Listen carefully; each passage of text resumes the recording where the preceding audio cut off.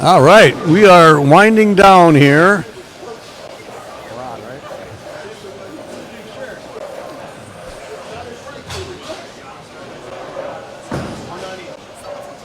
I should have made that announcement. Now it's too late. I think you did. One practice shot in each lane from here on out. You did say that. 17's been down for the last 5 minutes of practice. Pretty dull about it. Okay. Just so you know, we haven't started. We'll add more practice. I don't need it. Unless it takes a long time. For sure. Keep an eye on that. All right, good afternoon, everybody. We are coming to you live from beautiful Southtown Lanes in Bloomington, Minnesota. We'll be showing you the match play portion of our CBA Masters tournament. Tom Corbett along with Jason Hansen here. Hi there. And we got three lanes set up of cameras, so we'll just be able to watch a couple matches as we go along. Yeah, we kind of made the breakdown so that we knew we at least had one match going on one of the pairs that had a camera on for each round. So this is a 24-person seated bracket that is a single game double elimination format. So the top 8 bowlers have a bye in round 1, and right now you've got seeds 9 through 24 that are bowling in their first match. I will run down the leaders today. We had 74 bowlers today, so we did take the top 24, as I mentioned. And our leading qualifier today was a young man named Ryan Julian from Iowa. It was 142 over. His first tournament ever, and he led qualifying. It's a good start. Second, Jeff Walther at plus 83 over. Mike Upton, third at plus 10. Brady Stearns, plus 3 was fourth. Rob Clements, minus 7 was fifth. Anthony Stewart was 6 at minus 11. Brandon Kreyer, minus 16 was 7th. And Thomas Cleveland at minus 17 was 8th. Those top 8 bowlers get one game bye. They'll be seated right after this game here. What you're seeing now, or like Jason mentioned, 9 through 24 are bowling. Ninth place was Chad Nelson at 35 under. Will Matafee at 39 under was 10th. Caleb Pashina, 44 under was 11th. Jason Price, 48 under was 12th.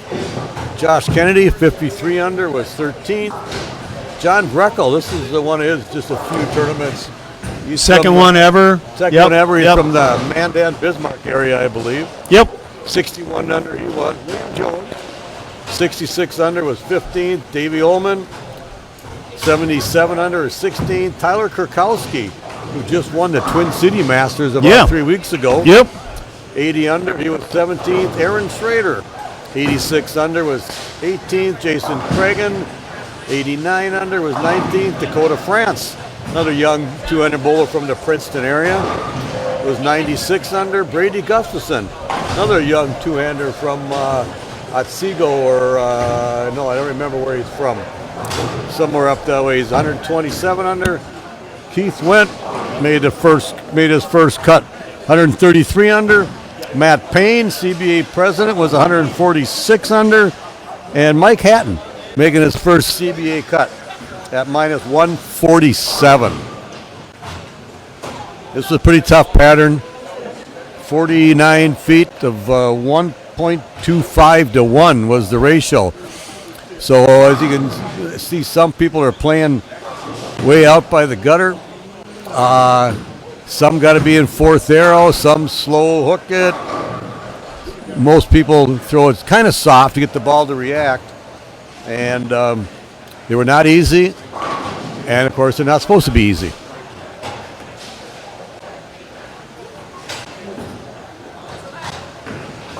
So here's what we have.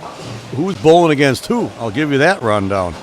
Dave Ullman is bowling Tyler Kurkowski. Chad Nelson is bowling Mike Hatton. They're right on our TV pair on lane 11 and 12. Josh Kennedy is bowling Dakota France. Jason Price is bowling Brady Gustafson, which is right here in front of us also. William Jones and Aaron Schrader, they're off to the left, I believe. Looks like 5 and 6. Will Matafee and Matt Paine are over on 3 and 4. John Breckel and Jason Cragen are over on 23-24, and Caleb Ishina and Keith Wendt are on 21 and 22. We'll try to keep up on who's winning the matches. Like Jason mentioned, this is just a single game, double elimination format that we use for all of our Masters tournaments. The CBA, or I should say Jason, runs the other two other Masters tournaments. We have our Minnesota Masters, that's going to be on December 29th. And then we also have Jason, we already had his the Minnesota Senior Masters. That was about 3 months ago. But there's another Masters that comes up, the Twin Cities Senior Masters. I believe it's January 13th or 12th, something like that. And the Twin City Regular Masters was about 3 weeks ago at Mermaid, and that's what I just mentioned. Tyler Kurkowski won that.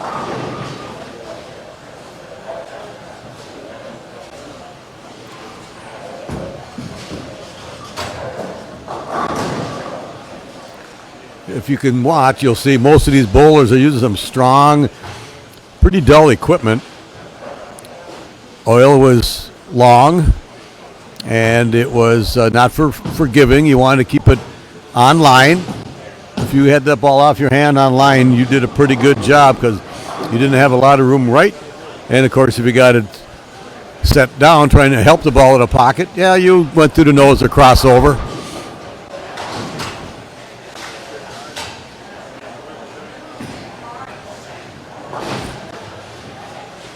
And Chad picking up the 4-7 there. William Jones striking over on lane 6.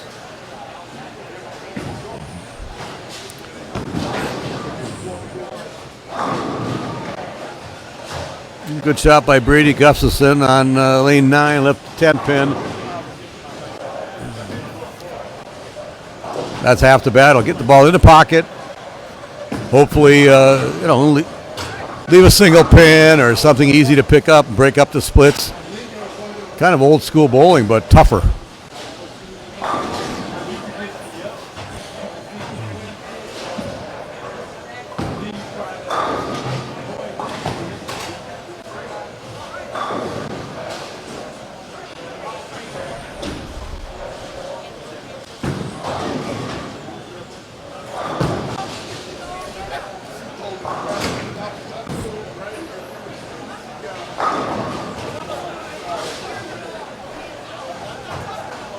See that shot by Mike Hatton, just skidding by the head pin. That happened on the left side or the right side, especially early.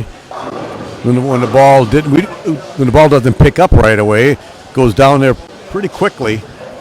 We did re-oil after qualifying. Pretty much had to. The front part of the lanes were with all the surface that everybody was using. The front part of the lane kind of burned it up a little bit. And you watch Mike Hatton slide right by that head pin.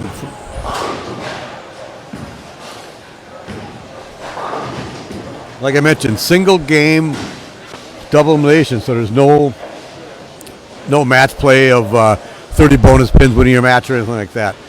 This particular tournament, this first week in December, used to always be the U.S. Open qualifying. And then about 6 years ago, when I'm not sure exactly how it happened, but I don't believe the bowling proprietors were allowing or were letting local organizations win or go to the U.S. Open tournament. So we changed it to a CBA Masters, so the champion goes to the USBC Masters tournament.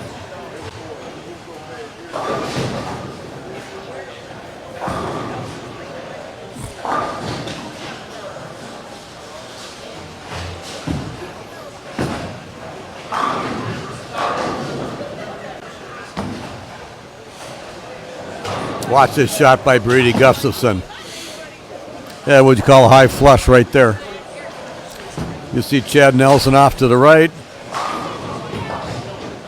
I bowled with Chad all day today, and he was throwing some really soft speed. just letting the ball roll, letting the ball do the work, as we always talk about, instead of trying to fit it somewhere or force it down the lane. Just let the ball off your hand and get a good roll. Easier said than done for a lot of people, me in particular.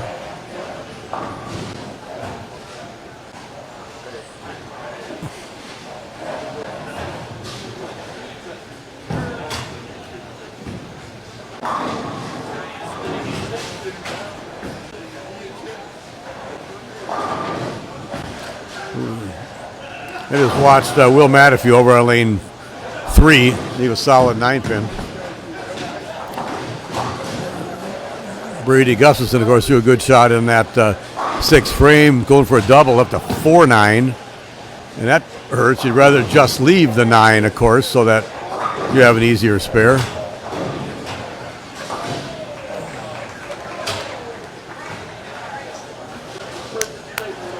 Watching Chad pick up that 10-pin. Would have slid by the 6-pin again if he left it.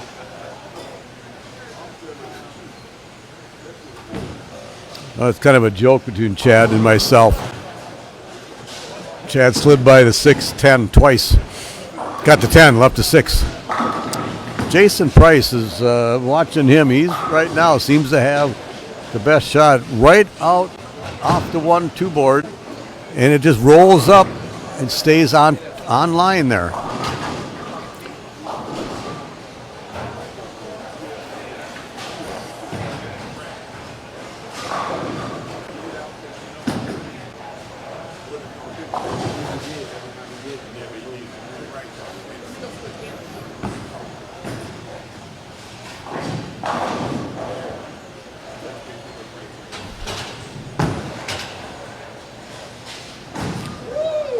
And I watched Mike Hatton right here all over that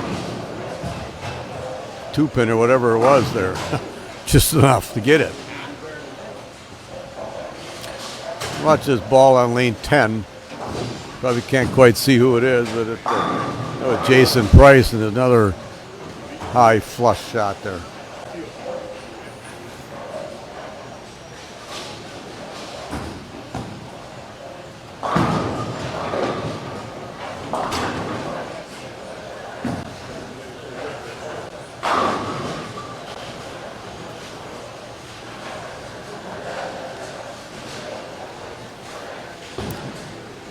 Jason is not in the booth right now, as you can tell. I'm talking about myself, but he's doing his tournament director duties, which he needs to do, of course. This part of the match, part of the tournament, goes by quickly. One game at a time. Somebody comes up and gives us their score. We tell them what lane to go on. They go to the pair that they're supposed to be. They get one practice shot on each lane.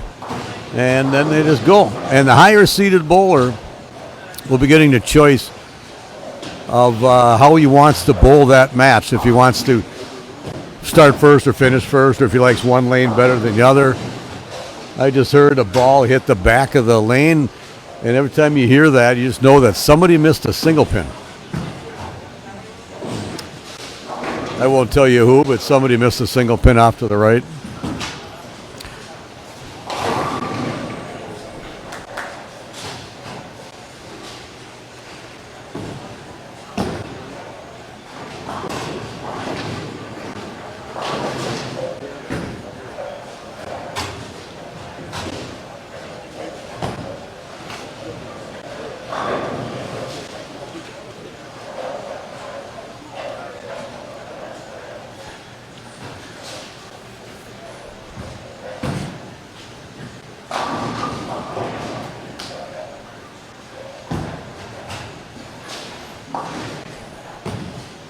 Nice easy spare in a 6-pin. That was Brady Gustafson. Gusto, I guess, is what they call Brady Gustafson, his nickname. And I have no idea who gave it to him. Chad not tripping the 2-pin. He's got that match well in hand. Jason Price has his match well in hand. Let's see, over on 3 and 4. Looks like Will Maddafee just opened with the big 4. After doubling there, he's 147 in the 8th. Going against Matt Paine. Looks like he's got clean. He's got a turkey, so he's got that. He's ahead by 20 or 30. Aaron Schroeder bowling against William Jones, and Aaron's having a little bit of tough time. He's down by 30 in the 5th frame. And Josh Kennedy against, I believe it was Dakota, France.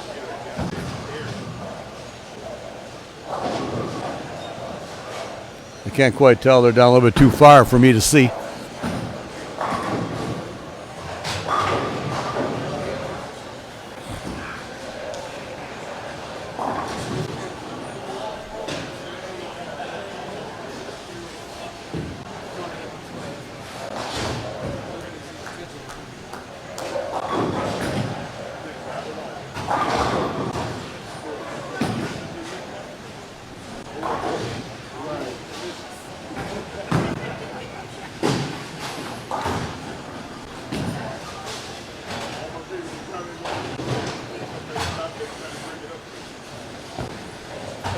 Nice spare by Mike Hatton.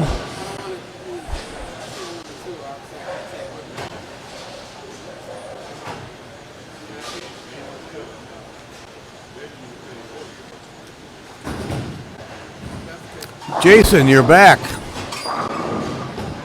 There's a lot to do. Well, I just told everybody you had to do some tournament director duties, and I had to be a director. well, that's part of your job, I guess.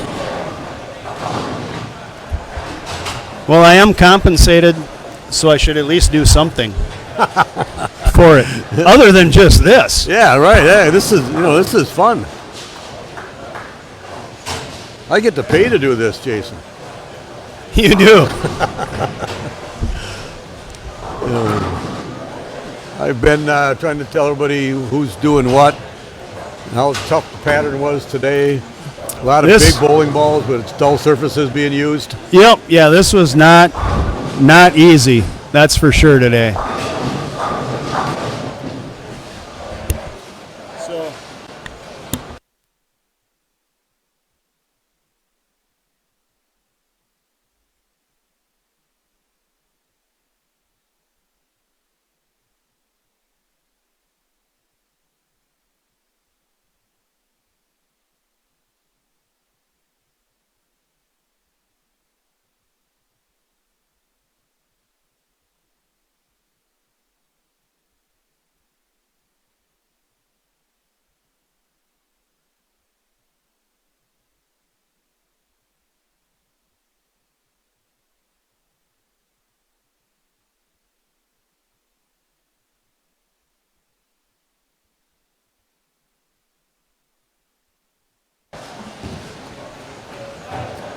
Hey, there's a guy named Scott Sodergren who's watching, by the way. Did you know that Scott Sodergren was in Guam helping install some bowling lanes and machines and gutters and all that stuff? that's a pretty sweet place to go. That's what I thought. Do some work. Yeah. Well, he's retired, so he can go all over and do that stuff. Very lucky. All I know, Everything here, I'm sure you talked about it, everything here is kind of a down and dirty, so to speak. This isn't going for bonus pins. Correct. This is, you lose, and you only have one more loss left in the day if you want to keep playing. I did mention that. It's not our typical. Then I was also talking about that this tournament, the second week in December, used to be our U.S. Open qualifying because we went to the U.S. Open. If I'm not mistaken, I believe we quit the U.S. Open because the boat proprietors wouldn't pay a spot or something like that? Correct. Yep. Okay. And that's one that we couldn't, back then you couldn't just purchase the entry for. Correct. You know, it had to be won through a qualifier, and we couldn't get one to actually pay the entry bid from, where it would have to come from. So we turned it into a Masters. Right, that's what I said. Two-day event. And then you can say, And the loser went right back to 21-22. They just came off 21-22.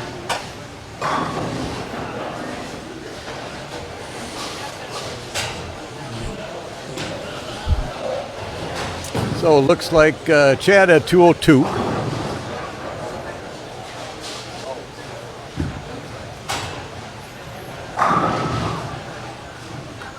So he won. He's going to win easily. Mike Hatton, we could have 178, but that game was pretty much over. And Jason Price is going to win that one. 167 for Brady Gustafson.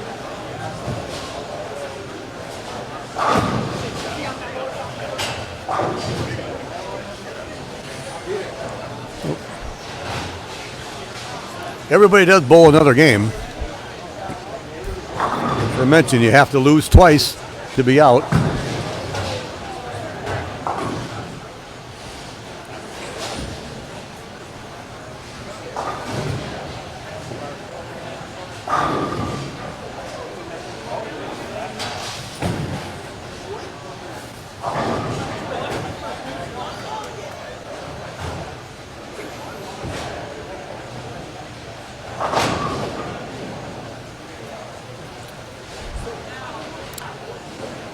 Looking over on lanes 5 and 6.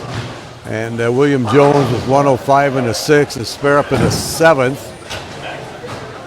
120, 140. He's up by 40-some pins. Left another dead 10. Half 10, dead 10, same thing. But he's got the match pretty much well in hand because Aaron kind of struggled there.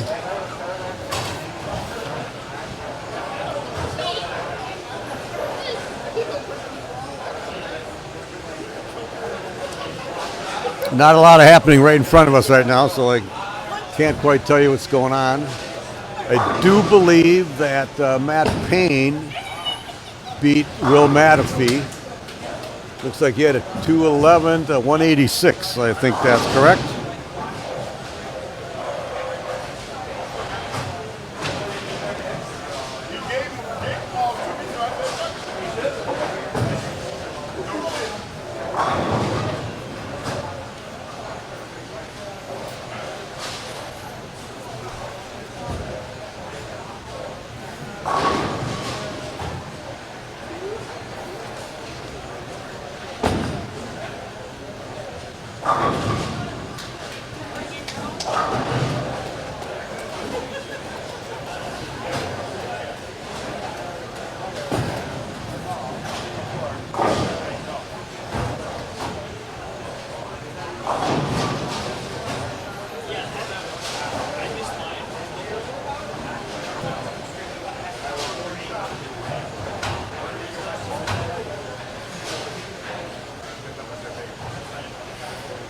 So the non-winners of this game do get a bye while we bring in the top 8. So we had mentioned the bottom 16, 9 through 24. We're bowling the first match. The top 8 got a bye. Now, the losers of that first match are non-winners that we talked about before. They get a bye. Not really a bye. They get to sit out a round. It's not a bye. While the winners, the top 8, come in and bowl all the bowlers who won their first match. The 24-man field on this match play format is not the ultimate. When you take 16 or 32, that flow is a lot easier because everybody's bowling all the time, and you lose 2, you're out.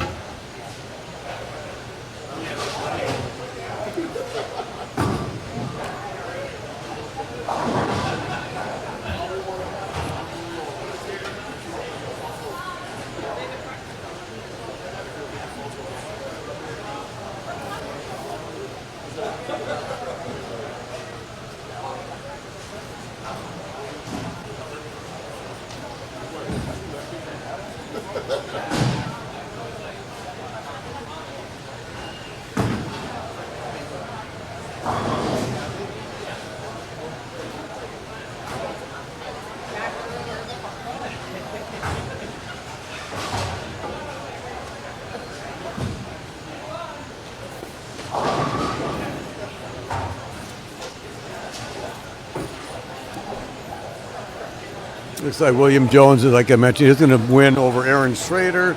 I don't have a score yet, but I'm going to move William Jones over to the Next round.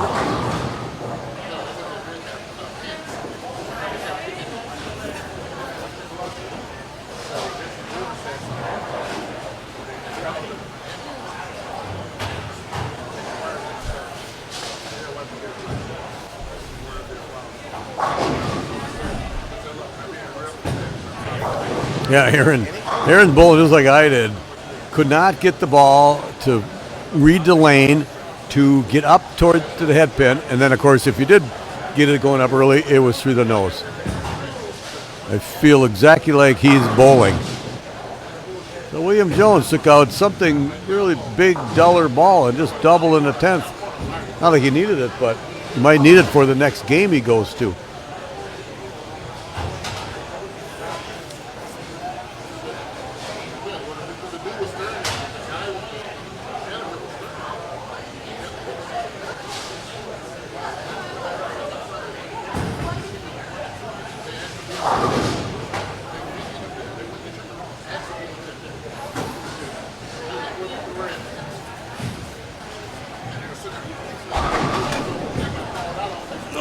I've been trying to write down the scores, and people are moving on based on what I could see, but I couldn't see anything from like lane 11, 12 up to the right. A lot of director stuff going on. Yeah, well, yeah, I understand. These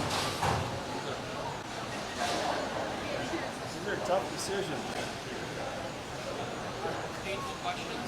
Oh, painful question. Oh, we got to go through those. Matt Paine just walked by and said, painful question, but I told him this was not the pain pattern, this was the painful pattern. We're going to discuss a couple of those painful questions that we had last month. We talked about a little bit when we were up in Alexandria. And it was about why can't you wear shorts all the time? We do in the summer when it's really hot. We thought we'd try that. This is, we try to keep it professional, look good, bowl good. I know we allow people to wear jeans, but if they were torn and ripped, we wouldn't. And we don't allow them on the second day of a 2-day. So, Correct. you're allowed to be casual on day one, but if you make the play on the day 2 tournament, then we expect slacks. Exactly. And one of the other ones was about why don't we allow bowlers? Why don't we allow bowlers to bowl along with their buddies and stuff like that? So I always thought that it's an advantage if you can bowl with your teammates. Yeah. And if you're paired up with them all day long, you know their game. You can talk to them. They feel comfortable. Comfort level. But we get people from all over. They come down by themselves and maybe don't know anybody. And Yep. So we're not going to do that. I understand why people want to. No, of Better for course. them. Yeah, and just like we were saying, I mean, if you let Chad and Dan cross with each other, back in the day, every single time they bowled, they'd be pretty untouchable because they know each other's games so well. Exactly. They communicate without speaking words just based on what a shot did, Right. And that's a big part of it. I know other tournament organizations do that, and that's just fine. Whatever everybody wants to do for their own. That's why we don't do it. Yeah, the old if you want to do it your way, run your own. Exactly right. Exactly that, right? Yeah. It is the way we do it. We've had a lot of the rules in place for a long time, and so far there hasn't been a single real board member or anything that has said anything like they want to change anything. So we're going ahead status quo. We still would like more people to come up with questions, as we call them. I got the idea watching PBA Tour and Kimberly Pressler, and they had pressing questions. Yes, the pressing questions. So I thought, hey, we have somebody named Matt Paine, and he is the CBA president, so painful questions if you want to know why we do this or that. It doesn't mean we would never change anything. We just have to know more reasons why. And we don't just, we talk about it a lot then, behind the scenes. Yeah. Yeah, we don't just arbitrarily say, this is what it's going to be for no real reason. Most of these rules have come into place after 55 years of, Right. figuring it out.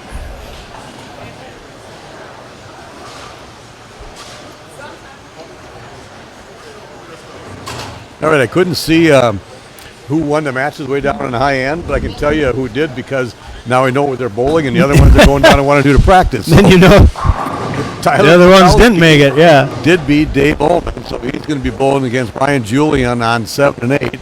And then Keith Went did beat Caleb Pashina because Keith is going to bowl against Anthony Stewart on 11 and 12.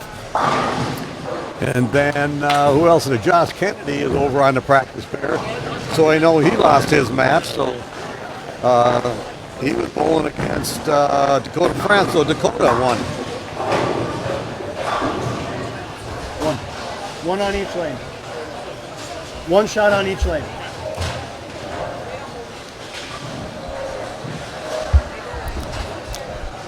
Do I tell him that if he clears this deadwood, that's his shot? Or do we let him have two then? We'll let him clear. We'll let him clear the deadwood. The good thing about clearing the deadwood here, these are one of the easiest machines or consoles, whatever they're, Yep. to erase the scores. So, man, it's really nice. Yep.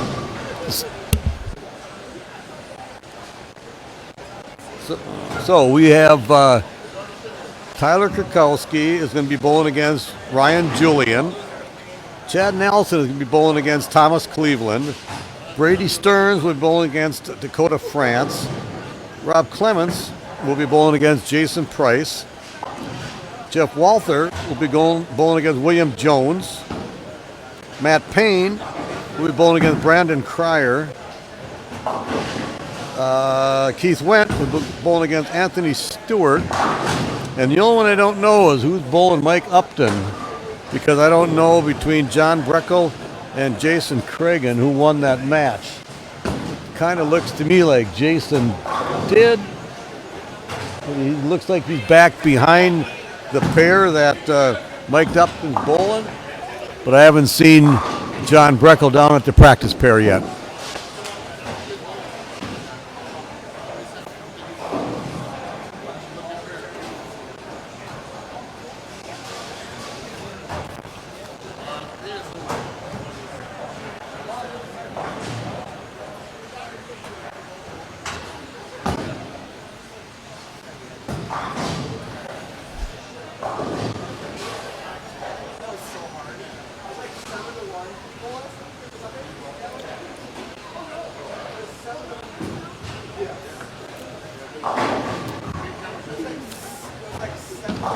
So we're allowing the leadoff or the higher seeded bowler a choice what he wants to do. If he wants to bowl, start the match or finish the match, have the ball in hand at the end.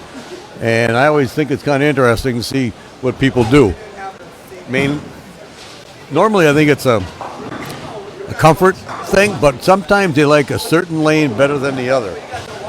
And so I'm going to kind of watch this. So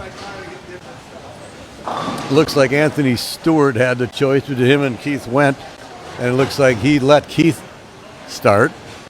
So he's bowling 2 frames at a time, and he's going to finish the match first. And he already started out with 3 in a row, and just a little bit light for the 2-8. Off to the right, you see Dakota France going after the 2-4-10. Slid by there after he went 6 spare, 7 spare, 7-1. Tyler Krakowski picking up the 3-6. And I was trying to do all this stuff with my hand, write them all down, and then the crack staff that Jason and his wife and daughter, man, they come up here and it's all typed out and everything now, with the correct scores in it and all that stuff. Oh, you're good. Crack staff. Did you reply to Ryan? Did you see his comment? Yet. Okay, Ryan, no, this is a double elimination single game. So I get in trouble every time I say this, but there is a loser's bracket. Non-winners? What people say nowadays? Non-winners. And so you go down. Tom, if it's a non-winners bracket, why does the brackets down below for the people that have not won, notice I didn't say lost. Because they lost that match. It says L17. They lost that match. Okay. This is anyways, something we joke about all the time. yeah, obviously. we joke. it is a double elimination, so they will drop down into the non-winners bracket and eventually bowl against another non-winner until they win, or then they are done. So double elimination, then they single lose. game. Yeah, We should just call it the losers bracket. I think it's easier. it is way easier. Yeah. Plus, I've always said it sounds really good when you say you came back out of the losers bracket to win. Correct. Yeah. Right. Yeah.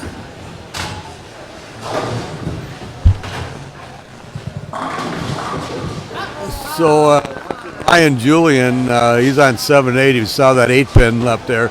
Looks like he's using the obligatory Left-handed Mount purple? Mercy purple hammer. Was that Mount Mercy where Zach Andreessen goes? It is. Yep. And I talked to Zach. He bowled a sweeper at Classic a couple weeks ago. And how many purple hammers? Yeah, well, I use this one here and that one there and this and that's like all he uses. Yeah. So, who sponsors that collegiate program? I'm just thinking hammer's got something to do with it. Well, I mean, Ryan's got a Brunswick logo on the front of his shirt. Okay. So I don't know if it's because the school, but that would make sense if so. Yeah, well, that definitely makes sense. That's one of the brands of Brunswick. So. Oh, correct. Yeah. I forget that. Yeah. Yep. They got 7 brands or something. Yeah, 7 brands of Brunswick. How's that for an arsenal to choose from? I think it's bad enough when there's 53 Storm, Roto, and 900 Global balls on my wall that I have to try to sell to people. Exactly. I don't know what it'd be like to be on staff with a brand that has 7. There are so many bowling balls out, and they're all good for somebody somewhere, somehow, sometime. Yes.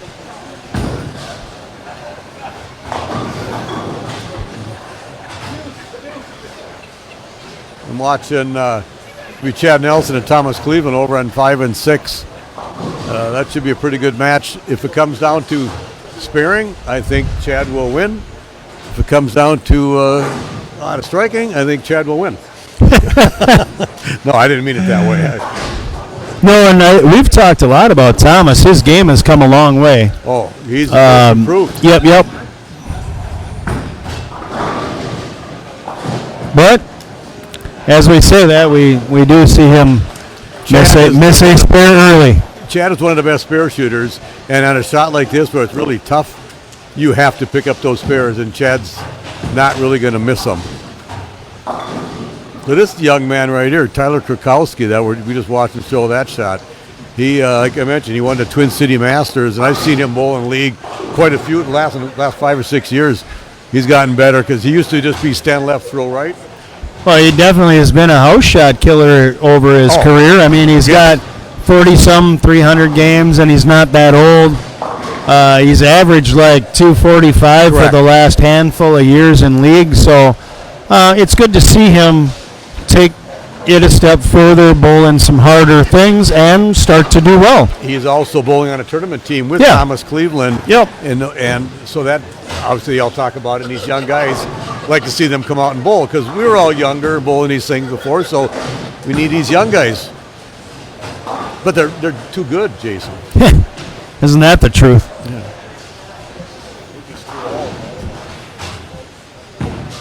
That is also the truth. Dave Ullman said, we're just too old, that's all. And there's a lot of truth in that. If Davey's old, I got 10 years on him. He's got 10 years on me. Almost.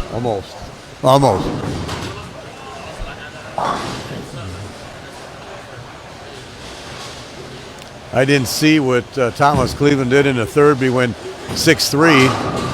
And then Chad just keeps that ball soft, rolling it, keeps it in the pocket. So, well, Chad had a really good look early. He led right away for a handful of games until Ryan was able to run him down. And then it looks like he either caught some rough pairs or started to struggle and kind of lose it. Well, he bowled with his guy, myself, and I brought him down to my level for a few games.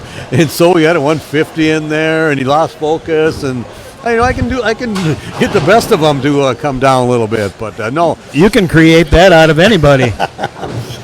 Exactly. But he started trying a lot of different things. He moved across his whole house, and this is a pretty big house, and 8 games, and it was pretty much different. It was really warm on the upper end. Yep. Cooler down here. Heard that a lot. Yep.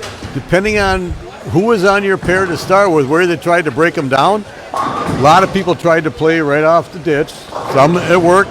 Chad was at 4th arrow at the beginning. Yeah. Well, there was a surprising amount of friction that I saw at the gutter right away. And that's about all that I was able to watch, because then we got busy, and with 74 entries, and we had, let's say, some some facility things that we had to overcome. And so, I mean, it took a little work. I was busy. I didn't really get to watch a lot of the scoring pace and what was happening. But, yeah, eventually Ryan was able to kind of run them down. Yeah. But you go across a house of 40-some lanes, and you're going to get a lot of differences, obviously, from the pairs to other pairs. And based on that. Where they have most of their open bowlers, but lanes are more all differently, what the airflow is in the center, all kinds of reasons why it's going to change. So, which is why we move across the house. We don't want to stay in the same pair. Yep. That was a very good shot. That was a really good shot. Of course, he got strike 3-9 spares in the strike. So not only those strikes, he looks like a pretty good single pin spare shooter. At least can pick up the singles that he leaves. Yep. Yeah. Watched Thomas Cleveland. He's a little flustered. He crossed over for a strike in the 4th, and then missed that pin going right in the 5th. And then the difference, he's obviously got plenty of revs. Chad's probably a little bit less for the one-handed, but Chad just keeps it on line and doesn't really throw it through the break point that Thomas just did. Yep. Really good shot for Tyler there, too, on the right lane.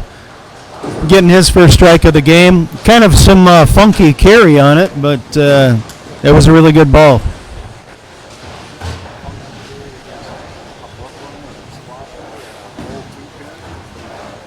That's just good carry.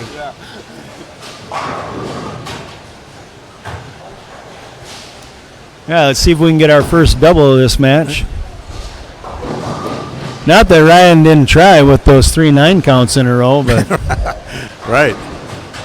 Looking a little bit off to the right more, and I'm watching.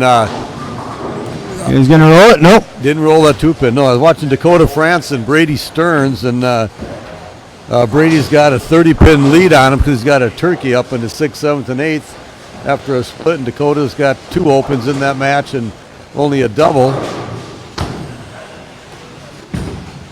Well, he picked up the spare. Chad must have threw that a little bit harder. Little firm. It looks like he's making the motion that he spun it. That also would get it to clear the fronts a lot longer and not read. Yep.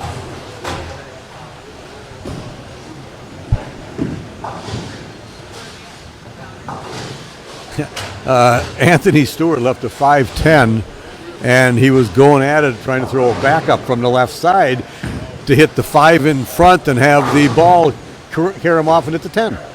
That was a good thing to do because there's so much oil it would have slid over easily. 49 feet and 30 plus mils for sure. Oh, and there's the first double. Rolling the 3. Sarah Casino Roberts. Hi, how are you doing, Sarah? I didn't see it today. And then there's Jesse Bruner, who's watching, and he should have been here bowling. Come on, Jesse. This is your time to come out here and show these guys what you got. Expect to see you on the 29th, Jesse. January 29th, Minnesota Masters. For those listening at home. Where at? December 29th. Where is Minnesota Masters, right here at Southtown. Okay.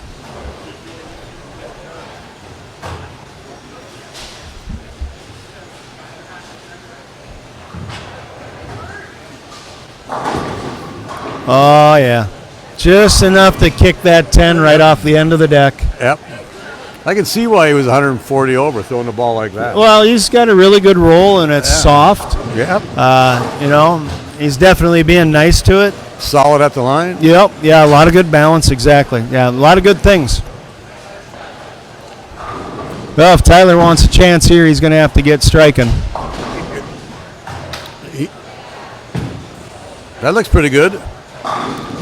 That was definitely, like that, yeah. Tyler. Do that over again, and you'll cut that lead down a little unless Ryan decides to keep striking. He needs to strike here to put the pressure on him. Otherwise, it's almost home free. Yeah, it can get out of reach. Absolutely. Chad Nelson looking a little bit further after the double, went 6 spare, 7 spare. And then Thomas was back with a strike. Good one in the 6th frame. So he needs to get a double here to show Chad that he's not going away anywhere fast. Brady Stearns is he had a 5-bagger in there, so it looks like he's going to win that match against Dakota France.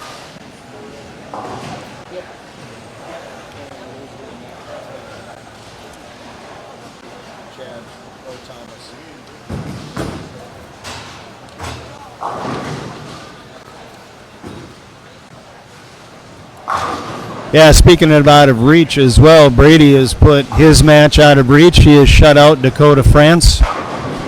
So Brady will be advancing to the next round. Dakota will drop into that non-winners bracket.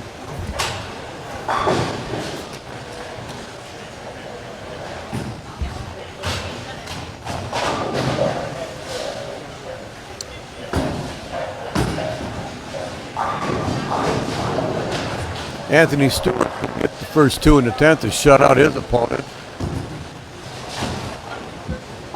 Actually, just need the first one and count. Well, let's watch this Ryan Julian throw the ball some more. Wow, is he good? Yeah, yep. Nice little 4-bagger there. He's putting this one out of reach. Yep. Yeah, and Tyler left that 10th. Yep. Looked pretty That good. was pretty much it, yep. A lot of it could be the angle of the ball coming into the pocket where Tyler's in third arrow or deeper, and Ryan with that purple hammer is able to stay out off the gutter. Well, he's got a little, point to the pocket with it.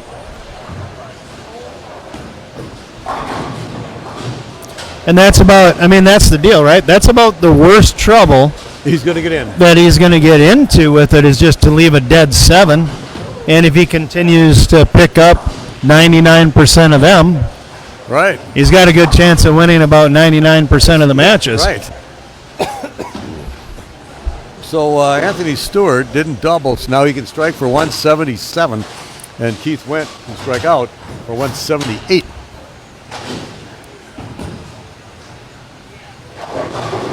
Well, as fun as Ryan has been to watch, let's jump over and watch a little drama Yeah.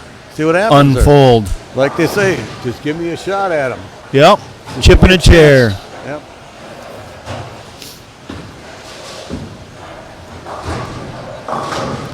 Well, that's going to be helpful for Keith, too, to try and accomplish. Anthony just gets a 6 count there, so. Oh, the double in the double is almost good enough because he Yep. doesn't need to have 3 of them.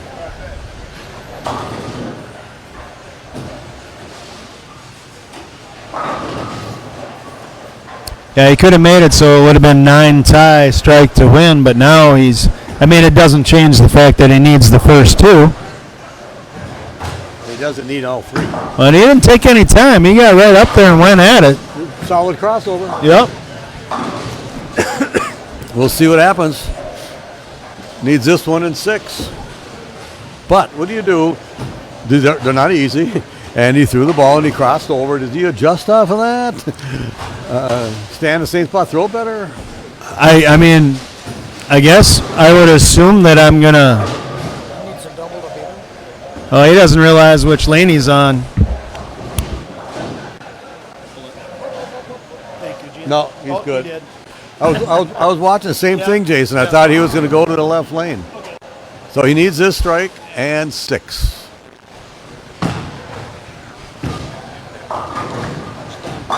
Yeah, not to be. Yeah, I don't know what you do. I would have assumed that I threw it bad and I'd try to make a good shot, but when they're like this, I know what you're saying. It's tough to say why. maybe you just go right back to the hole. Yeah, I know, but it's like bowler just can't do that. No. You just always got to I got to get to the right side. So that was Anthony Stewart moves on. All right. And as we get back over here, this one's all wrapped up too, but this is the only match we have going on camera at the moment. So we'll go out of round 2 here, letting you finish watching Tyler and Ryan. Tyler maxes out 176. Ryan's already going to be in the 200s here, so Ryan will keep advancing, and Tyler will drop down into the losers bracket and try to keep winning down there. So go back, look at the Chad Nelson and Thomas Cleveland match. Now, Thomas needs to pick this spare up and strike out, and he'd have 168. Yep. And I don't think what's going to happen is Chad's not going to go open for 163, 4, or 5. So, right. But you never know. Yeah, I mean, stranger things have happened for sure. Chad's going to go up there, knowing he needs to fill one of these 2 frames. So, like I always said, best spare in the world is a strike. So I fully expect him to throw the ball in the pocket and pick up a spare, though. So I'm pretty sure he's going to be moving on. And I can't quite tell, like we mentioned, people, Rob Clements, Matt Paine, Rob Clements and Jason Price. That's okay. Chad just throws a kind of a high hard one for a 4-pin.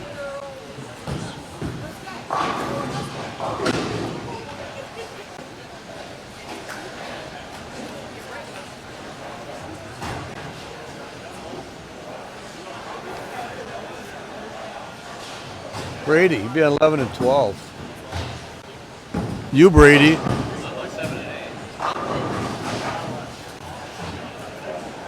You are on 7 and 8. You are correct. What's the name? Goose Toe? Is that nickname? So what's that nickname? Goose Toe? Well, that's what somebody told me your nickname was.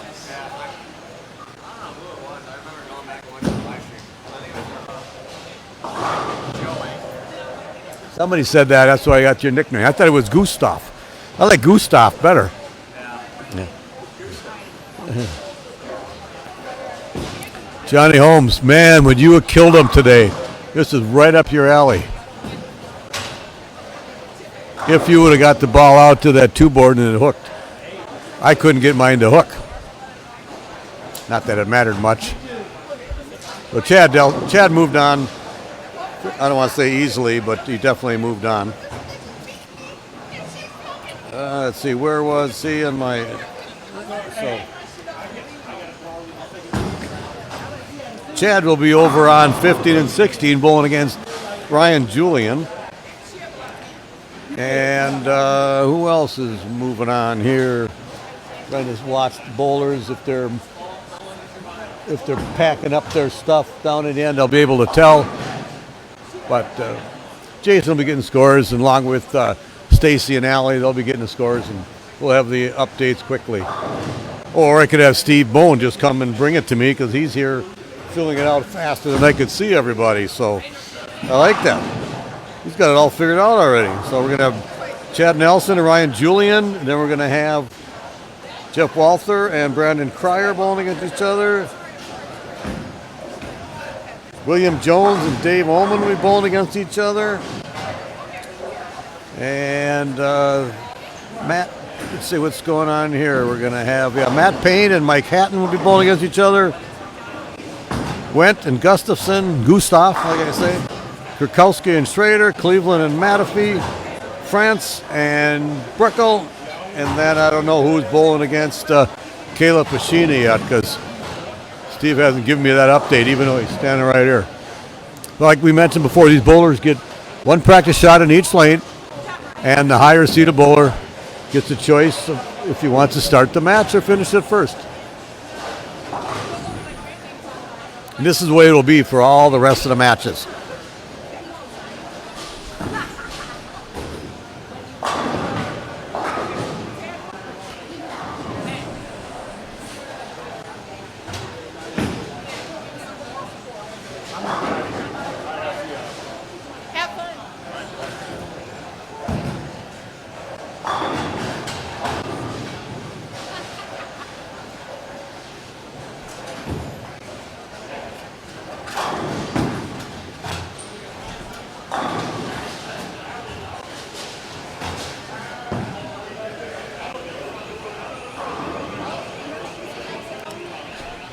There's a kind of alarm going off, and every time people walk out the door by lanes 1 and 2, I'm not sure if, what's going on, but every time somebody goes out that door, the alarm goes off.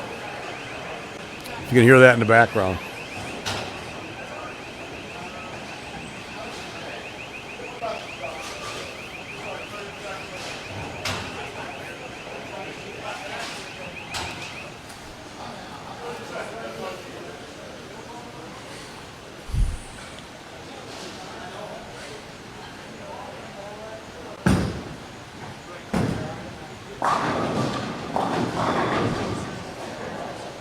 Watching Brady throw that ball with all those revs and all that surface, and the ball still doesn't get up high flush. I know it's a practice shot though, so it doesn't really matter much.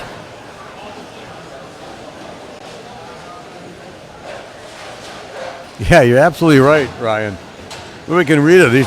Somehow should maybe just put a desk in front of it or something, or a few chairs. I don't know what, but this happened about 4 or 5 times today, I think. Kind of wonder why they do that too. If they don't want people to use the door, why is it locked? So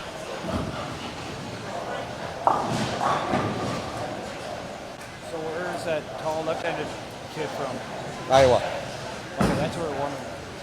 He Is bowls it still in high school? college. Oh, he's okay. Bowls with Zach Andreessen's team. I heard I thought he just was going there. I didn't know he was already going there. That's what Matthew was saying. But I don't know. Oh, well, you might know more than I do. Yeah. I just heard that's where he's from, or he's going to school in Iowa. Maybe that's what it is.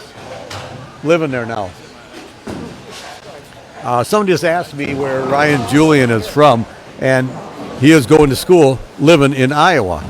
And our rules are that you have to live or bowl in the 5-state area: Minnesota, Wisconsin, Iowa, North, South Dakota. But if somebody moves to Iowa, goes to school, and lives in Iowa while they're going to school, then they're allowed to bowl.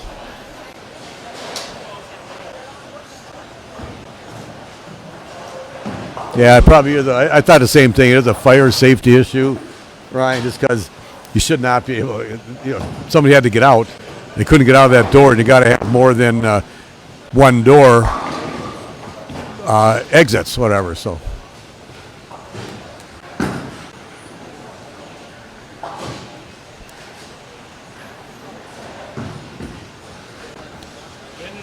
All right, so we got Brady against Keith Went right here on our TV pair. One of them, Brady, the higher seeded bowler, wanted Keith to start the match. And I don't know if that's because he didn't want to, he just wanted to finish first, or if he likes one lane or the other more, I don't know. That ball looks so good off his hand, it just did not pick up the roll. And then it straightens out. And also, 7 and 8 was where we did not use the first game.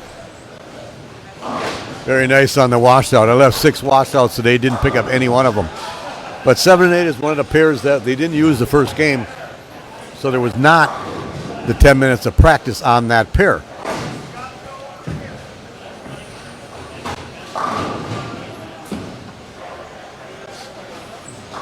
Off to the right is going to be Josh Kennedy and Jason Kreyer. Oh, and then Brady. That's just it's an easy thing to do. You get it going a little bit right, say, okay, either move right or get it going up the lane, and then he leaves the 4-6. That's what happens on these types of patterns. Now, if you're bowling in your house shot league, you probably struck on both of those. One might have been flush, one might have been light, pins flying around, but he would have started out this match with a double if he's bowling a house shot. Got the 2 pins. What you got to do, it's early in the match. Don't give anything away. You don't need to have 240 to win this. All you need to do is have 1 pin more than the other guy.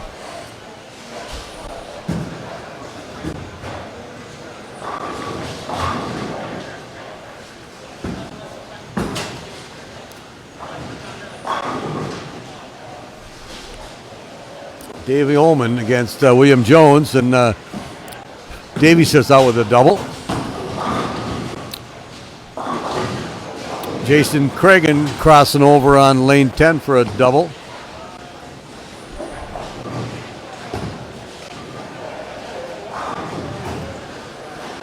Yes, double elimination. Single game, double elimination.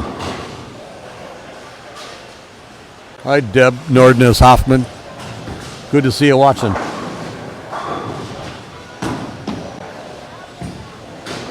Oh, Keith almost slid by that $1 million 9-pin.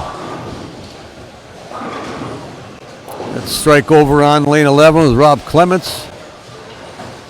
Oh, that's just a practice shot. Never mind. That's Rob Clements against Brady Stearns. They're getting their last practice shot in. Got Mike Hatton against Matt Paine over on 3 and 4. Looks like Mike has open spare. Matt strikes spare, 9 spare, something like that. Keith went with a 2-8. You see the ball going down on lane 9. That's Jason Kreyer.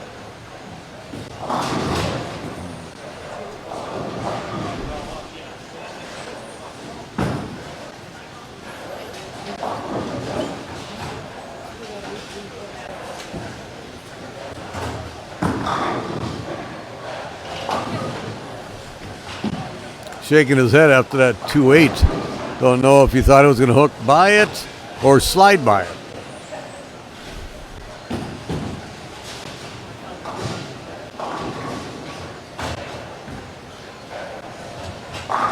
All right, let's see what Brady Gustav does here. One in this lane. Never really picked up it didn't hit the right break point to get up to the pocket, and that's when he left that washout. See if he moves feet right, gets the ball further right. I can't quite tell exactly from here, but it did the same thing. It just never picked up, and it just slid. It just took that extra, like 2 feet and went straight. When it was almost like you need 2 hook spots on that thing. And that actually kind of happened in the first game, and that makes sense. The first game of the day. That makes sense now also because there hasn't been as much bowling on it.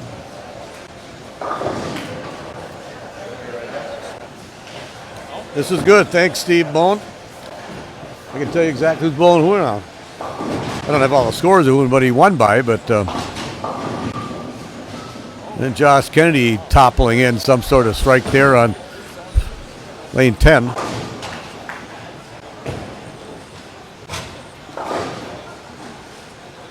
So Mike Upton is bowling Anthony Stewart on 17 and 18. William Jones, Dave Ullman on 5-6. Jeff Walther against Brandon Kreyer on 13-14. Brady Stearns, Rob Clements, 11-12. Ryan Julian, Chad Nelson, 15 and 16. Matt Paine, Mike Hatton, 3 and 4. Jason Kreyer, Josh Kennedy are 9 and 10. Keith Went, Brady Gustafson on 7 and 8. Tyler Krakowski, Aaron Schrader on 19-20. Thomas Cleveland, Will Matafee, 23-24. Dakota France, John Breckel, 25-26. And Jason Price and Caleb Machina on 21 and 22. Now, the last 7, the last 8 pairings, the loser is going to be out because it's double elimination. So they're out after this game. And we get all the way to the end. The person who hasn't lost after he gets all the way through the winner's bracket has to be beaten twice. Therefore, double elimination. That crossover on lane 10 was Jason Kreyer. He went a little high for the 6-pin. Broke up the split.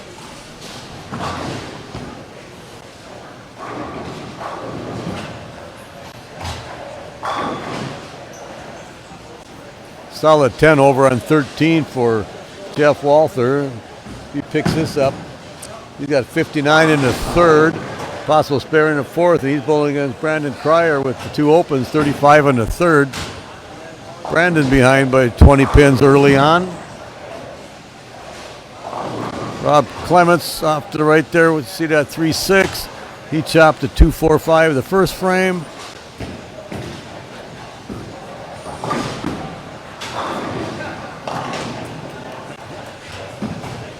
Steve Bowen gave me what he had written down, but I didn't have scores, so you can set that over there, and he'll probably keep going with it.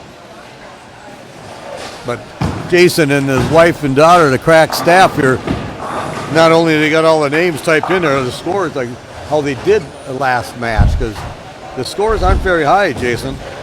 No, they are not. Definitely anything near 200 Was a win. seems like it should be a victory for you. Yeah. Yep.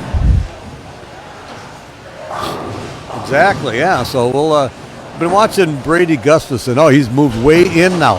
He was trying to play right up first or second board, and the ball just never flipped over. He missed the hip, and now it's the third time in a row on that lane, but he just moved, so that's kind of a guess. But the ball looked like it wanted to hook up and then stopped and then didn't do the second hook. And I mentioned because that lane 7 and 8 wasn't bowled on in 10 minutes of practice. And so that's how it reacted at the start of the day. Sure. And After you got 10 minutes of practice, that's what you got. yeah. So he needs to pick this up, and I know he just moved in with different balls, so he'll figure it out. The unfortunate, another open there. Unfortunate thing there. His partner, his opponent, is filling all the frames. Goes by fast. Yeah, it does.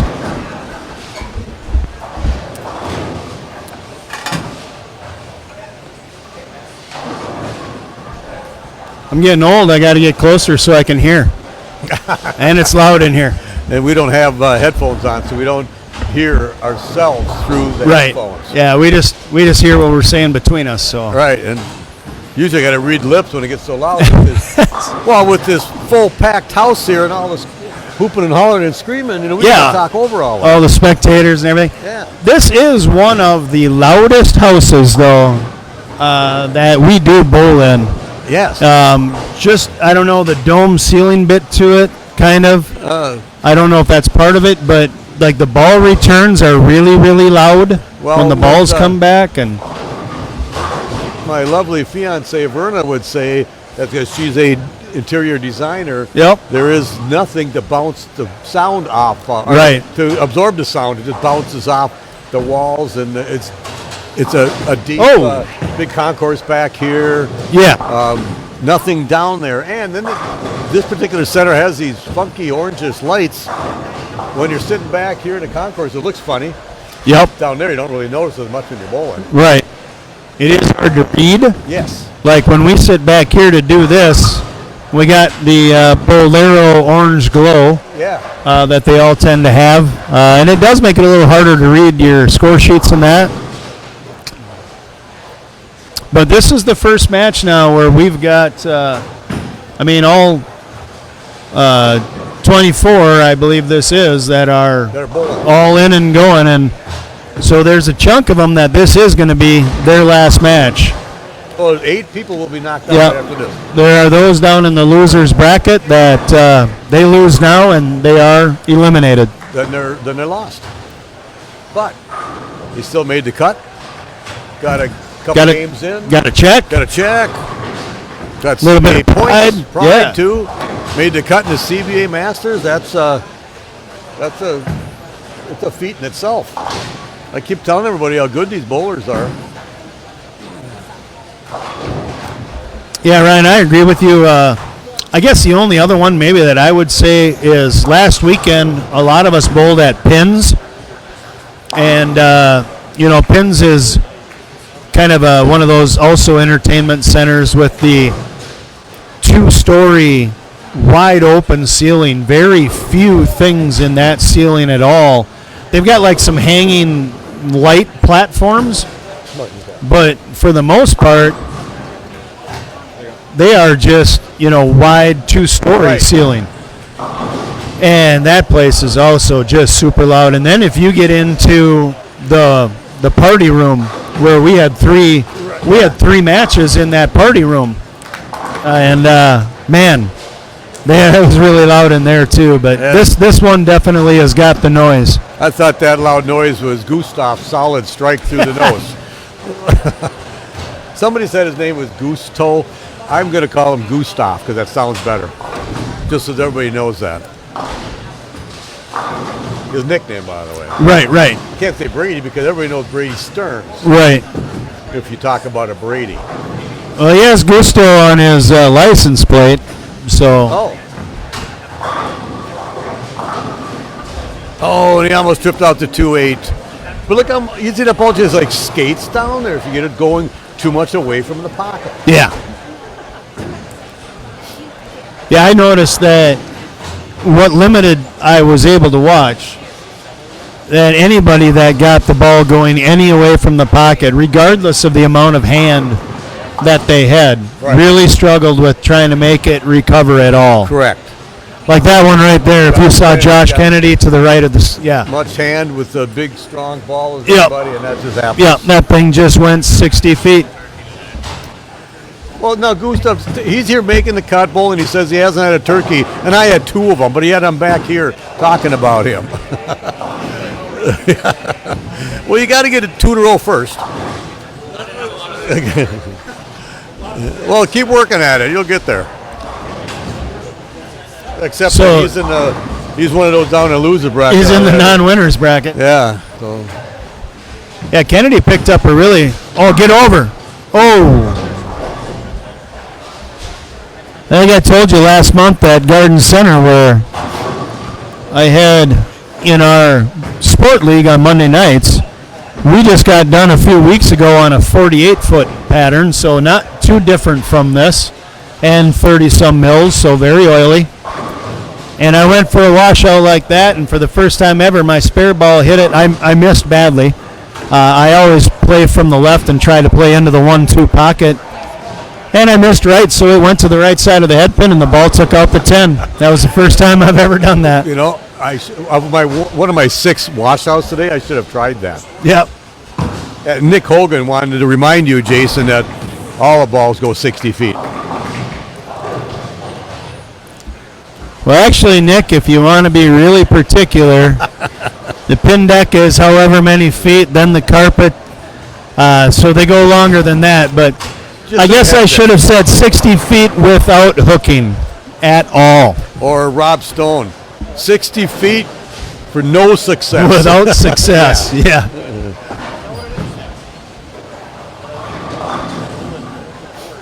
Another solid 3-pin for Brady. Gustav. Let's go over here to the other Brady, right, just right of Josh Kennedy shooting. Then Brady Stearns is shooting at a 10-pin after it looks like he had 2 opens in a row, and he missed a single pin last frame. I didn't get to see what it was, but it's just to get him some. It's a tie match, and he's got 2 opens already. So the only good news for him is his opponent also has 2 opens. Yes. And yeah, make it 3. Missed that single pin. So here, I bowled with Chad Nelson all day, who's as good a spare shooter as we'll see here. Yeah. And he left, of the 3 6-10s he left, he left 4. He slid by 2 of them, chopped one of them, missed 1 6-pin to the right that stayed as everything he was throwing would skid over to the 10-pin spot and miss that 6. And so I told him that if he gets to a championship match and he leaves a 6-10 to win, yeah, I don't know that I would bet on him. Right. So.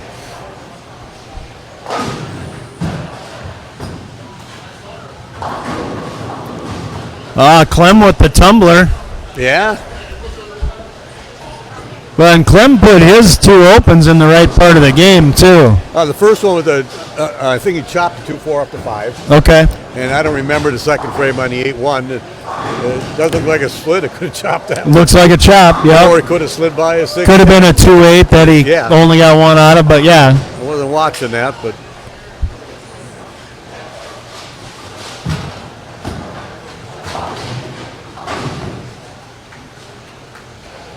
Yeah, that's definitely an unusual 3 for, well, not the split, but to look at 2 single pin opens by Brady is not common to ever look up and see that. Nope. That's that to me is, I missed 2 single pins today. I left a lot of them, but it's just focus. It's just you're thinking of something else. It really is what the problem is. Which is kind of odd for him because he is a pretty good focuser. Yeah, I mean, mind on the task at hand. Right. when you step on the approach. He's pretty good at keeping outside stuff away from him. I mean, for crying out loud, he let a dog run out onto the lanes in Minot. Didn't even bother him. I remember Yeah, it was hearing crazy. about that, Yeah. All of a sudden, we're sitting there watching the step ladders, and front doors open up, and in runs this dog, got away from its handler, and takes off down the lane. Then the poor thing gets scared as could be because he's sliding on all the oil. Oh, exactly. Right, yeah. He can't get his feet underneath him, and he's just inching closer and closer to the stepladder pair. He's falling over lanes and gutters, and he's trying to get on, and he stops on the lane next to the stepladder pair and just waits there, and the owner eventually gets down there and gets him there. Never got on the stepladder pair. All right. Brady gets up and flushes the next one. Yeah, didn't lose a beat. Refocused. Yep. There you go. Okay, comes back with that double. So it kept the match within 10 pins. Otherwise, after Clemens got that double, he could have had a couple of 9 spares and it would have been, with Yeah, it could have been it. Yeah. Yep. One thing I've learned, you can't count them out ever. Yeah. Nope. Looking down a little further, it looks like, is that Walther? I think he's waiting for a pin to be set up. But anyway, Jeff Walther can spare for 193. And Brandon Kreyer had 2 opens in there, but he's got a turkey. So that puts him at 190 something. So that could be a pretty close match depending on what Brandon does in the 10th. Yep, for sure.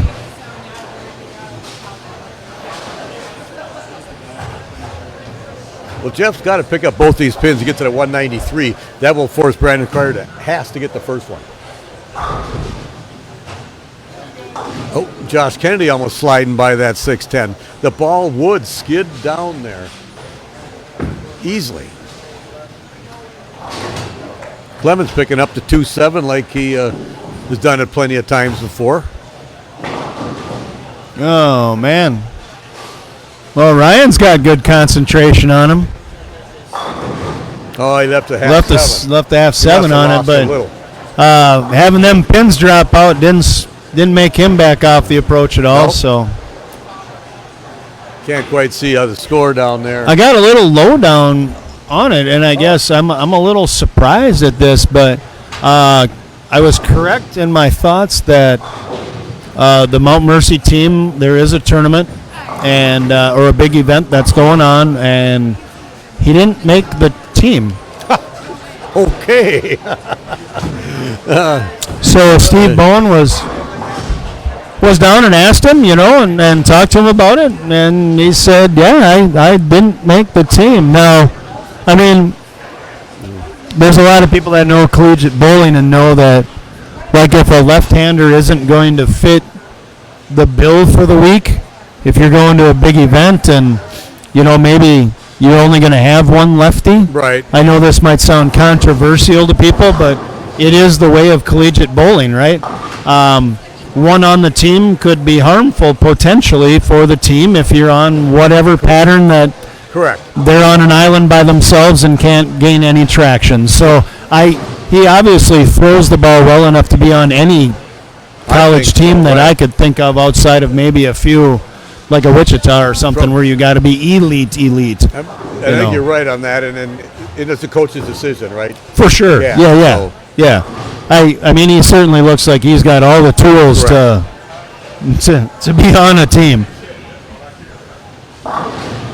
Oh, watching Jason Craig and left him about fourth arrow, leaving a 6-8.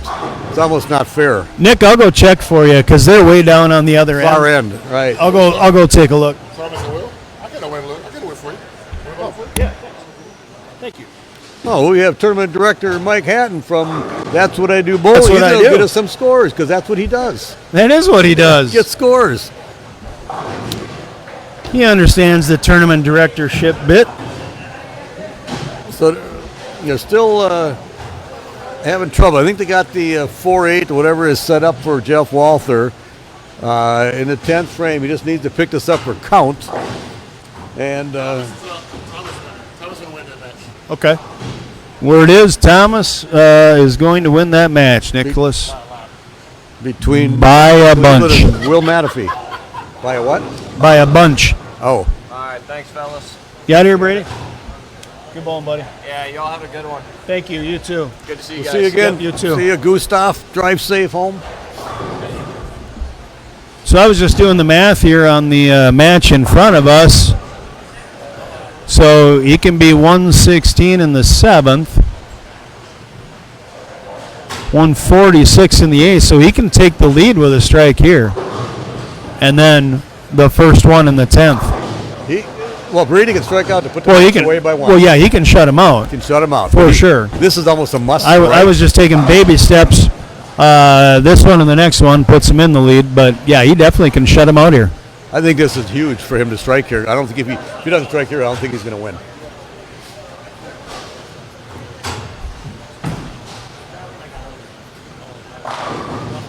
I think he knew that. Flush as can be.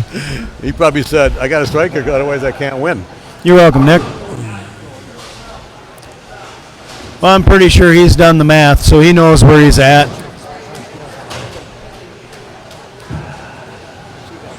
Brandon Kreyer has to get the first strike in the 10th frame to beat Jeff Walther. Walther had the 193. He picked up that spare after about that 3-4 minute wait and set it up. I don't know if that affected Brandon's train of thought or not, but we'll see. I know he struggled in the first part of the match. Then he got lined up, as a typical good bowler should do, figure out the lanes. Yeah, he's working on a turkey, so he obviously found it, but did go, open, spare, open to start the match. I'm going to bring up what Jason Belmonte said one time. If you have to have the ball in your hand to win a match, he goes, I don't care who you are, you throw it different. Yep, there's no doubt. He can throw it good. I'm not saying he can't.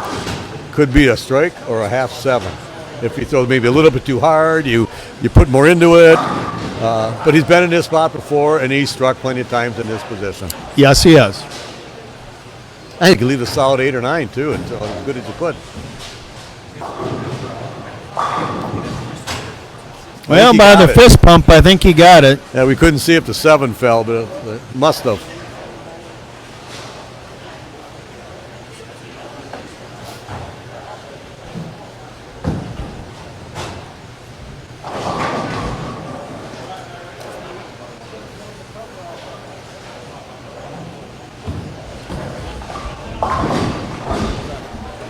Amy, I'm not sure what you mean by how do we get so close. I'm not sure if you're talking about each match or I'm not sure what.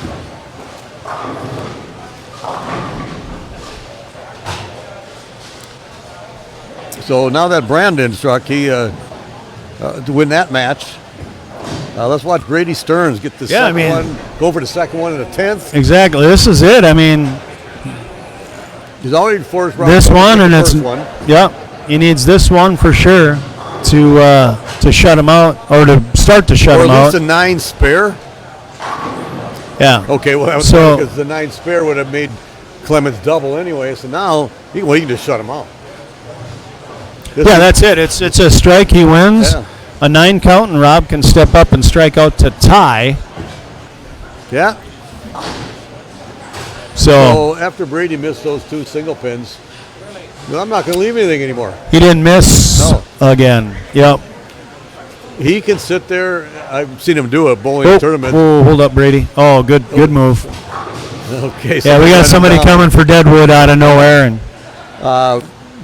Brady saw him coming, so that's Brady good. Talk to himself once in a while, give him yell at himself, give him a pep talk, or don't be so stupid, and then now he wasn't so stupid there. Yep. No, very, very good move there. He couldn't see the guy coming, but as soon as it came into any sight, he just went ahead and backed off. Did the right thing. Ryan, you're right. This setup that Jason has here, he's got 6 cameras, so we have 3 pair we can do, and one camera's on the lane, the bowler, so to speak, and one's up on the scoreboard, so we get to see everything. Trips out that. Well, there it is. Forward. So Clem's needs all of them. And then we get to watch a little 9th and 10th in that scenario. Correct. Yeah, 9th and 10th.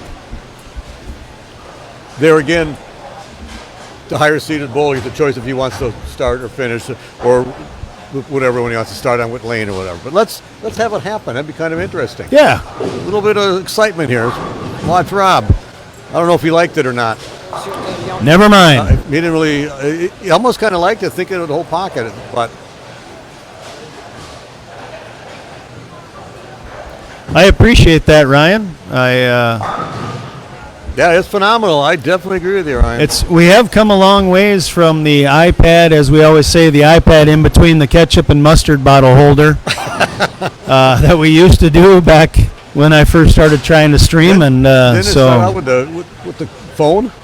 Yeah. Then I got an iPad, and then couldn't find mics for it, and didn't have a stand at all, and we were propping it up on things. Right. And, we have come a long ways. Well, sad for Clem there. He's going to go down 205 to 184. We just got word that Chad Nelson beat Ryan Julian by 1 pin, but we don't know exactly how that match, how it ended, who needed to do what. Right. No, I mean, like who needed a strike, who needed did somebody get up and try to shut him out? A little too far down to see. I'm going to dip out. Okay. I like it. Get that crack staff together, Jason. And then another thing, Jason.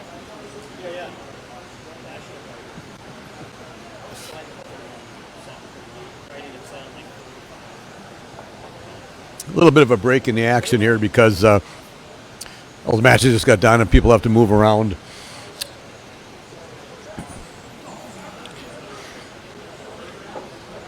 Looks like Anthony Stewart and Brandon Kreyer are going to start right away.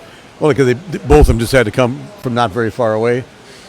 And I can see Tyler Krakowski put his stocking cap on, so he's moving. He's done, so he's going to be going home. Good tournament for him.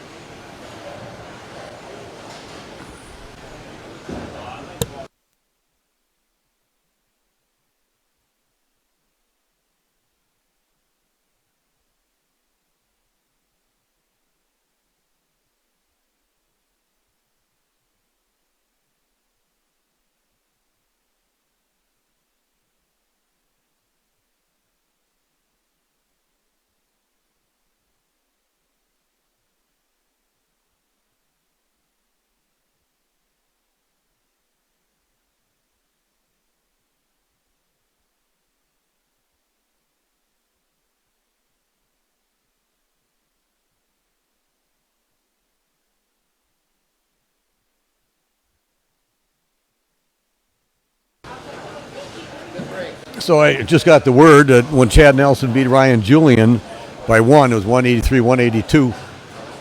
Chad got 9 on a count ball in the 10th, forcing Ryan to spare, and Ryan Julian left a baby split at 2-7 and missed the 2, got the 7. So that's how that ended. We knew it was close.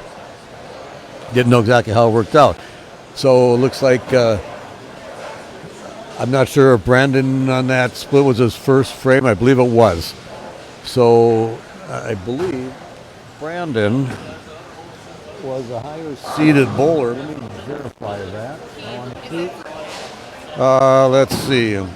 No, Anthony Stewart was a 6th seed and Brandon Kreyer was a 7th seed.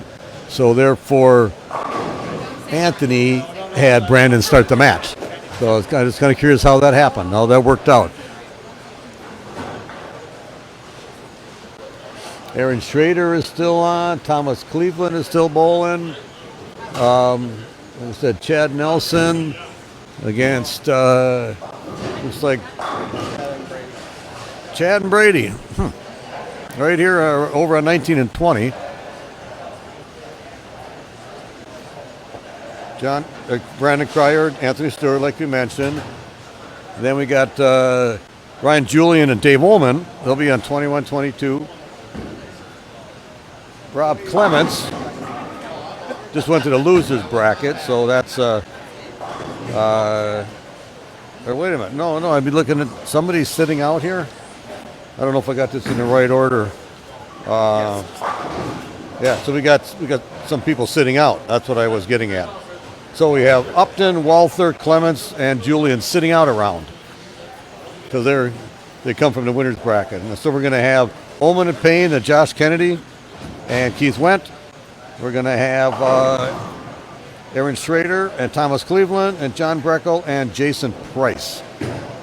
Then I mentioned Chad Nelson, Brady Stearns, Brandon Kreyer, and Anthony Stewart. So where are Chad? They should be on 1920. I mentioned that. So they're down there a ways.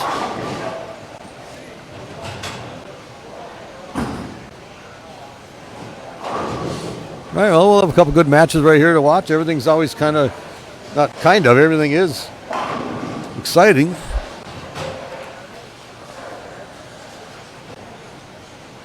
Yes, Brandon and Anthony winners bracket match along with Chad Nelson and Brady Stearns winners bracket matches. So whoever wins those will face off to be the leader, which would be guaranteed second place, and has to be beaten twice.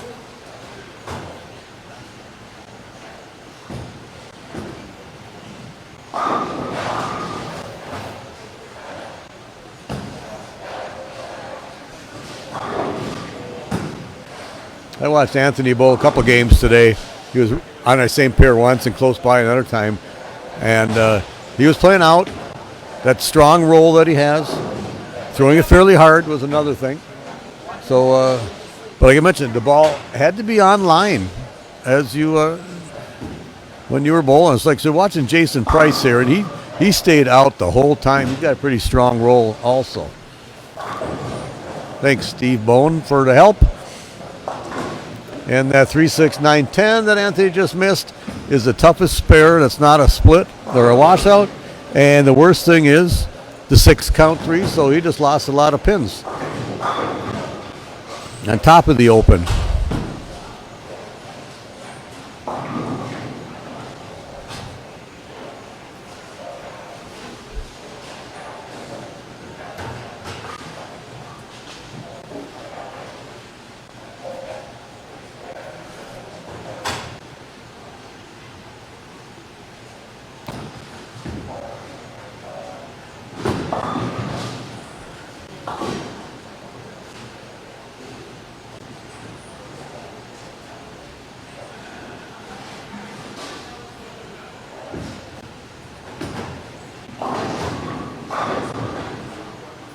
Didn't quite get it up there and didn't trip that too. And it's funny, he didn't miss by much to leave it at 3-6-9-10, and then threw a little harder, threw it down lane further, board right, moved his feet. I don't know exactly what he did differently, but it just didn't pick up then.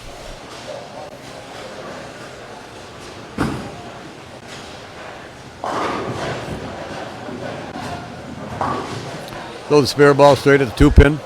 That's the thing to do.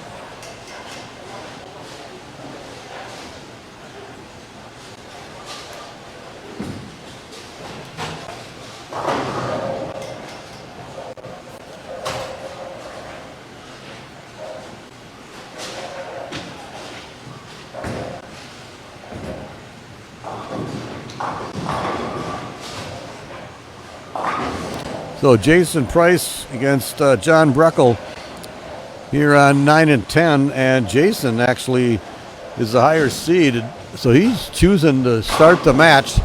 That means he either likes lane 10 better, or he wants the ball in hand at the end to have a chance to win, which, you know, it's a positive thing.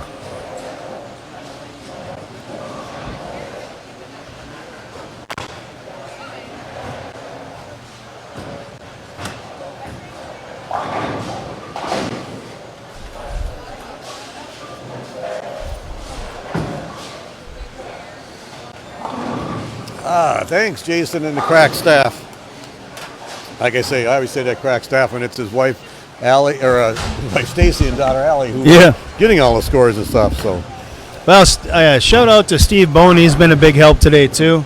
I already thanked him. Oh, beautiful. Yeah, he helped us get a lot of scores today as well. Oh, for that, I didn't say that. He did help all day long because he needed it, because it's a big house. It's hard to get when there's only 4 in a pair. It goes fairly fast. Yep. But he had given me the sheets, and then I came back to him and told him thanks for giving me those last game. But I found out how Chad won that game against Ryan Julian, 183-182, or 183-181, I guess what it was. But he forced them to spare by getting, he needed 9 in the 10th, or in the 11th. Chad did a count ball, got a strike, and then Ryan left a 2-7 and missed it. But he forced them to mark. Yep. Didn't I say something about throwing it differently when you know you need something? Correct. Yep. And it's easy to do. I'm not picking on it, but that's just, it's human nature. For sure. Yeah. Brady Stearns won his match, which we saw 205-184. We saw Brandon Kreyer 202-193 over Jeff Walther. I don't have the score for what Mike Upton and Anthony Stewart the Upton did, Stewart match. But we know that Anthony won. And we see where Dave Ullman beat William Jones by a pin, 11, 226, 215. And then we had, so the rest of those guys just go down into the losers bracket.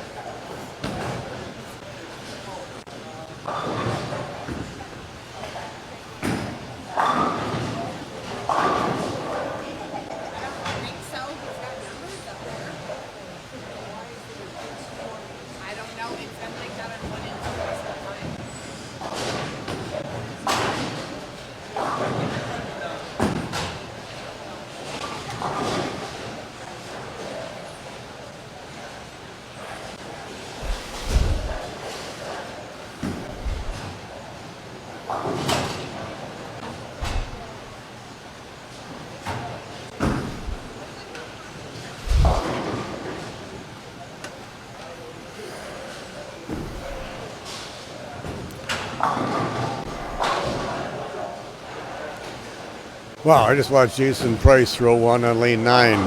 Got it out early on the one board, and it took like a left turn. And he left a 5-pin, but the ball was going away Brooklyn.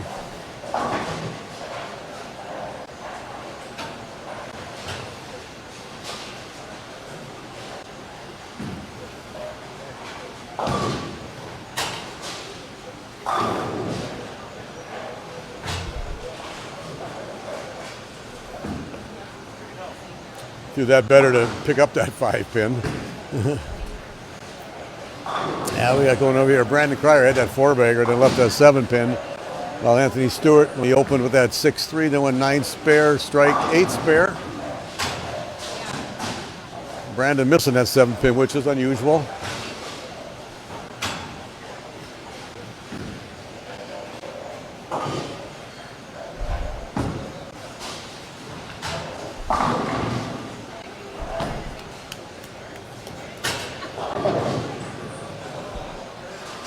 John Breckel's solid strike there in that 3rd frame.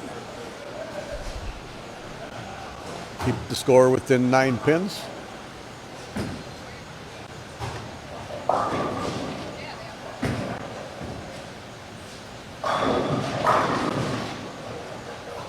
Brandon snaps out the 7-pin that time. A couple pairs over, we got Aaron Schrader against Thomas Cleveland.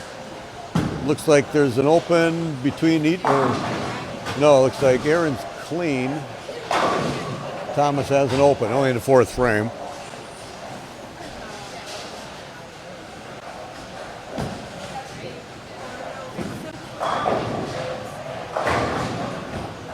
Anthony running one out to the right, slapping the pins around.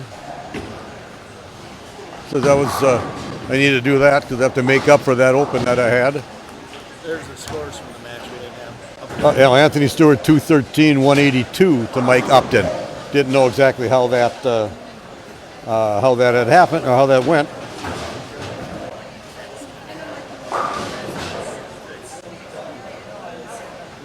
Yeah, so the scores, they look like they're coming up a little bit.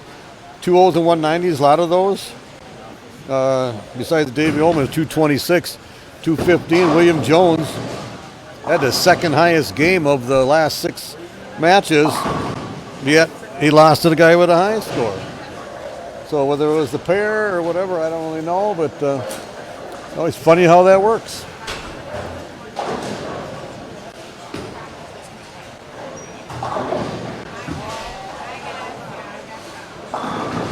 Oh, no trip 4 there for Jason. Anthony with the 610. I bowled with Chad Nelson all day today in that 610. He could slide by that 6 kind of easily, and he's not the only one who did that. But Anthony wasn't going to let that happen. Picks that 610 up, both with the ball. I'm not sure if Jason Price here is using a spare ball for the 4-pin. I haven't really watched him bowl much all day. He did? Yep. Well, I guess it's not a spare ball, just an extra ball.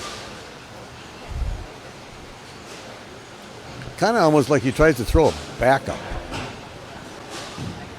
And sometimes when you try to throw something a little different, it comes off your hand funny.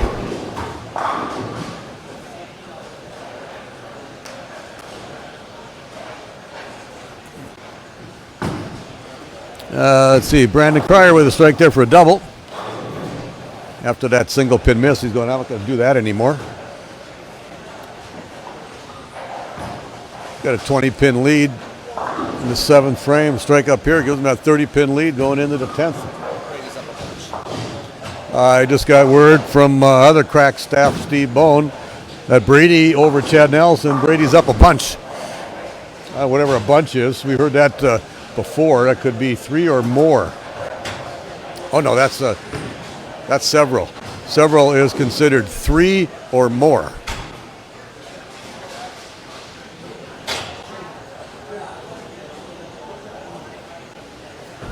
Yeah, I saw that, Brent, after I couldn't see him. He was standing in front of it. But yeah, throws it extremely straight, but it just kind of went, he just missed at the target. I've always said that. If I miss something, it's usually right focus, missed at the target, missed right away.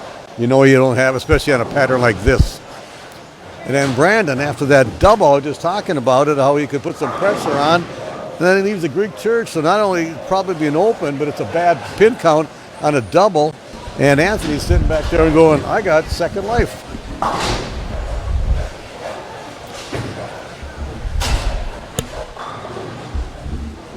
All right, we're going to switch spots for a minute. Corby's got to make a run, and I just got back, so I have no idea what he was talking about other than I just picked up on the Brandon Kreyer Open there, 177 in the 9th, so he's 207 max. And we've got 50-40 over 214 max for Anthony here. So just like Corby said, he's got some second life. You see him walk that one out. He felt pretty good about that one.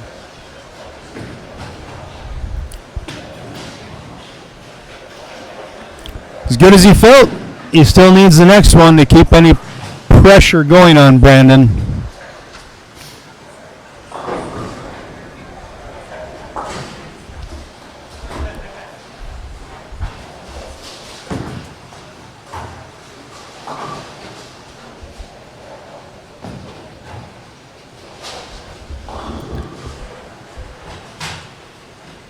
All right, Anthony gets set here.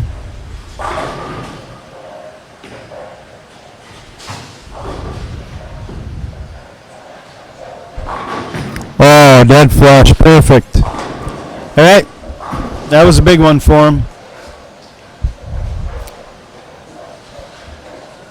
So he still needs this one to make it a shutout. Otherwise, Brandon will have an opportunity if Anthony doesn't strike here.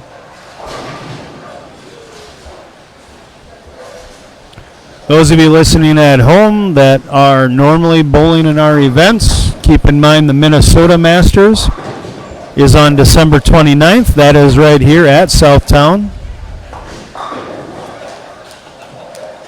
Same exact format as today's tournament. All All right. From the other end of the house, I had heard that Brady was up a bunch, which he is over Chat Nelson. Oh! Well, that was the one he needed for the guaranteed shutout here. So he's going to finish at 202, 203, regardless of what he does here. It is going to force Brandon to get the first two, and then a little bit of count from there. So. Yeah, I should have. Anyway, sorry. I should have interrupted you. I should have let that happen first. And now you talk about that. I won't be surprised if Brandon doubles in the 10th frame because he's got an opening. For sure, yeah, he has a chance. Yep. Correct. Yeah. I just started saying where Brady was up a bunch over Chad. Chad had 3 opens in the first 6 frames, and Matt Paine is up by 10 in the 8th over Davey Ullman. Yep. Yeah. Well, one is locker guy on locker guy crime, so we have to look the other way. And the other one. Come on, Davey. Well, but we got CBA president. Well, President Paine and a Southtown Bull, Southway Bull, North Stars guy too. So it's all family. Yeah, it's all family. We don't do this for a living. This is just part-time jobs here. That's for sure. All right, let's see what Brandon gets done. Anthony made the spare there. He's got the one.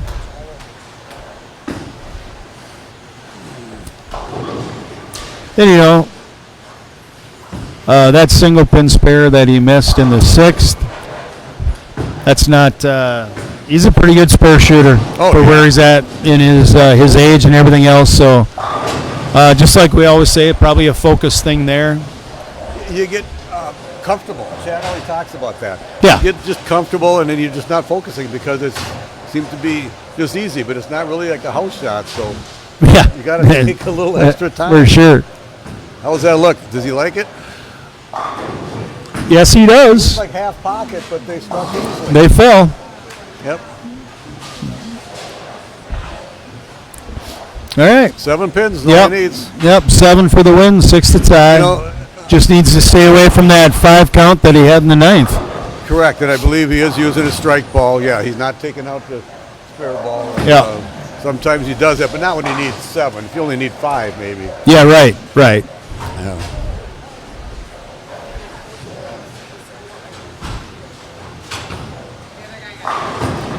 Yeah, he knew when he let go that he had enough. Correct. Yep. And Good shot. Good match. No doubt. I heard some noise over there. I don't know what that was. I started to say about how you throw when you need 9, throw your best shot, leave a dead 10 or dead 7 if you left. Yeah, right. And that's what he did. His best shot left a dead 10 or 7.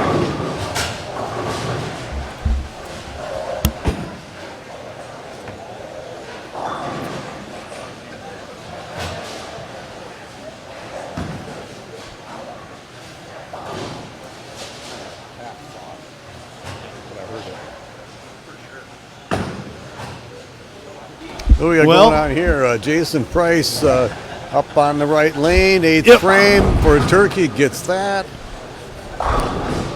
So he's got a 20-pin lead with a turkey up. Going Pretty to solid match here, though. We got Price missing a single pin and Breckel being clean in the match. So I also mentioned earlier that Jason qualified higher than John, but chose to start the match. Oh, which is kind of unusual from what we normally see. For sure.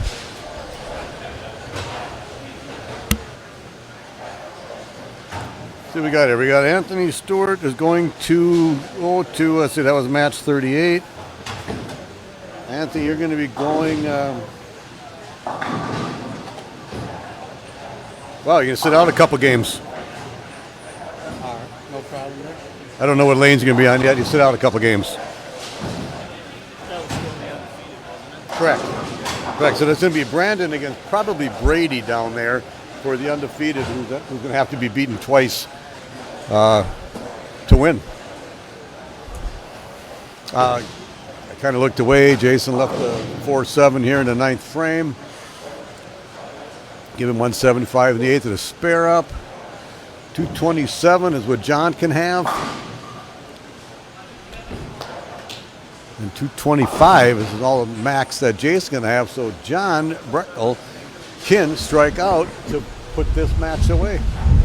It's like I mentioned, the locker guy and the locker guy bat signal goes off. We got Savoy watching, Matt Meyer watching all of a sudden. The whole team knows the guys are bowling. I want to give a shout out to, that wasn't one of John's better shots when he needed it, but I want to give a shout out to you locker guy team at the Twin City Team Challenge last weekend for winning it. We did it. Again. We did it. I like it. Yeah. I like it. That was a fun day. That was an interesting day. Speak for yourself. I bowled. It wasn't fun for me. We had a look that not many others had to start for sure. Right. Getting to 200 and some over, and I think the next closest ended up being 140. Yes, exactly. Yeah, you doubled that second place. Yeah, and when we lost it towards the end of match, but yeah, we needed that. Yeah. And to be honest, we had no business winning. We shouldn't have made it past the semifinals, but luck was with us a little bit.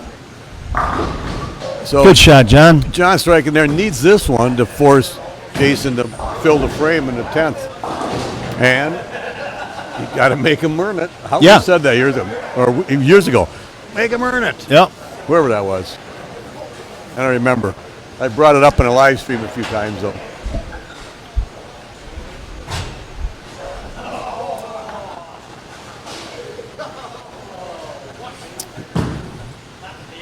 Hold off. All right. It did. They listened. It's like, it is just really odd how it hooks up there and then just backs off, or it's still high flush, still finished through the pocket.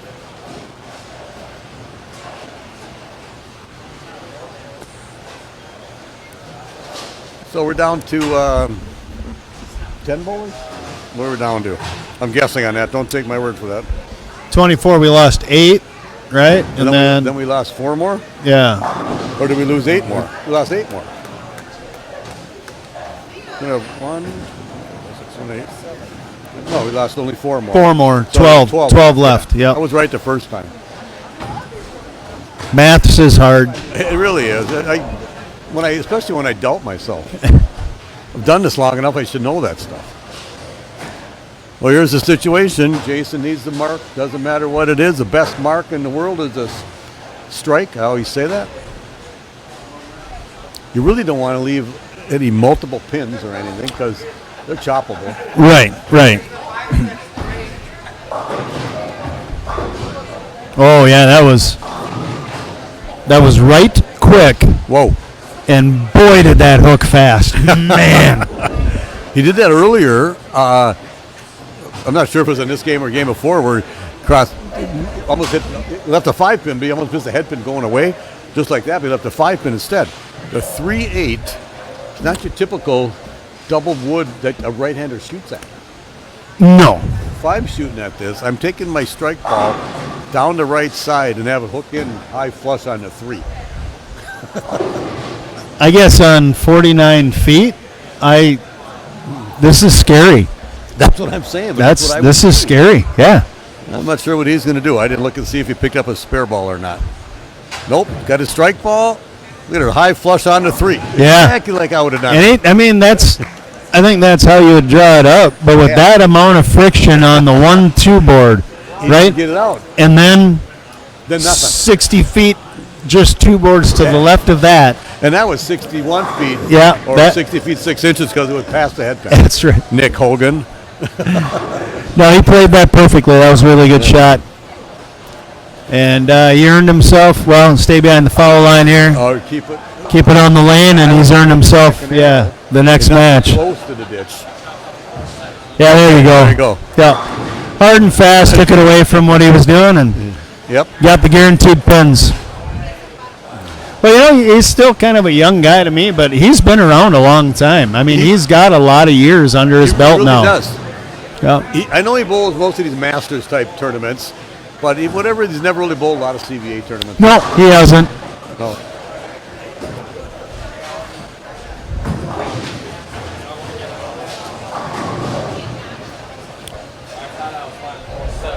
Well, it looks like we have Brandon Kreyer moving on to this pair for his next match. Oh, we'll have a good match, too. It looks like the match to the right, Matt Paine and Ryan Julian, so that's going to be a good match. And if I'm not mistaken, both of them are in a must-win scenario to stay alive. Everybody is in a must-win now, except for Brandon and Brady. Yeah, what I believe we're going to have right in front of us here. Oh, you couldn't have set this up any better. Well, I might have worked on it during the re-oil. Okay. There's a method to your madness, Jason. See, here's one thing I want to say. You did that because you knew you had to work something out, and people don't know stuff people do behind the scenes. Yeah. So you do that, and stuff flows smoothly, and everybody thinks it should, until you have to run one time, and then there's an issue, and then you have a little bit different thoughts or whatever on somebody running a tournament. Yeah. The first time somebody comes up to you and goes, I lost that match, I got a break, and then I'm back on the same lane. What do you want me to do? That's there's a lot of stuff that goes on behind it that If he would have won that match, he wouldn't have been back on the same That's lane. right. This is your fault. Yeah. Plus, just so that doesn't always happen, but how it happens a lot is we don't use the whole house. We have to, they have an open bowling league coming in here, so we have to work our way down to the low end of the house. So we are going to use some pairs more than others. Yep. The thing is, you're just bowling against that guy on that pair. Yeah. And let's be honest. Yeah, I mean you're not against the field. Nope. It's head to head, and obviously we have 6 lanes that are set up with cameras. We're going to end in this area. This is what we're going to do, plan too. right? We bring it down to where we are. So that's a part of it too. Well, we have. I think we mentioned this a month or so ago that I have 6 or 8 VHS tapes of bowling we did back in the 80s or about the 90s of Northwest Community Television was televising our finals, the stepladder. This was a typical 2-day tournament where we had a stepladder and we would move after each game. Right. But when we set that up, they bowled their 12 match play games on Sunday, say on lanes 1 through 12. The championship pair is going to be, say, on lane 13 and 14, and all 5 games are on that same pair. For sure. Because we'd have 3 or 4 cameras. We had some from the back. We had replays and all that. So, Yeah. TV is a good thing. We can adjust our lanes based on TV. Right. And if somebody complains, somebody who didn't make the cut and didn't make the stepladder would rather take their place. Right.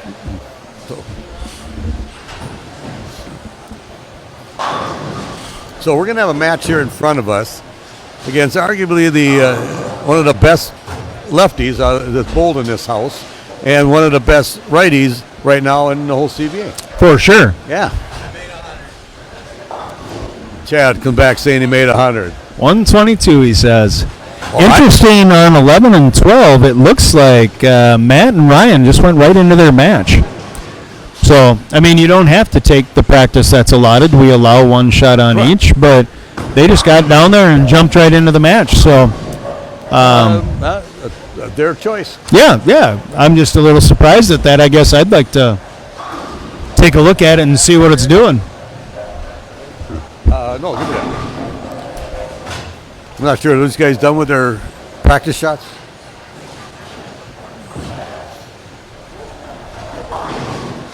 Anyway, I want to know the scores. Oh, yeah. 195 to 122. Stearns over Nelson. And so we have Jason Price, Mike Upton on 23-24. Aaron Schrader and Jeff Walter, 25-26. Keith Went, Rob Clements on 13-14. Matt Paine and Ryan Julian here on 11 and 12. Then we have, as we can see, Kreyer and Stearns here on 9 and 10. Well, we're getting whittled down. So we have 5 matches. That's 10 people. And then we have Anthony and Chad who are waiting a game. Or 2. Actually, I think they wait 2 games. So there's our 12 bowlers.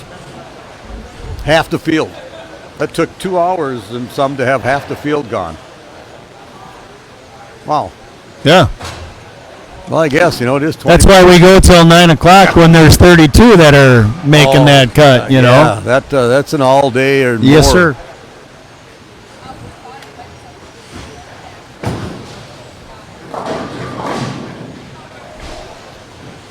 Yeah, a little light 3 for light shot one. for score, yeah. Almost rolled the 3-pin for a strike.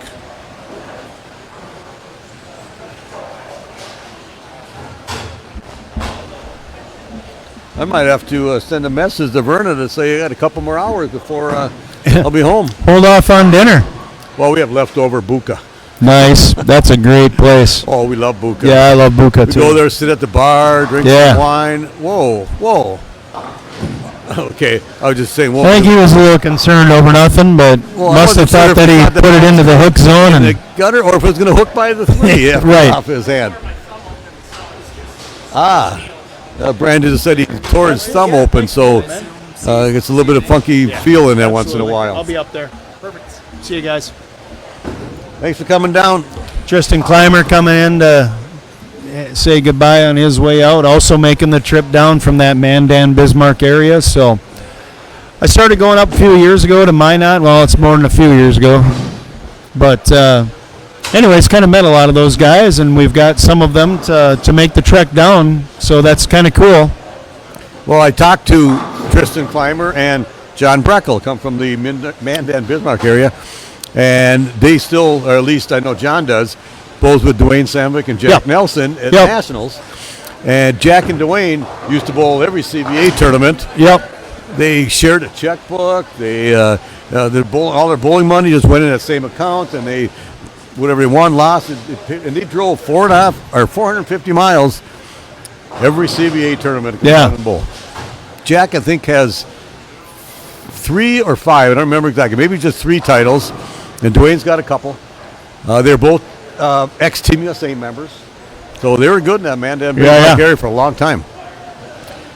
And I haven't seen. I saw Jack somewhere a couple years ago. He moved down to Georgia, but Dwayne still I know lives in Mandan, and I guess he lost about 50-some pounds. He wow. was well, I shouldn't say. I saw him a year ago because I see him in Vegas or in the national tournament all the time. Oh, Rob Clements and Keith Wendt are only just over on 13 and 14, so we can kind of watch their score too. Congrats. Yeah. Thank you. Thank you as well. See you, John. Drive safe. Yes, I gave it to her. Thank you. Perfect. Thank you. Good bowling.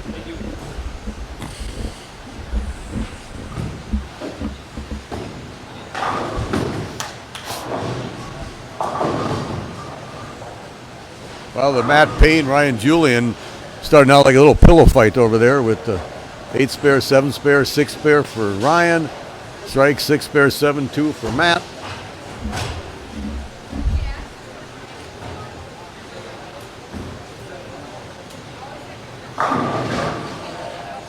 Yeah, kind of a half 7 there for Brandon. Don't know if he caught it all. He said he tore his thumb.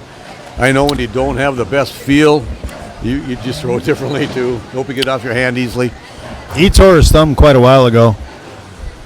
He's been, for a couple of matches, he's been gluing up in between shots, in between matches. Yeah, so. He's standing far left to throw at the 7-pin, so he's going to throw it straight down there. Oh, boy. And he didn't use his... Yeah. I'm confused a little bit. I'm confused on why he did that. But he had a plan. For sure. I mean, he didn't hesitate. Nope. He got up there and he attacked it the way he wanted to. But if Just, I look at that I'm a little surprised at it. Last match, he missed that 7 on the left in the gutter. That subconsciously, that stuff is in your mind. Yeah. Even though No doubt. you know where to throw and what to do, but you go, oh, maybe it did this or maybe it did that. I don't know. But Yeah. I didn't realize he stands that far left to throw it. Try to throw it that straight for 7 pins. I guess I haven't paid that much attention. Me either. And Slow rolling. slow roll. That bouncing them optimum out. idle from the gutter through 30 mils and 49 feet. And it barely got there still. Well, we've seen the friction that's at the gutter. Yes. I mean, you can hook it off the gutter like cheetah on this, but it still has You to said you. I don't know if you're talking to me, but I couldn't. But it still has to somehow get through 30 mils Yeah. down the pattern to get to the pocket, you know. Is that Andy Mills? Yeah, 30 Andy Mills. Oh, well, no wonder I can't get through that. So that was about 6 or 7. Where Jason Price is out 1 or 2 Yeah. early there. So Yeah. and I haven't watched that close now. I want to watch with Brady. He's very accurate. So and that was pretty solid flush. So I think he hit where he was looking through it really well. I'd agree.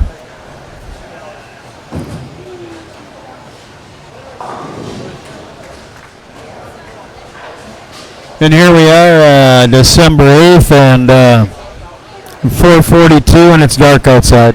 Yeah. There's a good shot, Brandon. But just think, December 21st, the days start getting longer. I can't wait. Oh, me I'm neither. already sick of turning the outside lights on at the center at 3:30. Exactly, yeah. Well, Brandon got that one definitely to get. Oh, here he's taking a re-rack, so he's I think He's at that's least a refocus. focused. Yeah. I get to refocus.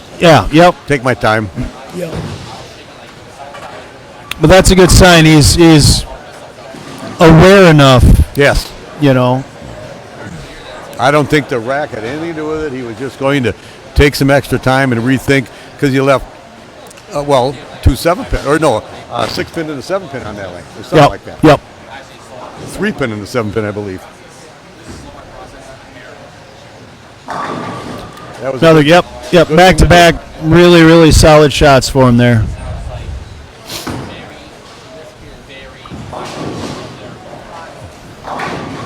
So I've watched Brady Stearns bowl quite a bit.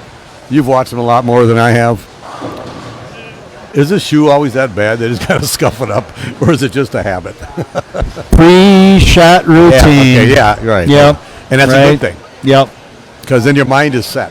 Yeah. I got enough things to think about. That, oh, shit, I forgot to do that. But yes, pre-shot routine You got it. is the best thing to do. Yep. Oh, Yeah. I So think he got that a little further right than he was looking for. I think so, I'm straight behind lane 9 where I'm sitting, and I'm not straight behind lane 10, so I didn't see where he hit about on the arrows. But that definitely, I think it got out further because they picked up that hook. Yeah. Peeled quicker for sure.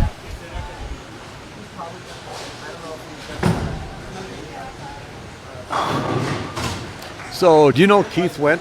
Not at I all. don't know him at all. First time seeing him for CBA, and I feel bad. Shout out to Keith Went for making the cut. I usually make an announcement on that, and I missed him. I thought you said that. Did I get him? I think you did. Oh, good. I think you did. Good. And then we talked about it on the live stream here. I saw him when he was bowling a few matches ago, and I didn't remember acknowledging, and I felt bad. I'm glad I did. Acknowledged 3 bowlers. Good. Ryan Julian, John Breckel, and Keith. Oh, good deal. Good. And so I was just talking about Keith, where he struck, and so he's got 103 in the 6th, and if Rob picks up this 610, he's got 105 in the 6th, so that's a 2-pin match. Tight match. And Matt Paine getting a turkey after an open has about a 20-some pin lead over Ryan Julian. And I Good didn't shot see by Brady. on that one, but it went right to the pocket, so it must have been around 5, 6, 7-ish, something like that. CBA President Matt Paine didn't get the 4-bag. Maybe I should have waited a while to turn the camera, Well, because we had to watch him throw that shot. out of all the shots, that's what we get to see. We talked earlier, this wasn't the pain pattern, this was This the is- painful pattern. That being said, here he is, still Yeah, alive. exactly. Right, yep. He didn't quite. Yeah, you can see left the camera a little bit there. Brandon living that half 7 again on 10. I think he knew it off his hand too. And it just didn't quite get up high enough in the pocket. All right, Matty, no problem with the 4-pin there. Our standing room only crowd left us, Jason. I'm not sure what happened because it's a lot quieter back here now. Matches are getting more tense, so there's not as much hooping and hollering. Well, that's how he picks up the 7-pin with that urethane, or that's a resin. With the resin ball, yeah. That's what I meant. Yeah. Kehoe, this is the final 12. We started out with the top 24. Top 8 bowlers got a bye. And then it's double elimination. We're down to the final 12. What you're watching right here in front of us with Brandon Kreyer and Brady Stearns are the two winners. And whoever wins this is guaranteed second place. There's something that makes a lot of noise all the time. Well, the ball returns. Yeah, they're very loud here. Blast out to 10 if you're looking over there on lane 9 by Brandon. 117 and a 6 with a strike up in the 7th for him. And Brady's got 128 in the 5th with a strike up. He could double here to 140. He's a 30-pin match if he gets this strike.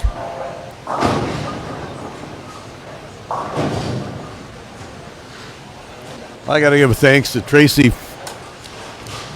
Magnuson, who I wanted some pop, and she went to the counter. I gave her $5, and she said, "Came back. Goes that enough?" She goes, "No, it wasn't, but it's free refills." So I'll be watching Molly right next to you. So we need another refill. I'll get it for you. So she Nice. filled it up for me. So it's good to have people to help you out. You had a server. I had a server. Oh, I didn't wow. even tip her. Yeah. Okay, that I did So, not expect. I caught a little bit of what he was saying coming back. And it makes me believe that he thinks he threw a pretty good shot on the one that peeled Okay. last time on that lane. Because he goes, I made the move and then that. So the Gotcha. one peeled off and went high. And so he felt in his mind, I think, that he made a pretty good move and executed. And then finds a 2-4-10 out of it. So very finicky at the gutter is what they are. Oh, yeah. Oh, and then just one. On a strike also, so that, that's worth 2 pins right there. So Right. 154 in the 7th, and Brandon can get up and double. And then you got it with under 10 pins in a match. It is. Yeah. I mean, Brady still has the upper hand. He can still control his destiny here if he wants. Oh, yeah. But the last thing you want to do is give your opponent an opportunity. Even hope. Just don't give them hope. Just step on their heart and just end it. End it. He ain't getting his win against me. That's right. Not against me. No way. Let's see what's going on with the Rob Clements and Keith Went. So Rob, 133 in the 7th, spare. No. What am I looking at now? Yeah. 133 in the 7th, spare in Good the shot 8th. He's by up Brady on the there. Right lane in the 9th frame, and Keith has 140 in the 8th. So 13-pin match with a strike here.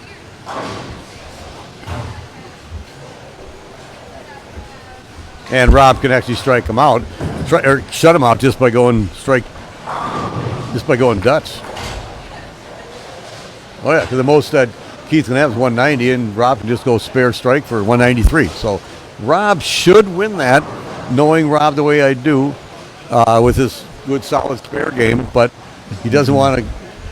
Well, he uses a spare of any kind. Doesn't matter what he does count-wise because he's got a strike up. Let's get back. Watch Brandon. You can see him off to the left of your screen. Oh, he fell off that a little bit. Yeah, didn't like that one. Not good balance on it. So not a good finish. Nope, I talk about that all the time, and I have a hard time doing that nowadays for whatever reason, is planting and just posting at the line. Yep. Something's off in my timing. I can't seem to do that. And I took all summer off. I ain't doing that again. Well, there's one point that you and I agree on. I took all summer off, and I'm in the middle of an S word. I'm in a slump. So I won't take the summer off again. I mean, I played a lot of golf, and I love it, but I'll find a way to throw some balls as well. Yeah. So I said Rob Clements is going to get an easy spare strike and then leaves it. Yeah, then he leaves a 3, 6, 7, 10. Yeah. And so he's got to get 3 of them because he's on a strike. Gives him 181 because then that forces him to get a double. He's got to have 3 of them. I guess you don't know Rob very well. If I know Rob, he's gonna. Oh, Yeah, I know. he That's got his 3 for 181. it's not like they're easy, so that's an easy thing to have happen. So Keith Went needs a double. Otherwise, if he goes strike spare, he's got 180. Shout out to Carl Fitek that just tuned in. A couple of things, actually. Thank you. The only reason you guys are able to watch this is because I ran a cable directly into the pro shop and hooked into Carl's his internet, into his modem. Oh, So we have incredible quality of live stream, and it's all thanks to Carl. And the Wi-Fi here was so overloaded, we would not be streaming had we not been able to do that. So Hall of Famer Carl Fitek to the rescue of the CBA, letting us use his modem for this entire broadcast. but we don't pay him for it either, though. Just so you know. No, that's what he has to do as a CBA Hall of Famer. Exactly. That's what comes with that title. Well, he was at the Vikings game today, watching them win. You know, that was No nice. wonder he was in a good mood when I called him and asked if I could. No, but thank you very much, Carl. Greatly appreciated, and the stream has been phenomenal because of it. Anytime we can plug right in, it's a great feed. So Keith did not get that first one, so he didn't win, and Rob moves on, 181, 176. point was moot. Ryan Julian with 177. CBA President Matt Payne's going to be moving on. Let's get back over here to 9 and 10 because this is still not. It's not over. That's not over. So Brandon has 217. Brady just goes 214 with strike spare, so he has to have a double to shut him out. Yep, exactly.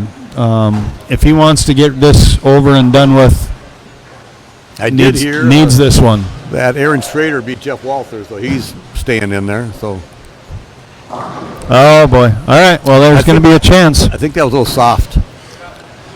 I was actually going to make a mention a couple matches ago when Aaron Schrader was just off our camera by a lane, so he was visible. That he's had a big improvement in his game as well. A lot of practice, a lot of work, and he has made some cuts now, made some deep runs in a couple of recent, and especially this format. He seems to really do well in getting in and then just having to beat the man at hand or the lady at hand, so to speak. So he's got a good solid game. Yep. And it's funny, his first match he lost. He had like 120 and lost, and but he's still in it. So it's only one game. Still alive. And he threw that game out of his mind because that didn't matter. You allow whatever you shoot 220 or 120, you lose. It shouldn't matter. The next game is just another match. Yep. So this situation here, 211 max for Brady right here. So Brandon's got a double. Has to double to win.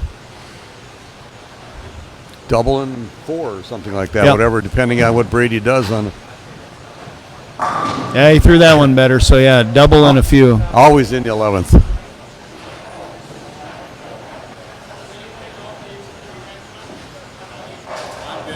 What's that? I think you only had the one, so you're good. Go ahead, Brandon.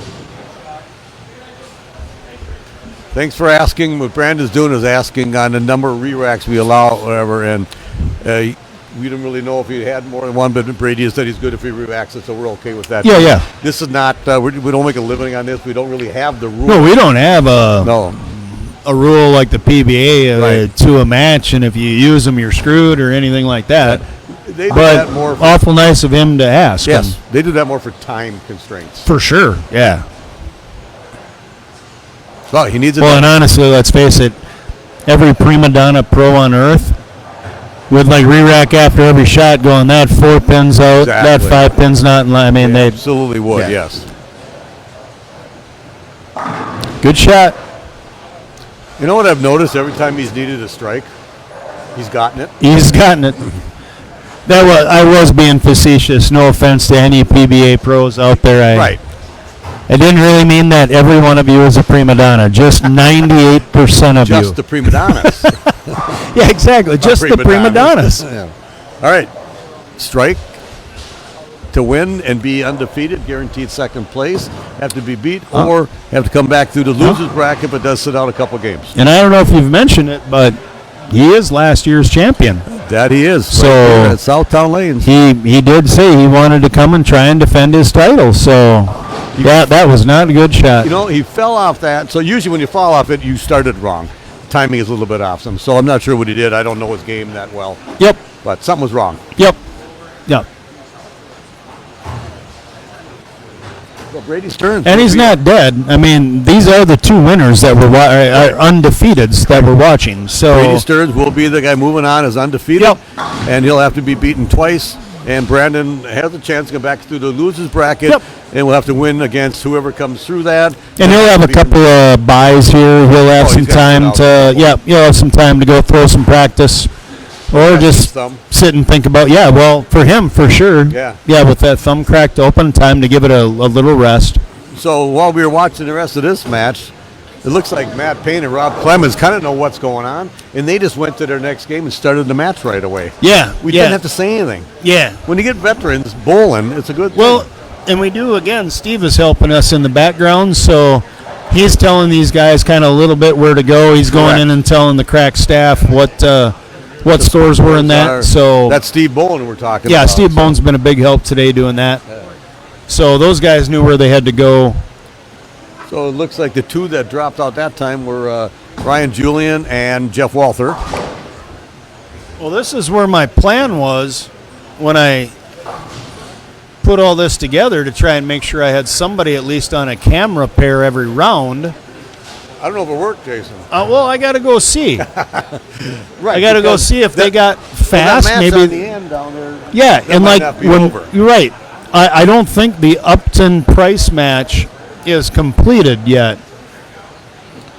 I'm not up to date on. It isn't. I can see it from here, All right.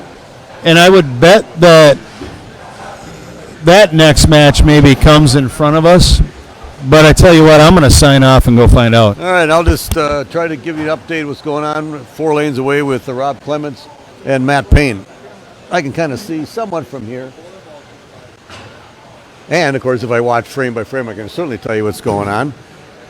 Looks like Rob left wash out first frame, missed it, but Matt started the match with a single pin spare. So he's got 10-pin lead, first frame.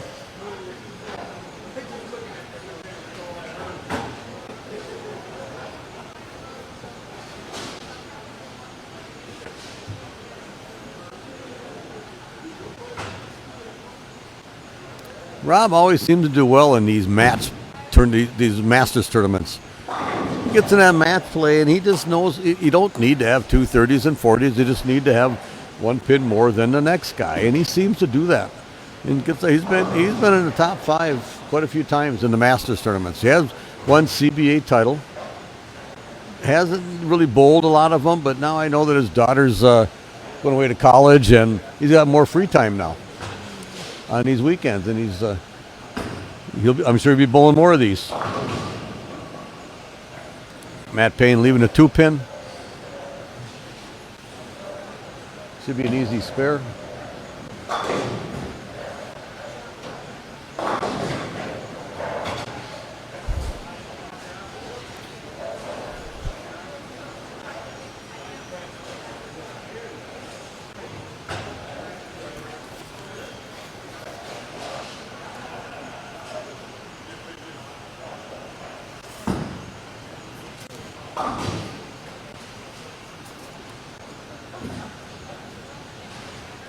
For those of you who hadn't tuned in earlier, don't know what was happening, we had 74 bowlers today. Took the top 24 into our single game double elimination match play. Top 8 bowlers received a bye. So we had bowlers 9 through 24. Of course, we're bowling matches. And then after that first match, half, of course, of those went to the losers bracket. And then the top 8 came back in. Started bowling, and a nice solid 8-10 by Matt Paine over there on lane 15. Don't know if he threw that one too hard or if he threw it not soft enough. I'd rather not admit any mistakes ever. But Well, no, it's just that the undefeateds, kept bowling. So they got done in front of us. We're gonna have a match wait before we have anybody on camera now. And I could try and turn a camera towards the Paine Clements match here. I'm kind of talking about it. Okay. I don't know if you need to do that and mess it up. But yes, the undefeateds could wait, but I always said they should just keep bowling because there's no sense in them losing their rhythm and get the champions or winners bracket done. I mean, they're both still moving along. Why make any of them sit and wait? Correct, because they're because then they'd sit and wait 20 minutes and then they'd have to bowl a match again. Yeah, so that doesn't make sense. So, but yeah, I agree with that. So instead, you guys can wait 20 minutes before you see anything further. Well, but they can hear me. They can hear Corby. You could go grab a beverage. Good time to hit the restroom. Whatever you need.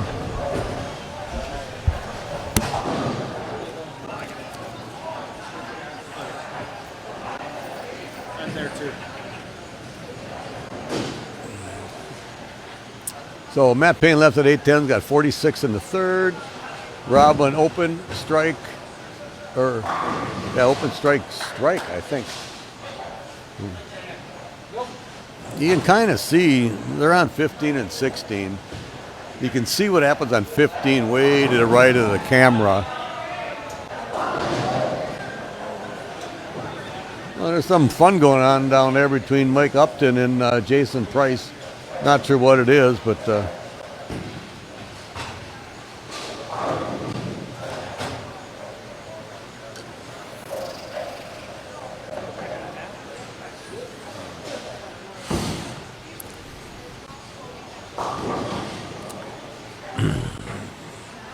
3, 6, 7 split on 15, if you can see that. So that's not what Rob wanted to do after a double. 1 and 2 is still the practice pair for anybody who is sitting out around.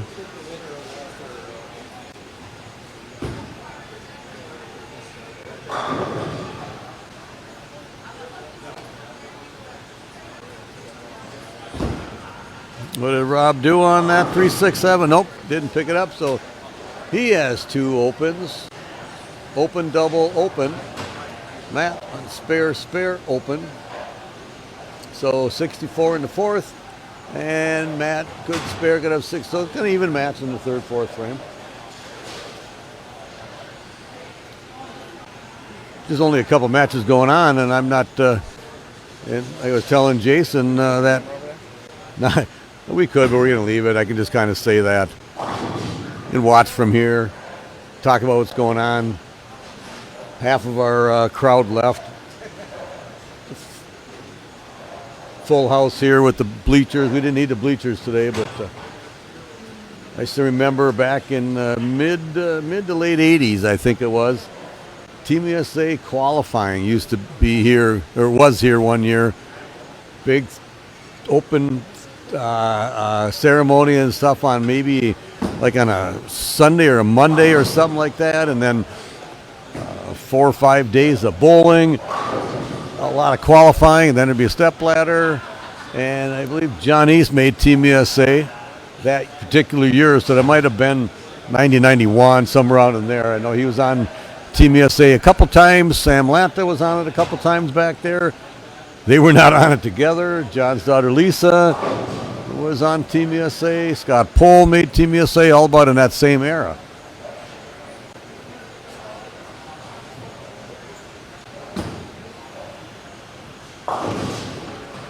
I missed the head pin on the right again for Matt Paine after he left that 8-10. It's so easy to do. The ball just skates down the lane if you get it going right. Standard thing to do. If the ball goes to the right, either you square up or get the ball, try to hit a board or 2 left. And when you do that, goes through the nose. That's why they're not a lot of 230s, 40 games. 190s, 2-0s. That's kind of what they are. It's kind of easy to cross over. I can really say that, though. 1, 2, 4s, things like that. Easy to get across there and pick them all up. 63 in the fourth to 64 in the fourth. Rob having a 1-pin lead.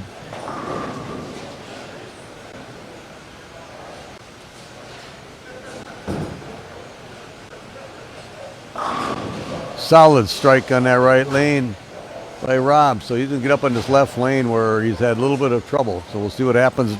He gets a double here. That's going to actually big advantage. He did have a strike on this lane. Not last time, one time before. Does have a double.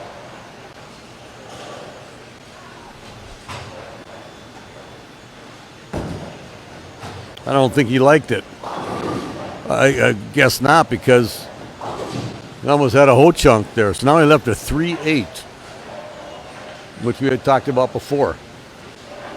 A 3-8 for a right-hander. Or 3-9, sorry. 3-9. Where 2-8 for the right-hander is the common one where you can hook to it, but you leave the 3-9, you got to throw from the right side.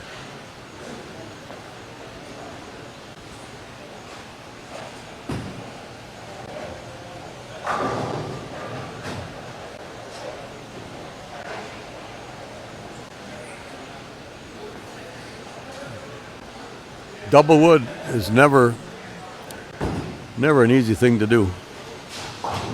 You got it just like he's supposed to get it. Almost like a solid 10 spare. So he looks like he's got, still saved that 1-pin lead. That's only because Matt Paine had a couple 7 counts in a row.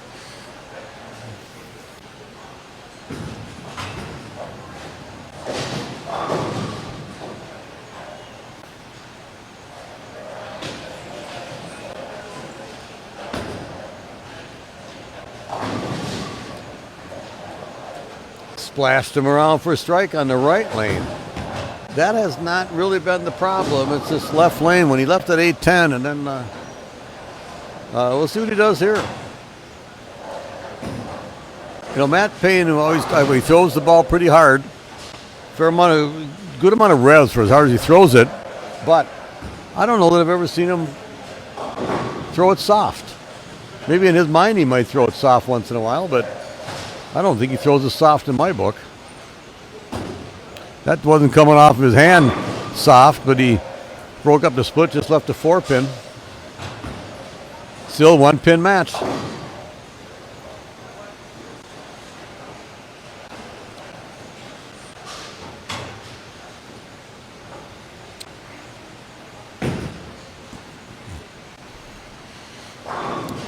Brandon Kreyer, Brady, Stearns, Chad Nelson, and Anthony Stewart warming up on 1 and 2. I know Matt uses a spare ball all the time for, I think, pretty much every spare, maybe not 5-pin or something like that, but I know he uses spare ball, so he did there throw straight at that 4-pin. I think Rob uses spare ball for absolutely everything also, but I don't believe he did for that 3-9. But he can keep that 1-pin advantage by striking here.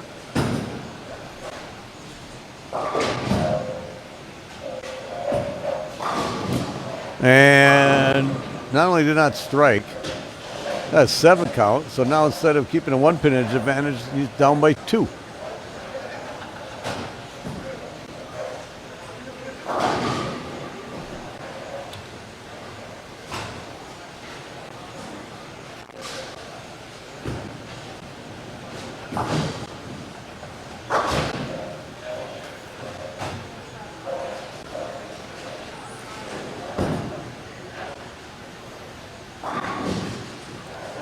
He picked that up, I believe he did, but he also hit the head pin on the right side where he could have easily chopped the 1-2 around the 4-pin. He kind of said, oh, he wasn't happy about it, but it's like, why didn't he throw his first one there? And I did that a lot today. Chad Nelson told me I threw so many really good shots on my second ball. Is that a good thing? I heard that so many times yesterday. Solid strike by Yeah. Rob over there. Yeah, we bowled the kegel yesterday, and let's say the first pair we were on for doubles and singles, I wasn't bad. It was a decent bit, but the team pair was not good for me, and Chad let me know a few times how good I was on not my first shot.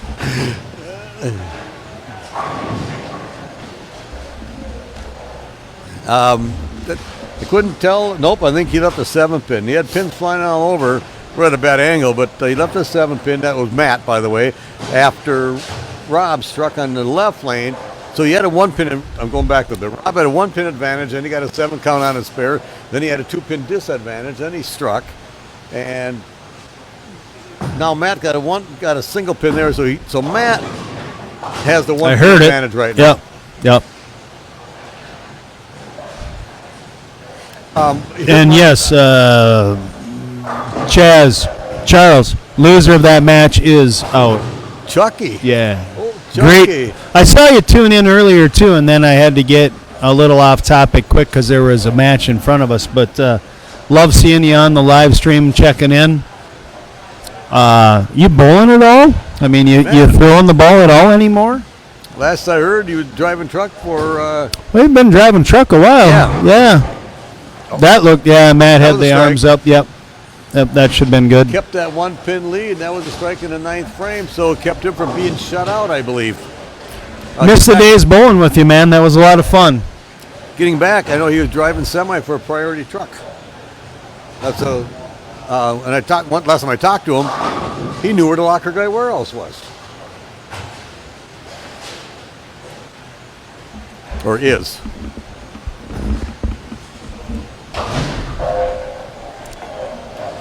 There was a good stretch of time where Charles, myself, Matt, and anybody else off of what is now the Southway Bowl North Stars, then the Farmington Lanes team. Usually Eric Schott was part of the group. Ben Lemieux a lot of times was a bunch of the group. Ben Lamux. Yep. And, we'd go to the Greater Iowas because that's what I could bowl, and so I was interested in bowling and wanted to, compete. So then I'd bring a group with. Stupid me, we always would tell people in the CBA that we cash 1 for 3, so bring 2 people you could beat. I traveled with those mooyucks that would kick the snot out of me most times, and so that was kind of silly. I never brought people I could beat with. I brought good players with. You didn't adhere to the Brian Berg. I didn't. And so I always say that story. Brian Berg is the first one that brought that up. Said that, hey, go to a CBA tournament, bring 2 people you can beat. And I told that to Kurt Hange because Kurt goes, why did he always bring me? I'm going to go check this score to make sure I got it correct. Sounds good. Chuck, nice. Moving to Denver, that's a beautiful area to be, pal. My son-in-law has a brother, lives in Denver as well. Never been happier, moved out there after college, and loves it out there. Every time I've been there, a couple trips out there. Beautiful area, and a great place to be.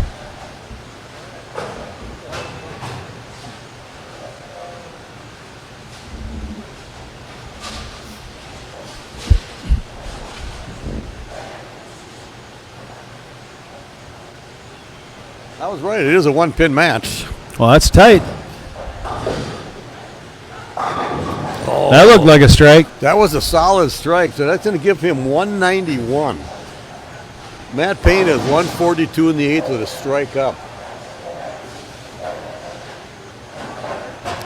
And so if he gets the first 1-9 spare, he'd have 191. So Rob needs to have this one to force him to get a double and a 10th to win. Yep, to win.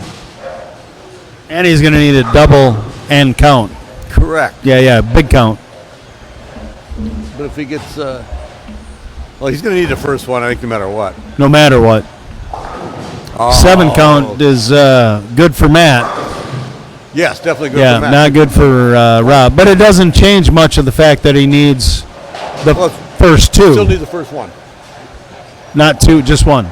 Just 1, because he's got 188. Got it. He got 142 in the 8th with a strike up. He has to have this one. And the last time on this lane, he left that rip 7 pin.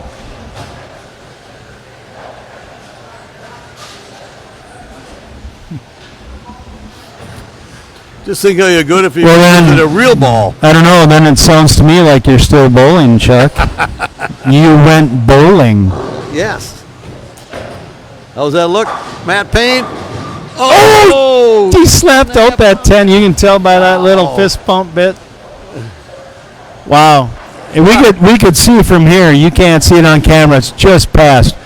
But that 10 was standing there for a minute. If Rob doesn't throw that 7 count, if he does, at least gets 9, that forces Matt to at least get a good 8 or 9 count. Right. Now he can still go 7 spare and have 189. What did I always say? The best spare is a strike? Well, that's a difference. Never mind. Oh, he got 8. Or do you have a split up there? Well, you can tell by his reaction he's fine. I mean, he might need a spare then, or he's got to get one of these pins. If he misses one of them. Yeah. I mean, he knew. I'm assuming there's a split there, isn't there? No, it's not. It is just those two? Just a 6'10" then. Okay. He's got 170 in the ninth. Okay. So, with a strike up. So, he just needs to get one of these.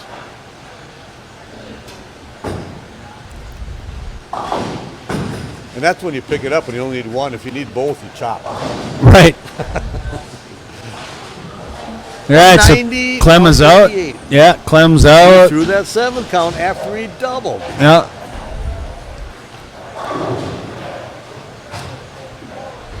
Chucky is still a bowler because if he talked about 13 board, then he knows he's a bowler. Otherwise, he says, I threw the ball down by that dark arrow. It doesn't matter. He's a bowler at heart. You know that. We all know that. You know it. I know it. You can try to deny it. We didn't all drive to the Masters in Green Bay together talking about crossover steps and bowling the whole way without you being a bowler. Exactly. Denver, Green Bay. He's probably forgotten Green Bay more is than where most people know. Exactly.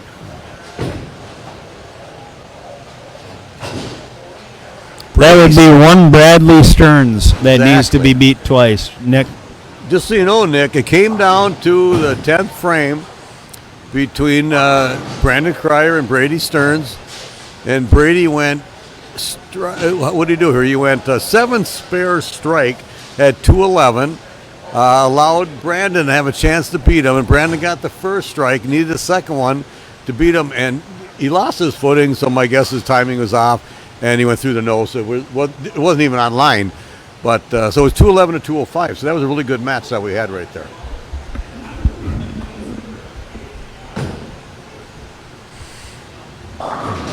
We got Steve Bone coming back down here. He's going to give us the scores of the Mike Upton Jeff Walther match that was way over there on like 21, 22. But look at what he stopped into the to give the scores to the girls before he gave them to us. Yeah.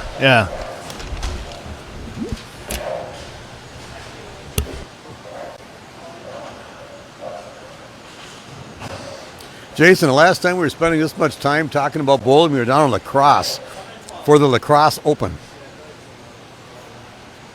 I got home at 2 in the morning after that. Yeah, I have never been so happy as I was this year for the Lacrosse Open. To stay a second night. I know you went and bowled the MSC the next day. Yeah, but holy buckets, I loved going back to my hotel room and not having to leave. You probably could have had a couple more drinks than me and relaxed. I think I did. I think you did. And then I actually bowled pretty well on that Sunday after that. And I was almost the high, as we call the real old guy, to get seated in the stepladder, but I didn't quite make it. So we got Mike Upton. He must have beat Jeff Walther because he's bowling against Chad Nelson. They're both going to get one shot on each. They're going to be over here on 11 and 12. So I wouldn't know, but I'm going to move the Yeah, you know. oh, right.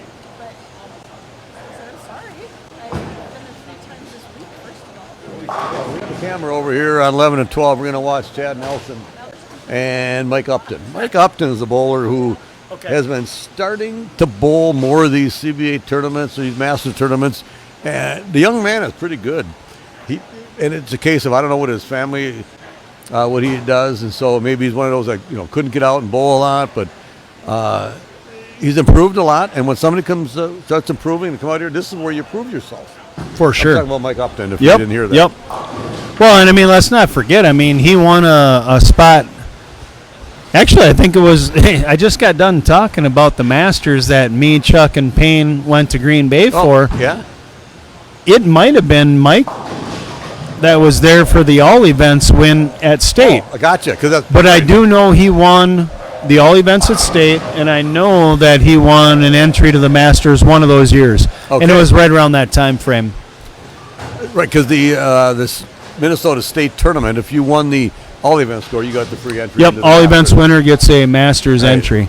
Along with, we used to have the Minnesota Masters, the St. Paul Masters, Minneapolis Masters used to do that. Yep. Now we just have the Twin City Masters as Minneapolis, St. Paul converged. And I still wish they would have had a West and an East. Yeah. But they probably just don't want to run another tournament. We still have the CBA Masters, which is this one. Then, Jason, you run the Minnesota Masters. Yep.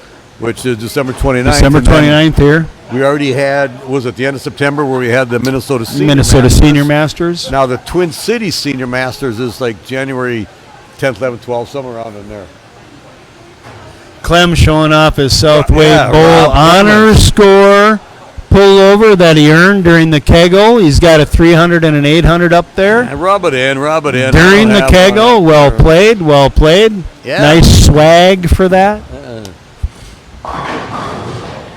It looks good on everybody. I can't wait to get one. I should bowl league up there.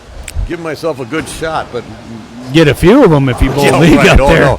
Not anymore these days, Jason. I'm still working on the coming out of the slump thing. Shh. It's the S word. I'm in one too. Like this friend of mine, Tom Havlish. He never goes into a slump, just comes out of them once in a while. Chuck says good times. I remember that Green Bay Masters we went to. Me, Paine, Eric Schott just came with, and then Chuck. So me, Paine, Chuck bowled it, and then Arnie Gertis just came with. And Domino's had, this is the we're on the same squad bit. And so dinner, lunch, whatever is, when you can fit it in kind of thing. Right. And Domino's had like a $5.99 medium pizza, sandwich, chicken, whatever, right? Like everything was like $5 for $5.99. We had 20 boxes of Domino's in the corner of that hotel room. We all sat in the same room to eat and watch TV when we were together. So, yeah, it was funny. Just had a whole lot of them Domino's boxes up. In a cooler? Yeah, we did. Well, that's all you needed. That's all you needed. You have. They'd deliver it warm, and we'd heat up the rest. Well, or on the Sunday morning, you'd have what we call Italian toast. Yeah. Which is leftover pizza. Right. Not heated up though. Yeah. People got to know that Italian toast is leftover pizza the next morning. Cold. Not heated up. Right. Just yeah. cold. So. My mom's favorite. She loves it cold. Oh, it is really good if you think about it. But yeah, that was a fun trip. That was 2 guys just coming with the watch and 3 of us bowling, and we ate a lot of cheap food. And well, yeah. And then they never came for housekeeping, so we just had everything piled up in a corner. Zach, I see Zach Andreessen's watching. He asked the question. Yes, Brady Stearns and Brandon Kreyer have bowled, and Brady Stearns outlasted him 211, 205. Brandon got up in the 10th frame, needed a double, got the first one, and threw one of his worst shots I've ever seen him throw, and needed it for an 8 count. And so Brady is undefeated, and Brandon's waiting out to take on the winner of the losers bracket, then has to beat Brady twice. So a real quick story about that year at the Masters, because there is one thing that kind of sticks out with me from it. We talked earlier, and I made a joke about PBA prima donnas, right? Right, yep. And if you ever go bowl a Masters or a U.S. Open or any of those events where you're going to be elbow to elbow with the PBA pros. You'll have an awakening. You'll see a lot of things you probably don't want to see. You'll put up with some attitudes you maybe don't want to have to put up with. They call it frying. He had a fry, and they think it's funny. Yeah, and it's I don't okay. care for that. Yeah, I don't like that at all. Yeah. So we go out to eat like the first day. We're A squad. We get done, so we go out to eat lunch. So we get a recommendation, good place in the area. We're in Green Bay, so we go out to grab lunch, and there are at a table to the right of us 8 touring PBA pros, and I won't say names, but You need to know. yeah, they are exactly what you would expect the prima donna attitude Yeah. to be. We're in our bowling shirts. They're in their bowling shirts. We all know where we all just came from. And They're all bowlers. a lot of whispering and pointing fingers and chuckling at a table while the amateurs sat at another table. And I only tell this because the next day we were on B squad, which means we were more like noon to 4-ish, and we went out for more like dinner. But we went out at a fast food place for dinner, and in walks Mika Koivuniemen, and I will say his name because he earns this. And he walks in, and we're at Five Guys, so a burger joint, Yeah. right? We've got our food. We're sitting down. We're just getting ready to dig in. And Mika just gets out of line and gets his food, and he comes up and basically says, you guys bowlers, no? Yeah. You bowl today? Yeah. You mind I sit down with you? No, by all means, please do. Yeah. And he sits down and he has a great meal, conversation, and what a wonderful guy. Yeah, I mean, really. to realize that we were there and we were not comfortable maybe, Yeah, correct. Yeah, you were just bowling. and he just took it upon himself to make us feel comfortable. That's really good to hear. And it's because so opposite of the day before the typical. and what we saw. Yeah, so I mean, Mika, I know you aren't listening, but shout out because you are a consummate professional. Yeah. That is the way we wish people would always act I have in that scenario. I always talk about. Yeah. Let's recap this match a little bit here. What's going on? Mike Upton has 55 in the third. Spare up and fourth. He's filled every frame. Chad started out with a double and then 7 count, and now he just crossed over for that. So he's got a lead. 10, 12 pins, whatever. But I was talking. I always talk about my buddy Brad Subak. Yeah. Years ago, and he was one of the best bowlers in this state and this city has ever seen. 5 CBA titles, CBA Hall of Famer. Actually, he's in the CBA, the Minneapolis, St. Paul State. One of the few guys that are in all 4 Halls of Fame as superior performance. Yep. He was a guy who was as good or better than anybody. He could have been that guy that looked down on you, but he always would pick out that guy that wasn't very good. And I don't know you. I'm Brad Subak, and whatever. And you get to know that guy, whatever. So he, as good as he was, he wanted to make sure that guy felt comfortable bowling. Yeah. Yeah. So I tried to do that myself because of Brad. For sure.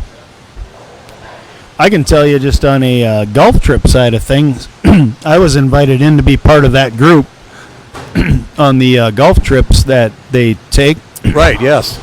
And he was definitely one of the more welcoming. Oh, And not that any of them weren't. They No, they wrong, all right, yeah. were. But He he was stood out. especially Stood out, yeah, he welcoming was. to a new face. Yeah. Chad didn't really want to open in that 5th frame there or whatever, but he did. So 6 count on the double wasn't the worst thing, but he only got 2 instead of 3. So that's 2 pins right there. It's only in the 5th frame, but that a lot of matches have been won by 1 or 2 frames. Or 1 or For 2 sure. pins. And I mean, look, Upton gets lined up and hits a 3-bagger here, and Yeah. well, he won't. Oh, well, Hey. sorry. Brooklyn. I mean, his reaction meant I didn't think he would, but but he did. But I mean, yeah, I mean, he he gets a 3-bagger and he's got a a comfortable lead he could maybe ride in. So, yeah, you can't let this get away from you at this point either. Mike Upton looks like that guy who works out with his right arm only. Ryan Simonelli with his left arm. Yeah. I didn't realize how tight that shirt was on his right bicep. Well, he's got a good slap shot. Yeah, exactly, whatever. So, see, okay, that wasn't a strike, but that was so soft off his hand. Just let the ball go. Yeah. And posted it, and obviously, in a house shot, that's a strike. Gonna hook back. Oh my God, whatever. yeah. But I think Mike's super underrated. I mean, for years. Yeah, for years, I think Mike has been super underrated. I just haven't seen him bowl a lot, and he's starting to bowl more and more, so it's a really good thing.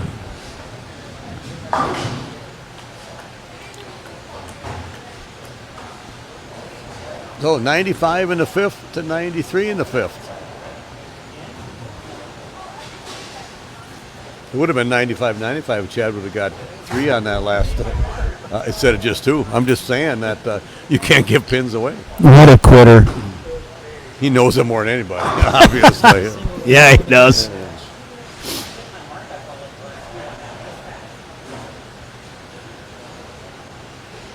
Dana Wright, you're absolutely correct.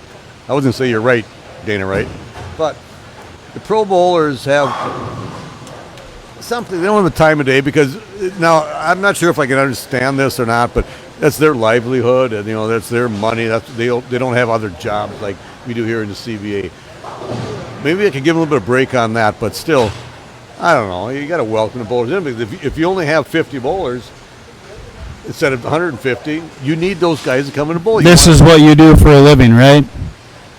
You should probably beat me when I don't do it for a living. Right, yeah. Just be nice. And you probably shouldn't be an a-hole when you probably shouldn't. You're not going to help them.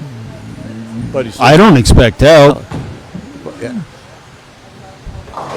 I just expect being, nice. Well, nice is well. Not even nice, just being cordial. Thank you.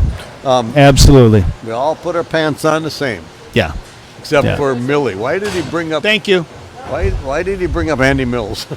Well, because he puts them on 2 feet at a time. Everybody knows that. He jumps into his pants. Yeah.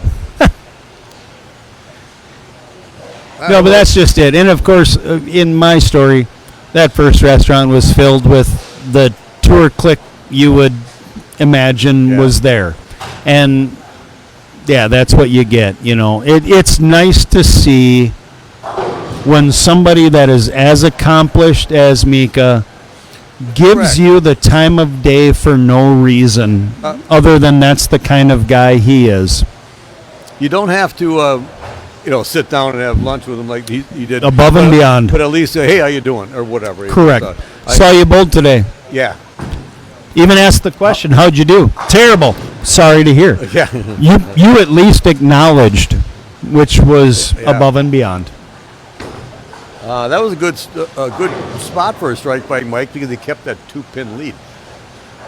Funny, you had Jack Wallace. He's a CBA Hall of Famer. No, he might not be in the Hall of Fame. He's got 5 CBA titles. I don't think he's in the Hall of Fame. But then he moved to Arkansas and he did a lot of PBA 50 stuff, and he bowled. He passed away a couple of years ago, but he was a really good bowler. He traveled to all these tournaments, go to Mandan, Bismarck, Aberdeen. He'd be there with us. He always said when you're done bowling, you don't see you're at one end of the house, I'm on the other. You ask, hey, how'd you do? What you're really asking is you ask me because I bowled really well. He's joking on this, whatever. Of course. Yeah, but I'm asking how you bowled because I want you to ask me how I bowled because I bowled well. If you don't make the cut, do you ask anybody how they did? Or are you out the door or just sitting back having a beverage watching? And I try to ask. Sure. But yes, that's the reason. Oh. No. On a strike, and he only got one. He opened, it was bad enough, but he only got one on there. Yep. So, advantage Chad. And it is crazy to me watching. I've watched more bowling in the last, whatever, 13, 12, I don't know how many years this has been now, Especially but since you started running. that's what I'm CBA. saying. Yeah, exactly. this time and then especially on a live stream where we like analyze it, Yeah. Oh yeah. right? But it is crazy how many times we see the count matter so much. Yeah. We all know that. You know what I mean? Like I got one instead of three that Yeah. were given to me. You know, if you knew- and how it comes back to matter. If Yeah. you knew you needed 9, everything, you just throw the ball. Like I always say, throw your best shot, leave a dead 10. You would do that most of the time. But you don't always think that in the 3rd, 4th, 5th frame. You're trying to get that strike. Then you get an 8 count. And then when you leave the split, you think you need all of them. And then when you leave a 3-count spare, you're figuring you got to have. Well, I mean, it just all builds on it, right? And then you're trying to do more than you need to. What you need to do is reel it back in, get smart, and go, I need these 3, I need this 2, I need this 1, you know. We're all smart after the fact. Of course, we're I shouldn't have done that at 8. way smarter back Oh, here. God, yeah. We know what people should be doing. I'm a genius Now, back here. Chad should get a strike right here. And not the 6 Oh. count because that really hurt now. So, not only the 6 count, the possible open. So say he gets 9. He's got 157 in the 9th. And advantage Mike. Yep. And it is just like that. I had Here you 6 go. washouts Here you go. today, and I missed all 6 of them, but 2 of them I wrapped a head pin around the 10. So now, Jason, when we bowl on string pin machines, that string is going to hit the 10. There it is. pin. Good spare. It's like you bowled on a string pin machine. I know, you did it, Chad. I was just discussing that right now. Yeah, we said that. 0 for 6, I just said that. You don't have to remind me. Yeah, thank you. But if we bowled on string pin machines, that string, this is what Matt McNeil told me, the Yep. string would actually No, hit you'll the 10. never. If won't you miss them. send the head pin To the wall. to the wall, The you will string will never hit it. miss a washout That's what on he a was string telling pin me. machine. That is And correct. Now, I bowled it a couple years ago. No, actually, last November 1st, or November, what? Last January 1st. We always have a family bowling outing. We get all our, nephews, niece, and all stuff. We get about 20, 25 kids bowling and stuff. We went to Park Tavern to bowl on a string pin machine just to kind of see what it's like. And I really couldn't quite tell because the lanes weren't forgiving whatsoever. We bowled at 2 o'clock after all the plasma down the lane. Right. But the pins did fall funnier. Now, Yeah. those string pin machines are not... Oh, Mike. He's pretty good at chopping that 3 off the 6. Golly. Those string machines are not USBC certified. So I don't know Correct. what the length of the pins are the strings, or I'm not sure what's the difference on it, but there are a lot of them that are in the East Coast especially, because that's where Matt McNeil was kind of selling them. Yes. And then the PBA 50 bowl on a I believe they have now. I think they did. Yep. And I can't Yep. remember what was said about them, but Hold. Oh. I was just going to say, I advise Mike not to leave a 3-6-10.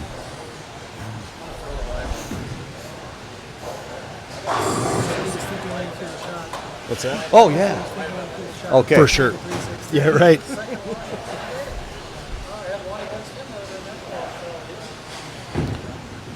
I bring the best out of him. All right.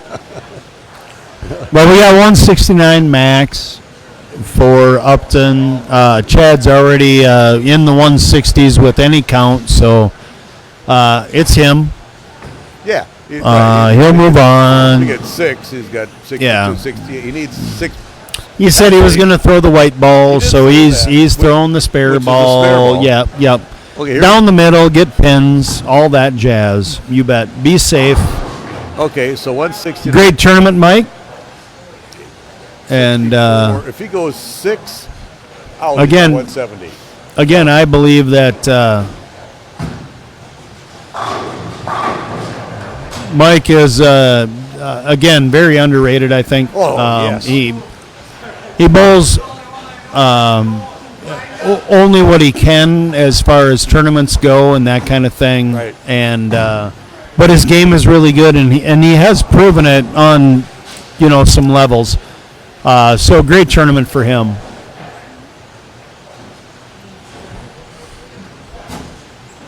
So he throws the white ball down the middle, strikes. Why would you do that all the time? Well, you don't strike every time. No, That's but why we don't throw straight balls at the head pin. we talked about 9 spares. If you had 9 spares, you'd have 190. That would win a lot of matches. Yeah. On this, yeah. On this, yeah. You right. bet.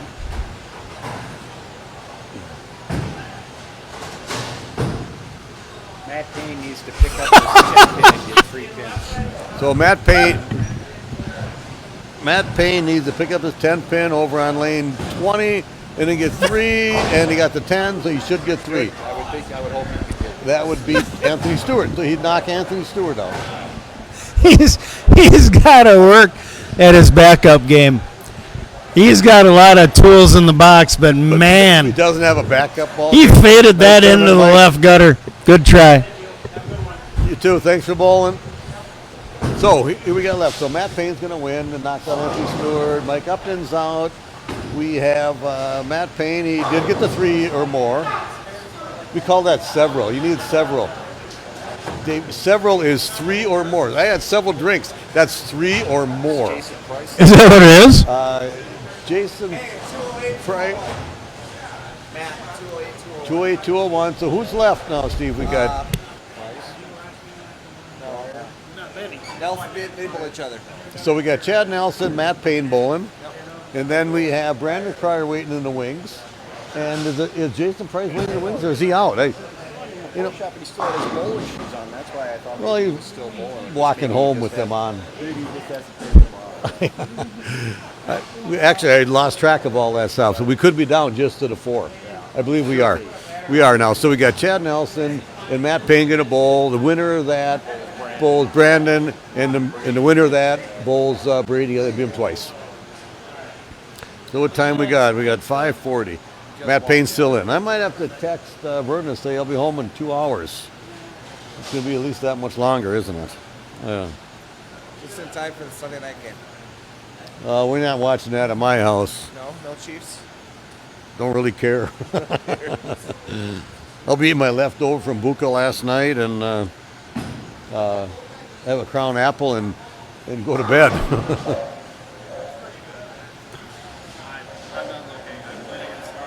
James Cook. I got Addison. I'm still with him. James Cook's got 1 point.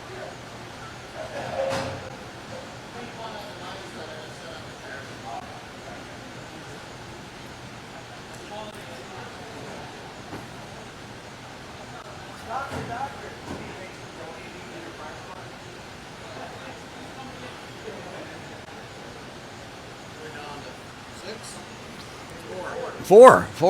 You, Matt, Brandon, Brady. That white ball looked pretty good. He struck and left a single pin. Well, you didn't throw the white ball at the single pin. Uh-oh.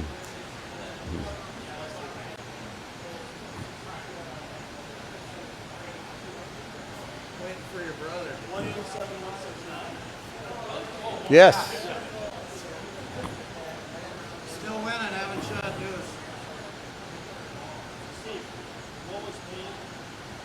208, 202.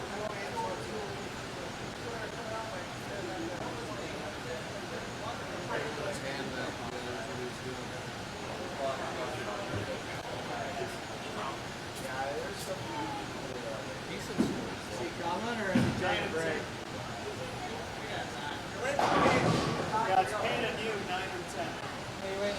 My nemesis. Nemesis. No, he left already. My nemesis didn't make the cut. Clark. Clark's my kryptonite. I've been bowling all day.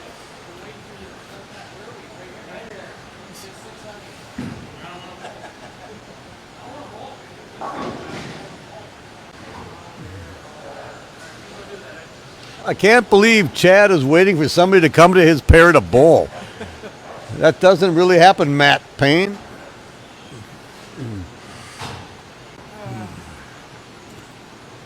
I bowled with Chad all day. I rushed him a little bit in the middle. That's why he kind of bowled bad.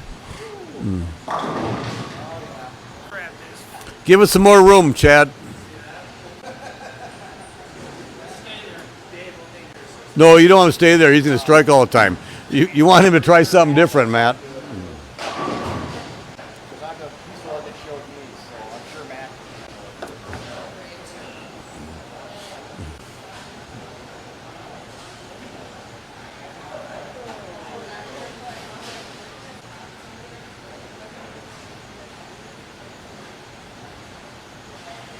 Well, these are two different.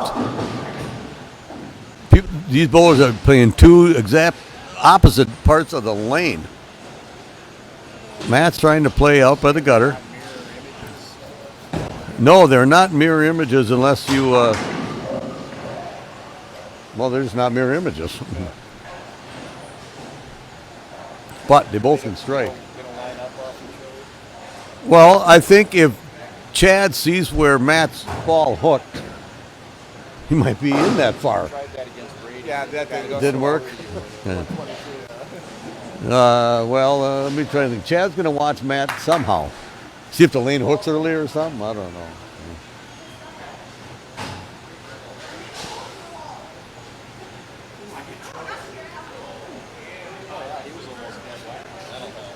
Almost dead last. Okay. So Chad gets choice of if he wants to start first or not. So he was going to let Matt pick out the lane he liked, and then Chad was going to take the other lane.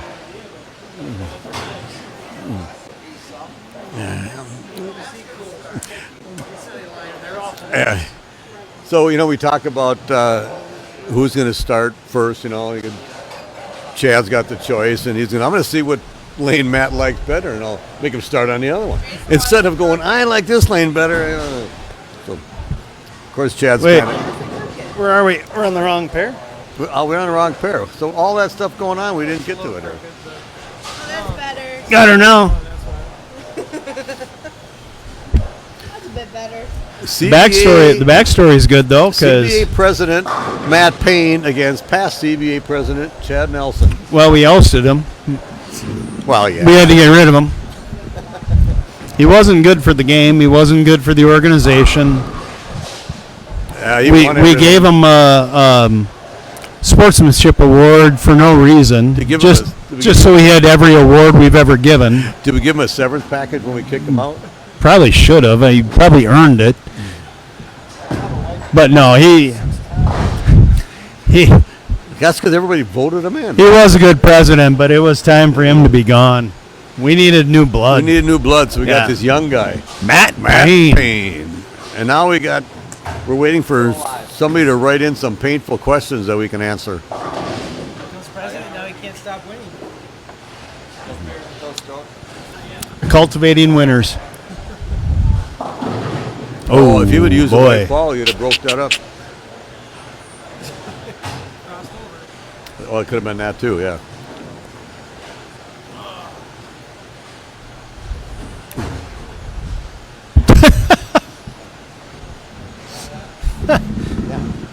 Yeah, we should. Oh, yeah. That's got to go. Come out here. Why, are you going to go for that 10 pin? That's quite the cut.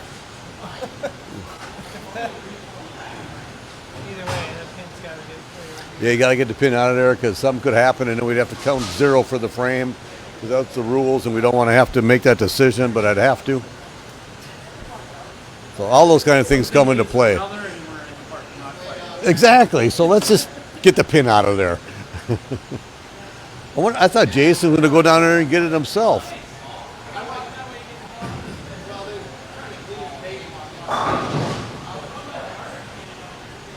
I think somebody walked down past lane 48 and they're coming from the far end. And they'll get it out of there. I thought I saw somebody do that.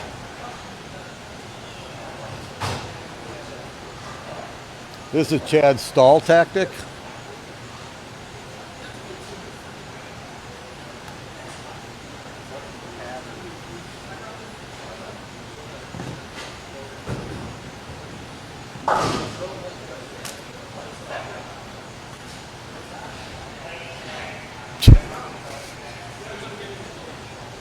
I thought I saw somebody walking back behind, but he's coming from lane 48. It's a long walk.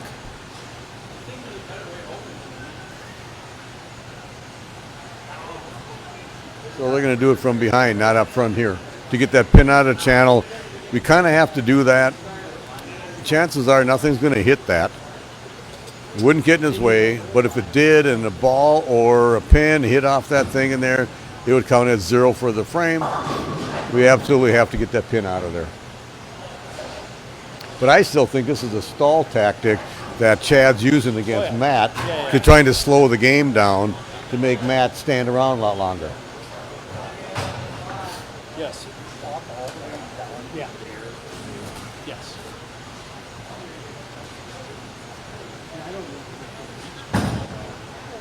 Even with a pin for it down. Well, he shut the machine off down there. Oh, he got it. They don't have the stick down there or anything? Guy used his foot.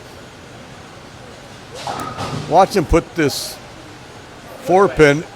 Watch him put this 4-pin in front of the 10. That would be really funny if you put the 4-pin in front of the 10. Yes, it would be. And then, if the pin was there, it might have. It would have got it. Oh! Oh, no. That for that? Okay. I don't know that he should have thrown away 2 pins in the first frame. Well, yeah. I mean, because you have to go for it in the first frame. Threw away pins last game, still won. Good point. him and I will talk because he talked to me about this yesterday. So I'll talk to him about it today. Giving away them pins on the spares. Yeah. But that was the first. I do believe you had to go for it in the first frame, no matter what. But. Oh. Did he take out the IQ tour? Oh. Is that the IQ tour? I didn't. Honestly, I didn't look close enough. Man. It looks like their old black ball that he uses 145 games a week on it. I'm going to say yes, probably. Yeah, he didn't use it during qualifying IQ. at all. He tried quite a few other ones. Or is it the Ion? Ion. Yeah, the Ion Pro. He said yesterday when we were up bowling the kegel, that's become one of his most favorite bowls lately. It looks really good for him on a lot of different conditions. Well, it looks pretty good until it hit the pins.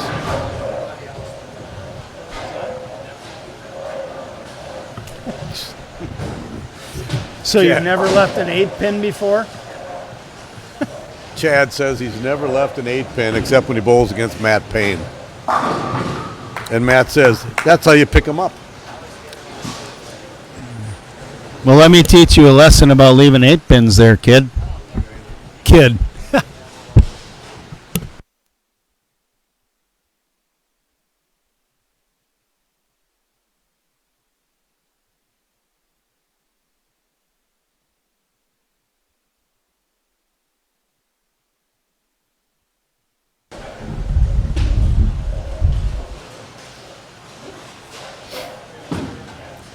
Right at the gutter, which that is a lot of friction, so pretty fortunate actually to have an 8 count there.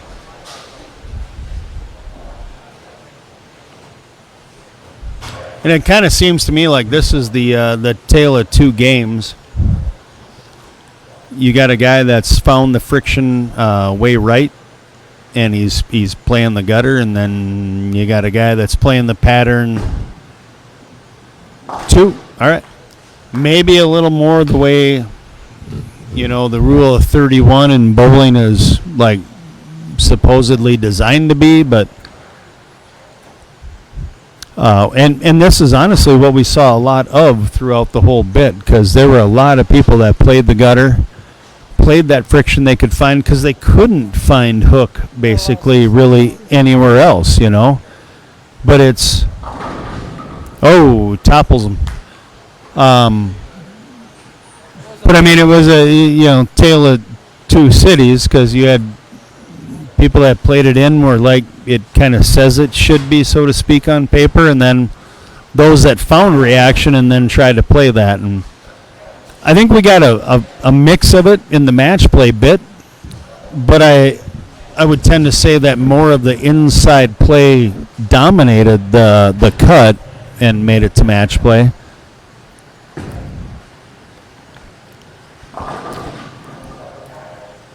What I find interesting is that guys that have hand, like a Chad, like a Brady, and not like too much speed, so they're kind of forced into being straighter or whatever, but can shape it, and they can move into oil and shape it.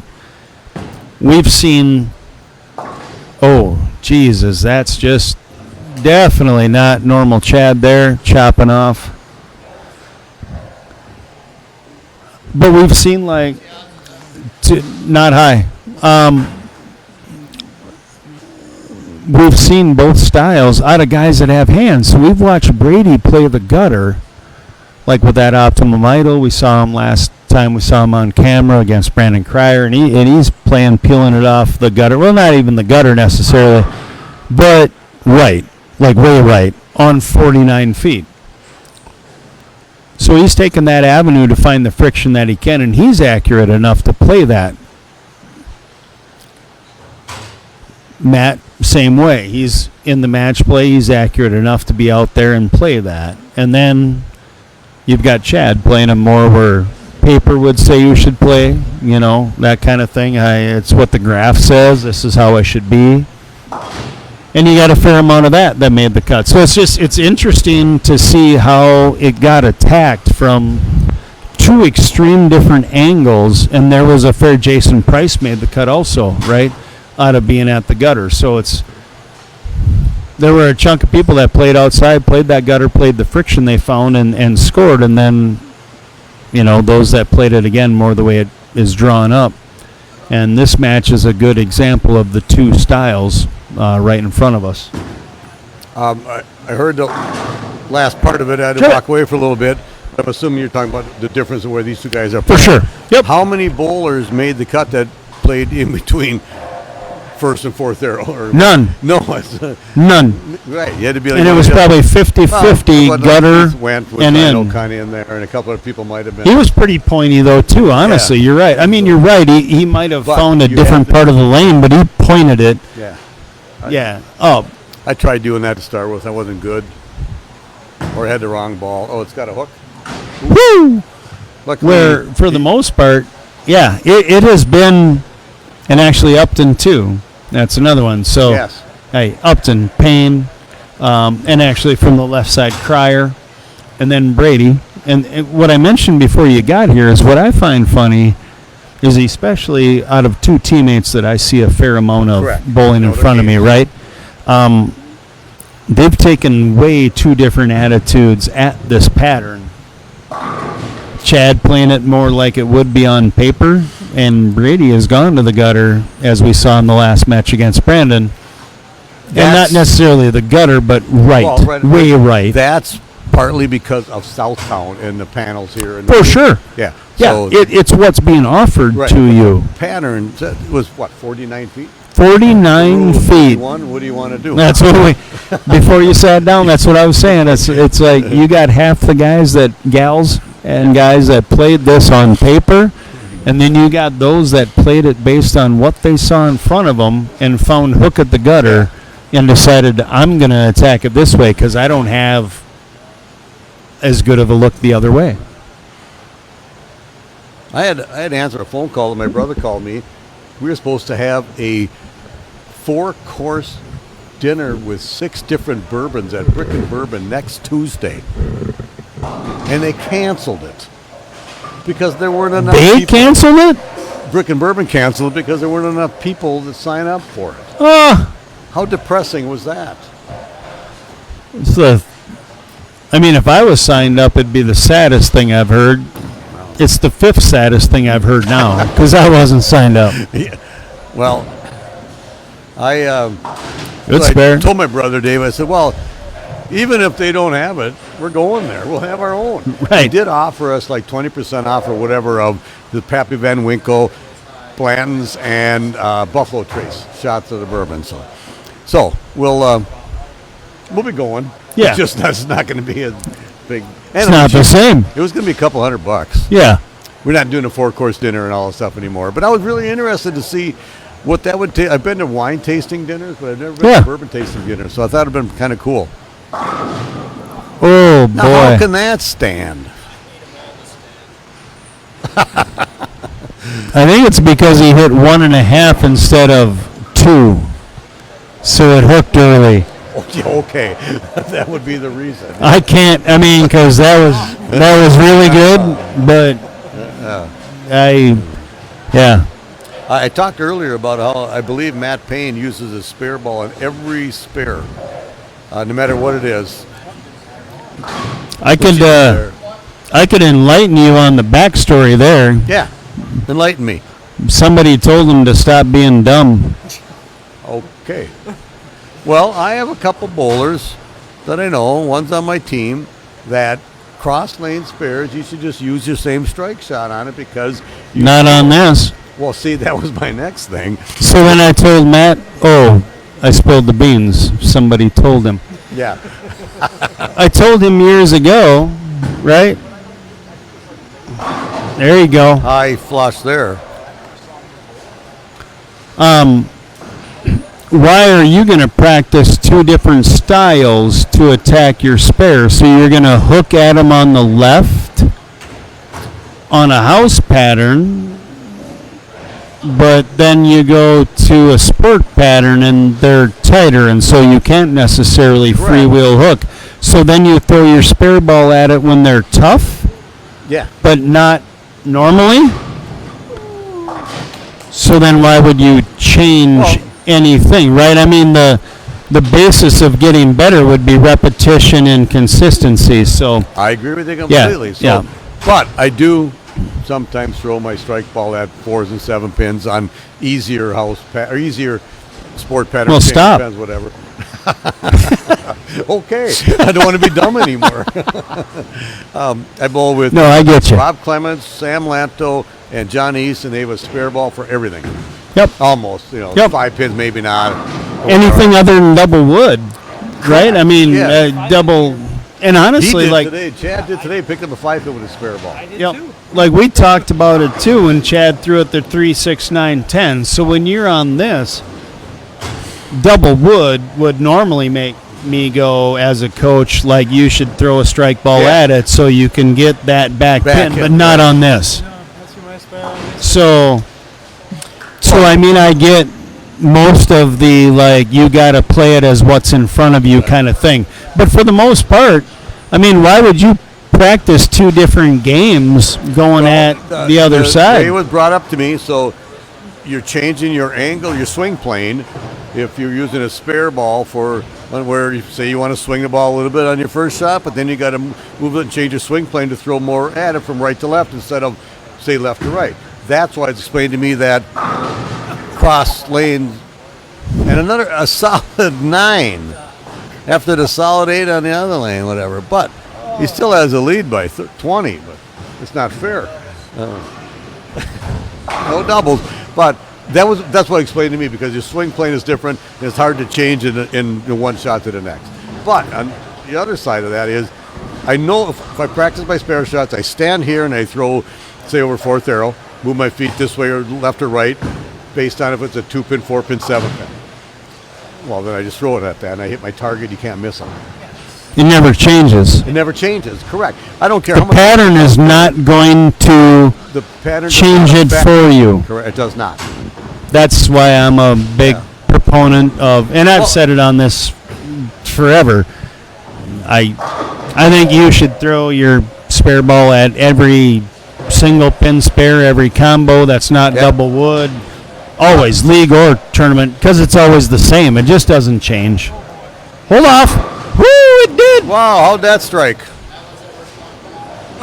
It was 'Cause true. that was like a high flush. So Chad just walked by and said it was the worst of all, and I agree. But he got up the back of it a little more, so it didn't go left on him. He threw it into the friction, so it hooked early enough to get on path, and the rest just took course. but it's totally amazing that Oop. Yep. amazing that this game, Matt should be winning by 40. Yeah. He's going to win anyway because he's just solid in the pocket. He's got a really good shot right now. Oh, yeah. So Brady's got to come and face that. Or, I mean, Brandon, first of all. Then Brady. And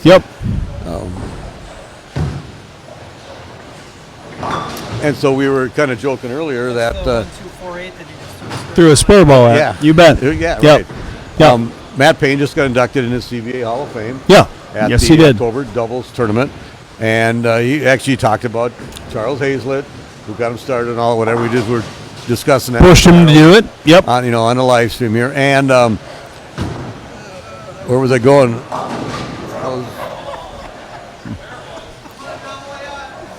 So I was going with, he talked about the story where he bowled a tournament and somebody, hey, congratulations, you just won, before they bowled because of the pattern that was put out there. Well, he won that tournament. Well, this one was not really the Paine pattern. No. He meant to go, but I said, well, it's the painful pattern. So you can look at it as painful to him or painful for everybody else who's got a bowl against. Yeah. So. But I mean, that was a really good game for only 190. painful game for him. He still wins it. And that's all that matters. Come on, baby. Oh! Almost a double. Oh, I left. He left one earlier.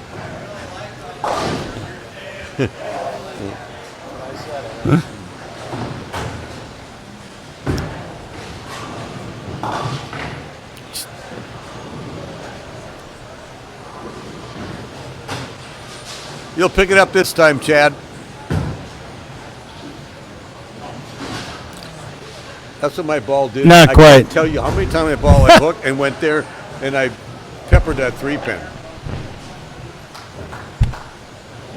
You have it in front of you. I don't. We don't know offhand what pair they're going to. It looks like it's be 7 and 8. Looks like 7 and 8. It is. Because Steve Bone are.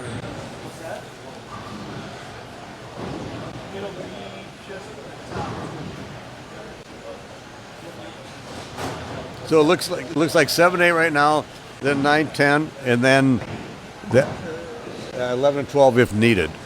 9-10 should be the next match, but we'll verify that. No, 7-8, then 9-10, and 11 and 12 if needed.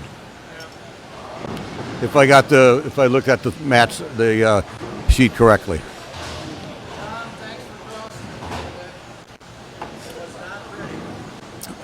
Well, I would say it was for you for quite a bit of the day, Chad.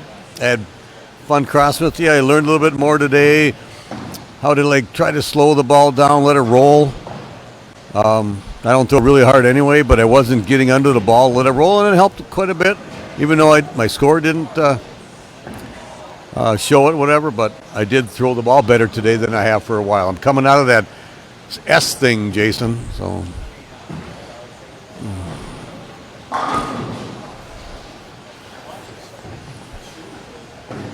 What's that?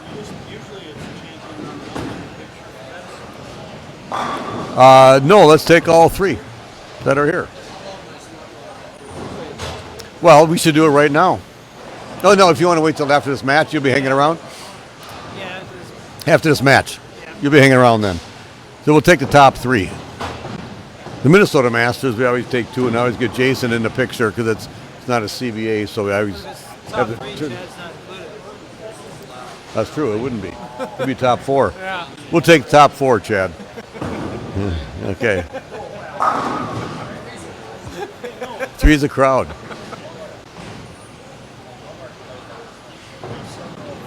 I said four now. Well, for whatever reason, I thought these were the three that were left. He's got he ain't leaving anytime soon. He's No. gonna take a while, so Yeah. we're gonna wait. Yeah, we're gonna wait. He'll bring his stuff out, take a picture of the top four. It's a little bit different than a typical step ladder that we have. And the Masters, the reason why we do two is because I buy two plaques, champion and runner-up, and then we have those two plaques, and you're in the picture for running us. So that's why we only have the top two. Masters should be different. Makes perfect sense. It's a good format. Yeah. Speaking of that, I got to get a hold of Mike Schmidt so I can order the plaques for the Minnesota Masters, which is December 29th right here at good old Southtown Bowl, or Southtown Lane or whatever they call it. He's going to be happy that was a practice shot. I don't think it was. It should be. They just jump right into it? No. We were Okay. talking about the picture. This is starting. That was the worst shot he's thrown in a game or 2 or 3 games when he bounced that one kind of. Did I miss their? Yeah. Yeah. Yeah. Yep. Yep. I missed each through one shot. We were just talking about the picture. It looked like he stuck a lot. Maybe not. So Brandon, being the higher seeded bowler, had the choice if he wanted to start or finish the match first or whatever, and he elected to have Matt start so he can get up and shut him out in the 9th and 10th if he needs to. That was kind of a slow roll for him. Usually he throws it a lot harder than that.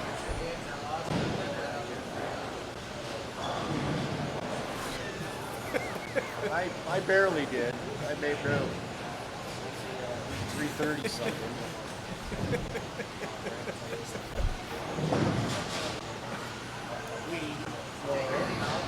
I haven't yet. Oh, yeah. You gotta go to 5 to 6 for Oh, that was like a soft roll, which I had mentioned. He's throwing the ball a little bit softer than I normally see him do. Kind of soft roll for a solid 10. That could have been a double, and that would have been put your opponent behind early. That's a big thing, and when they're tough. Oh boy, that's a second time you and unusual. I sitting here have watched him miss a couple of what should be He's missed 3 single gimmies. pins. Yeah, 2 10s and that, Yep, or 2 yep. 7s and that 10. and honestly, that's like new. New, very new. That's new to me. Oh, me too. Yeah. He doesn't do that. He's been a good spare shooter throughout, so that's a whole new bit It really is. showing up. Yeah. I know he tore his thumb, so he might have issues there. Okay, either he lofted it, hung up, or it bounced a little. So maybe lanes 7 and 8 don't have. I'm not sure what's going on, but both those shots that Matt threw didn't glide down the lane and go to the pocket like he was over here on 9 and 10. Agreed.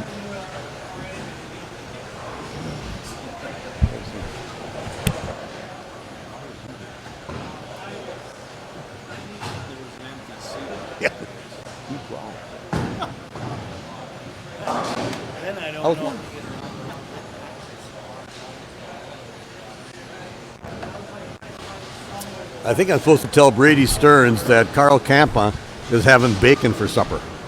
Yeah, I don't. Is that for us? Because I mean, I don't know, Carl, you Carl. should well round your diet more than that. Bacon's not 4 food groups. Is it venison bacon? Then it's 2 food groups at least. Okay. I have some venison bacon in my freezer that Todd Savoy brought down last weekend when he stayed. See, that bounced again. So that's 3 of them in a row. Yeah, I caught a little bounce. I'm gonna guess it's panels here, That's what I was and thinking yeah, of. yeah, That's what I was thinking. yeah. I think he's just getting a little boom boom out of what's in front of him. Yeah. You don't think he's trying to maybe just get a little bit further down, loft it a little bit? I don't think so. Playing that line.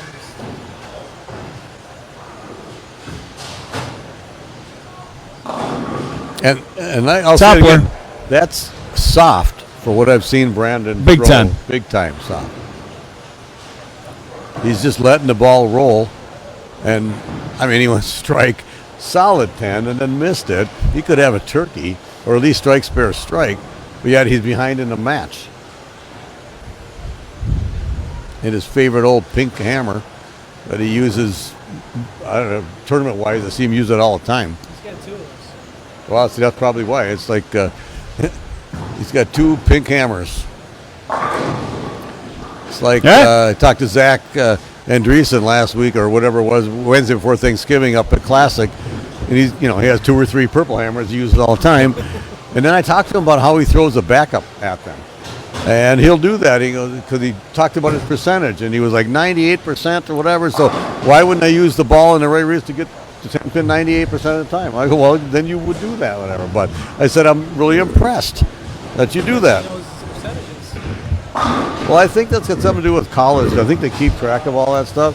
They write Sure, it there's down a and coach so- that says you got a 78.2% Yeah. chance of picking this up at 15 instead of if you hit 17. Correct.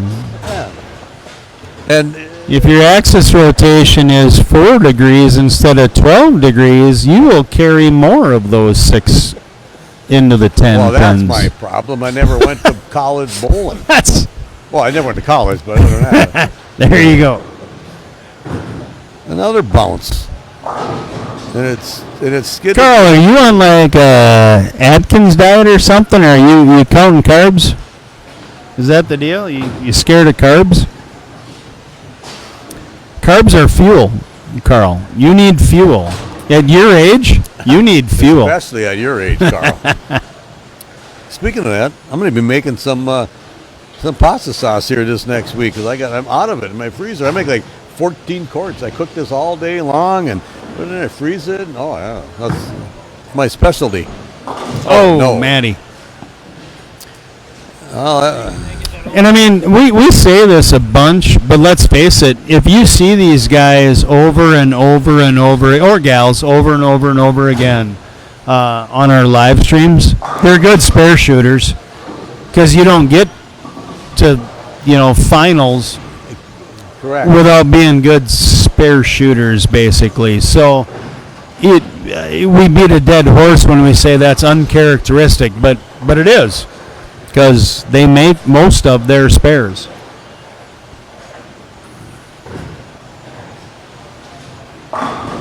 That just rolled up really nicely. Yeah, very high flush, but that urethane's going to lay off that. That's a really good shot. Oh, I understand, Carl. I understand. I had no idea, Carl. Yeah, I did not know that either. Here, I thought you just liked bacon. Yeah. I'll stop offering you Mountain Dew when I see you. I'm sorry. Diet Mountain Dew. Oh, this is going to put a lot of pressure back on Matt if he strikes here. Oh, Then that he gets- tumbled over. Yeah, he gets missed the light left one. there. But it's not going to overhook like Resin would have. It actually didn't almost get there, He wasn't sure. but it we did were- enough. But it did enough, yeah. Pushed a few off the deck to the right.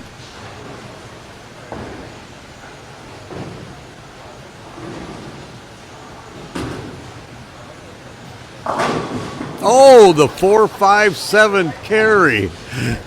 Pushed a few off the deck to the Yeah, left. Wow. Got it. Brandon said the last strike that he threw, we called it the Matt Paine strike, and then Matt Paine does the same thing. That's funny. He gave him the pain. Give him the pain, yeah. You know, we have to take a picture of the top 4 because Chad's in it. I'll tell you why. I need different poses of Chad so that when I crop it out for like yearbook pictures and Hall of Fame pictures and some, I got to. It's not the same one. That Not the same photo always. So anyway, yeah, we got to make sure he's in there. Does he have a different fourth place pose? Well, no, and I'm just thinking these 4 guys, I got plenty of individual pictures of these guys, but you know, you got to change when they got the beard or no beard or the, His fourth whatever. place post is usually a scowl. Yeah. You know, I'm going to say there's one Maddie guy. with his second time not quite getting there on this left lane. There's a couple guys that we've taken photos of, Jason. One you did a few years ago. One I did like 20-some years ago. A guy who shot. had a really not good look in the picture. And if they would have seen that, they go, "Hey, could you retake it?" But the only pictures I have of those guys, and I got to use it. So always smile. Just You always talking about smile. Kehoe? Well, that For and mine? Jeff Smith. I mean, Jeff Smith. And Jeff, after he saw that one picture, he called me to apologize for how he acted. Good shot. After he lost at the Minnesota Masters to Al Loth once. But, yeah. I'm only saying that for Jeff because I don't see you anymore and you're not listening. Yeah, Kehoe was listening earlier. he was. He has one of the most, well, in today's words, you'd say viral Yes. pictures that we have Exactly. taken. Let's see, the sad Kehoe face. That was a great picture, though. Well, yeah. Oh, You know, he didn't miss by much. He just got it in rather than. Yep. And his paid the out ultimate- has held off and carried. paid the ultimate penalty In hasn't. right there. Yep. Okay, this is where you get two of them. Just get two. Yep. Means four. I think he knows that.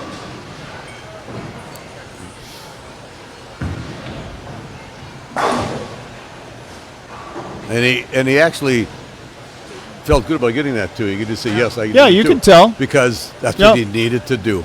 Well, he knew it was the right thing, and so then he executed on the right thing. Absolutely. That keeps him at 20-pin lead, unless Matt doubles, it cuts it down to 10. But he cannot be shut out, can he? Nope, cannot.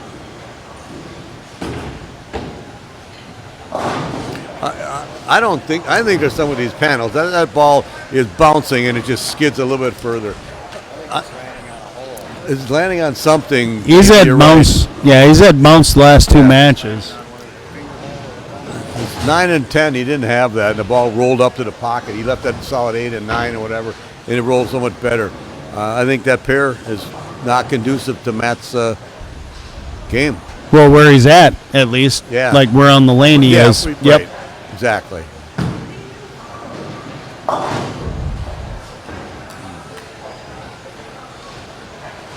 So we go 9, 10, and then 11 and 12, right? That's what I was looking at on the sheet. I kind of mentioned that earlier for Yep. the championship and then the or semi-champion, whatever you want to call it. You got to Yeah. beat twice. So. Beat me once, beat me Yeah, twice. exactly. Yeah. So, Carl, don't think you'll ever get a good photo of Chad Nelson. Oh, here he comes. Is he smiling? We'll get a good He's photo. having a candy bar. He'll be fine. Oh, he'll be good. This will be a good pose.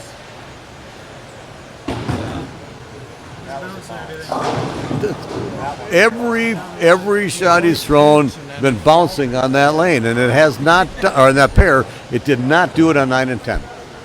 There's something wrong with where he's playing. Brady's over on lane 1 and 2 practicing, and he's practicing 10 pins on 2. And I didn't see a pin fall on that practice 10 pin, so I don't know that he got it.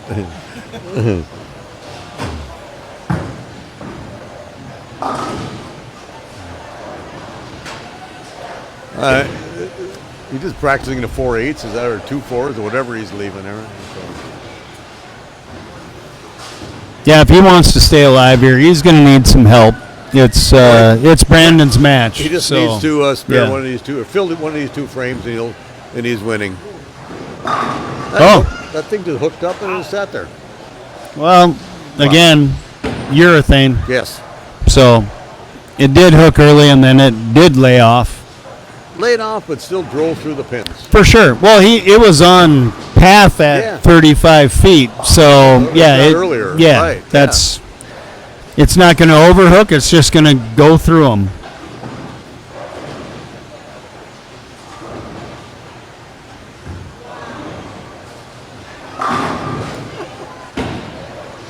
I'm not sure if he amped up the speed.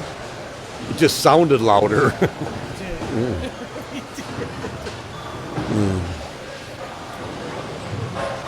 Those two speeds, 16.78, 16.79. Oh, yeah, those last two shots. 16.78 in the right lane, 16.79 on the left lane. And Matt's ball It didn't hooked, matter, and then Matt. didn't get that second hook to go up. You know, so I talked about this earlier. And the lane 7 and 8, a lot of right-handers. The ball has, watching Brady Gustafson, remember on this pair? Yeah. The same thing. He left Yeah. 4 washouts, whenever Yep. the ball would not hook up there. So it could be just a bad pair. Whatever is the panel, whatever. Bad happened pair. there, so. Could be good for you. Or me. Or like this one guy we know, he always called it a tricky pair. Ooh. I don't want to say his name, but he's from down south of Minnesota, Like Winona? but not in Minnesota. Oh. Like Des Moines?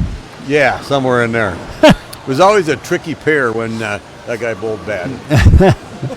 Every pair is tricky. I always Not- just say I caught a bad pair. No, I bowled bad on the pair. Nobody ever says that. For 10 games, I caught a bad pair. Okay, well, I'm with I you just on couldn't. that. They never came to me. I just caught 10 bad pairs. I only had 8 bad pairs today because I only bowled 8 games. So we're moving over to 9 and 10. We have Brandon Kreyer trying to win his back-to-back CBA Masters titles, and then Brady Stearns, who is one of the best bowler CBA-wise in the last couple of years. He's that CBA Bowler of the Year for a long time, or for quite a few months, or quite a few years in a row. This can be a good match, or 2 matches maybe.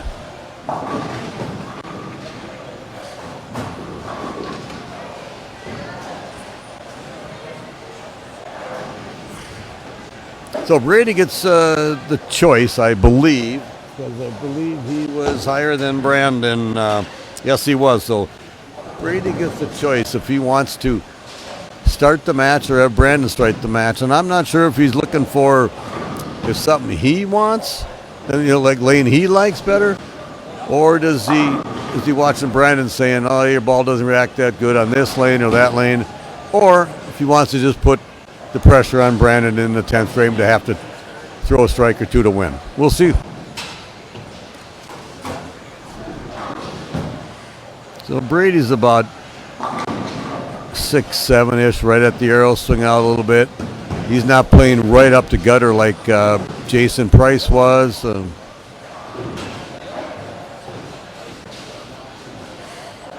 it looks like Brady's going to have Brandon start the match. Brandon has to beat him twice. Here we go.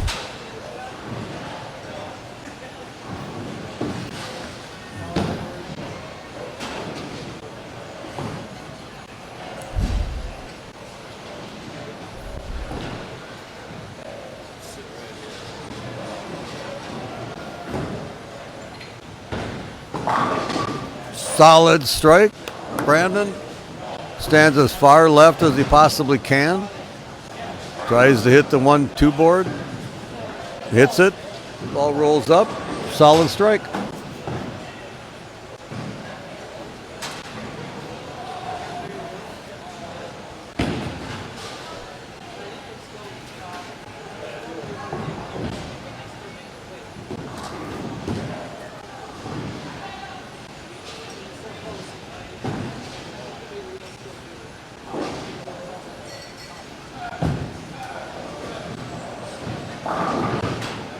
The half 10 there. Looks like he's out further on that right lane. I don't know.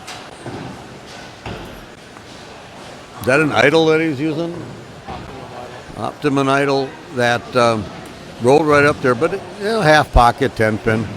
I know he was practicing shooting 10 pins down on a practice pair, so I don't understand why he has so much trouble on 10s as good as he is.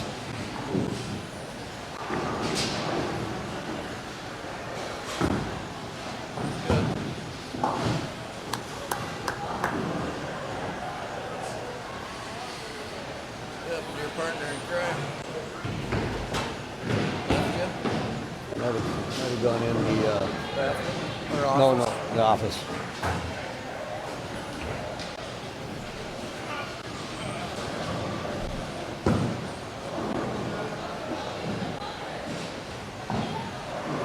I want to see where Brady hits at the arrows here because there's a couple of practice shots.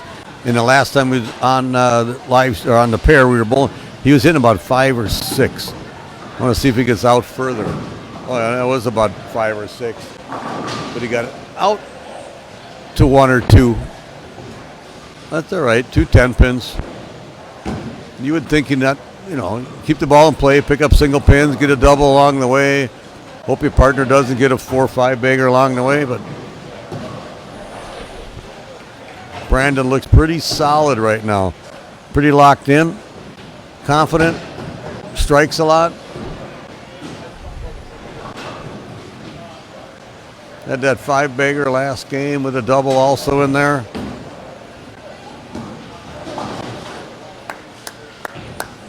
Two 10-pin spares, that's good.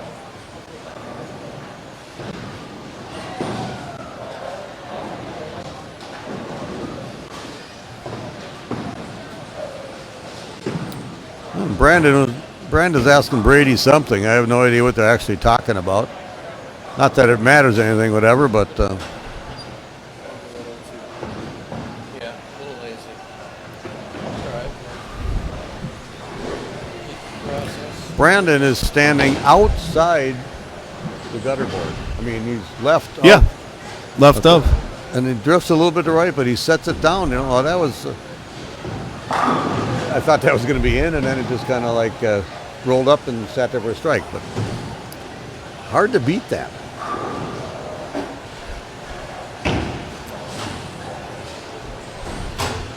I did hear Brady came back and looked at chat and said, I might be a little too deep at 6-board. Okay. Just, I Well, just thought I'd let you know. That's what he said. And like I said, it's been a tale of 2 games, right? And right. there has been no in between. No, It's no. I'm at 7 and out, or I'm at 20. So I'm going to be Yeah. at 5 and out now. Yeah, right. 7's deep. Yeah. Well, he obviously said it. He did say 6 it, was deep.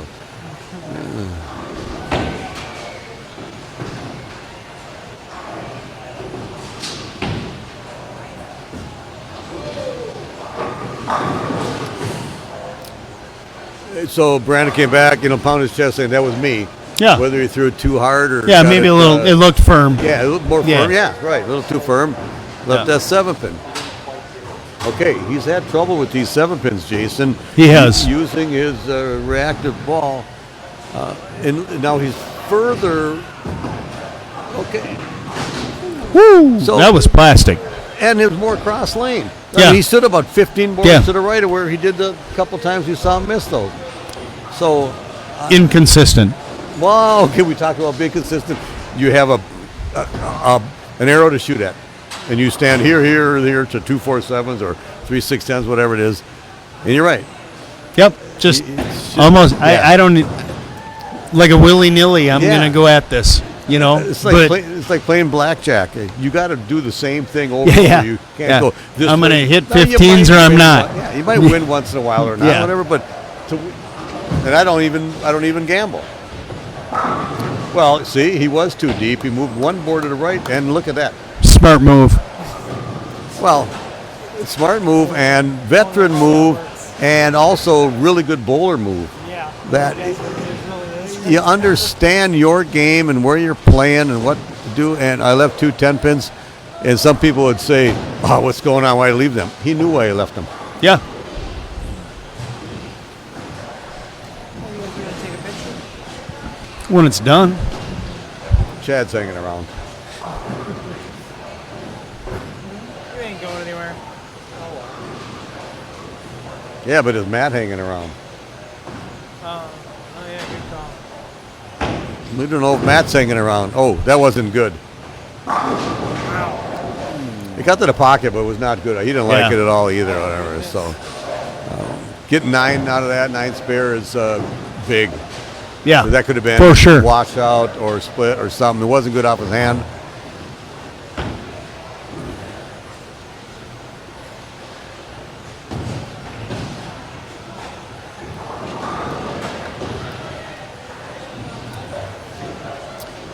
Brady's taking his time up there. He knows he's had trouble on 10 pins, so he's making sure he's lined up correctly. The ball looks good going down there. A lot of rotation. Hit the 10. Not that you need it, but.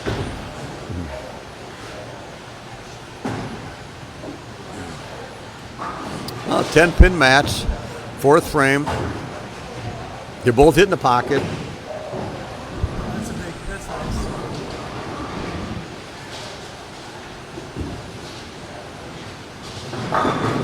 Yeah. No, that one looked like he That shoveled looked it. in to me. Yeah, it looked like he shoveled it. Yeah.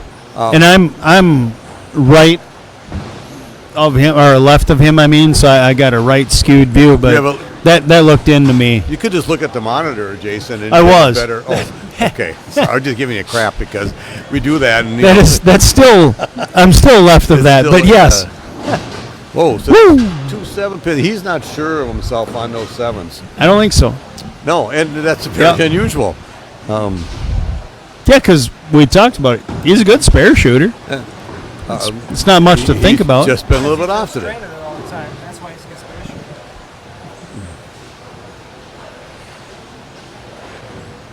So I don't know if either one of the bowlers likes either lane any better. They both struck on either one or whatever. Brady's only struck on one of the lanes, but Oh, that was left. Way Yeah, there. that was way left of where he was last time. Yep. It's like we watched some right-handers when they get the ball way right early, they went high. And the only one that were doing that, Jason Price was the only one that was way out there, I think. Yeah. All day long, and it would have happened. So, well, is that a case of I got to get it better roll to carry the 10? Or 7 for him, I mean, whatever. Right. So, and then you force it up there, and you got 2 of them, though. Huge. Well, we talked about it earlier. 2-0, 2-1's going to win this match. You got to max. You don't. Yep. So you'll get to the high 190, low 2-0. You might have a really good chance to win it. So, Correct. and if you just want to go 9 spare all the way, you're guaranteed 190. Maybe get a strike or 2 in there, 180, 293 or something. Don't. Really good shot, Brady. Don't do the Yep. 7 count that he did for the split, or even the 6 count spare. It's still lose so many pins that hurts. Right. Well, he's got a 5-pin lead, 5th frame. Strike here makes it 15, and then if Brandon doesn't get up there and double, it's too early to need a double. He doesn't really need a double yet, but he can't open. All right, so he didn't throw the ball good last time on this lane. No. He was off something in his timing. It's not like he was nervous or anything. Should have clocked in and bringing you your beers. Thanks a lot. I don't know how to let go. Oh, solid strike! Yeah. Solid strike by Brady No, I put it on the for a tab. double. No, I just That's, he goes on Jason's tab, and I was like, That was awesome. I was like, That just gave him that big lead. with Jason. And if Boy, I know who he is. Brandon does not get this strike right here, 2 spares might not be good enough. I know I just said it's only the 5th frame. You can't be too concerned yet, but with that double.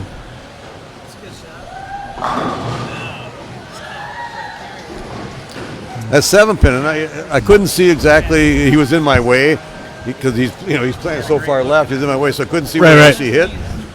It just didn't hook early and it'd be high flush. Maybe firm. Could have been firm. I think. I mean, because it didn't get through it didn't shape the right way to get through it. Right. So I don't know. I think maybe just a little amped up. Maybe Very a little solid on the 7-pin that maybe time. a little whatever. firm. He knew he had it, so that was a good thing.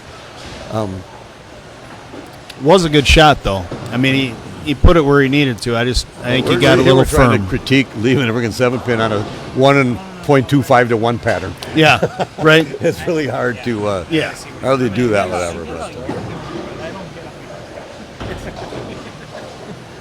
know when he was next to me, he was saying, I'm just going to be as slow as I possibly can. that was better. But then it might have skated down.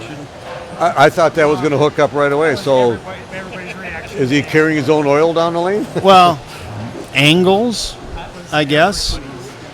His first one where he went 7 split last time on this lane, went left and overhooked real quick. This one, I think he actually projected a little right, which then didn't catch the friction that he needed. Okay. And I think that's where he got the bucket. I Yeah. mean, just didn't get finish out of it. And all of a sudden, his ball's not reading that front part of the lane. Yeah. So Well, if you're going to play urethane, That's Yeah. the game. Yeah. Right. You got to get it to read in the right spot, or it's kind of done. And if you don't, that's trouble. So, if you're a champion, which Brady Stearns is a champion, Yeah. we talked about it earlier, you put the hammer down. Yeah. You strike right now, and you put this game away so there's no chance. It's going to be a good shot. You might leave a 10 pin. Just Okay. as you said. Well, you throw your Put it best in the- shot, leave that's dead it. 10, Put it in but the pocket. Yeah, you don't want to do something different to leave the bucket or split. Yeah. So pick You it don't up. want to make the same mistake your opponent just made. No, That's the deal. Exactly. Right? You want to keep that lead. You want to keep because the hammer down. 2-1's going to win. Correct. You don't need 240. Yep. We're sitting back here talking about it. It's We're not super easy down from there. back here. Oh, it's Like we can do what we it's want. so easy back here talking about I it. haven't missed a shot since I've stood here. Oh, well, no, I miscalculated one. I didn't miss a shot So, all Matt- day. No. Matt Paine, you come here and get in the booth here a little bit because you were a 9 and 10. You're bowling Chad Nelson, and everything you threw went into the pocket. A solid 8, a solid 9, 10s, whatever. You went over to 7 and 8. And all of a sudden, that ball was bouncing, and it wasn't finishing up to the pocket. I could tell from here, but I don't know if you were doing something different or was the lane just bouncing. Those lanes were bouncing. That's okay, because the ball did not. And I talked about it earlier when Brady Gustafson was on this pair. He had like 3 washouts in a row on lane 8, and the ball would like a hook up, and it just would not go to the pocket. Yeah. So the pair obviously was not conducive for you. Right. That's And- what I thought. And I was a little afraid to throw it to the ditch because of how sharp it was going to react off of it. I was just trying to play right inside of that, just left of that. Same thing. And Yeah. Another safe dead 10. Yeah. Well, because you don't want to get where. Oh, I need to. Just have what a Matt strike. said. Yeah. Also, you don't want to have it peel off of that spot.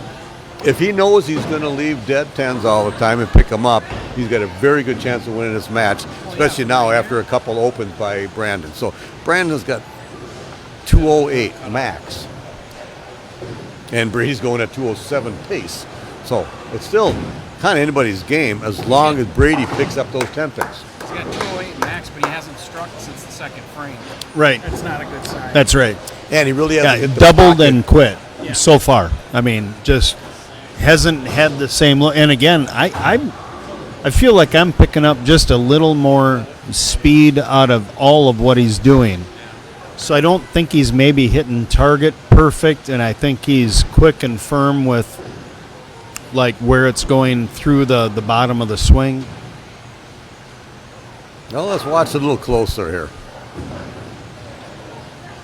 Yeah, and that one he got like Firm. into the slot. It looked like it was Yeah. up 5. Yeah, he was right of where he threw the definitely threw the Correct. line. Yeah, yeah. Correct.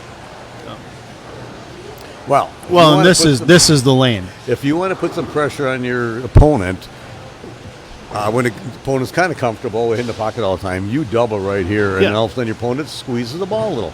I'm not saying Brady's going to, but that's what typically happens.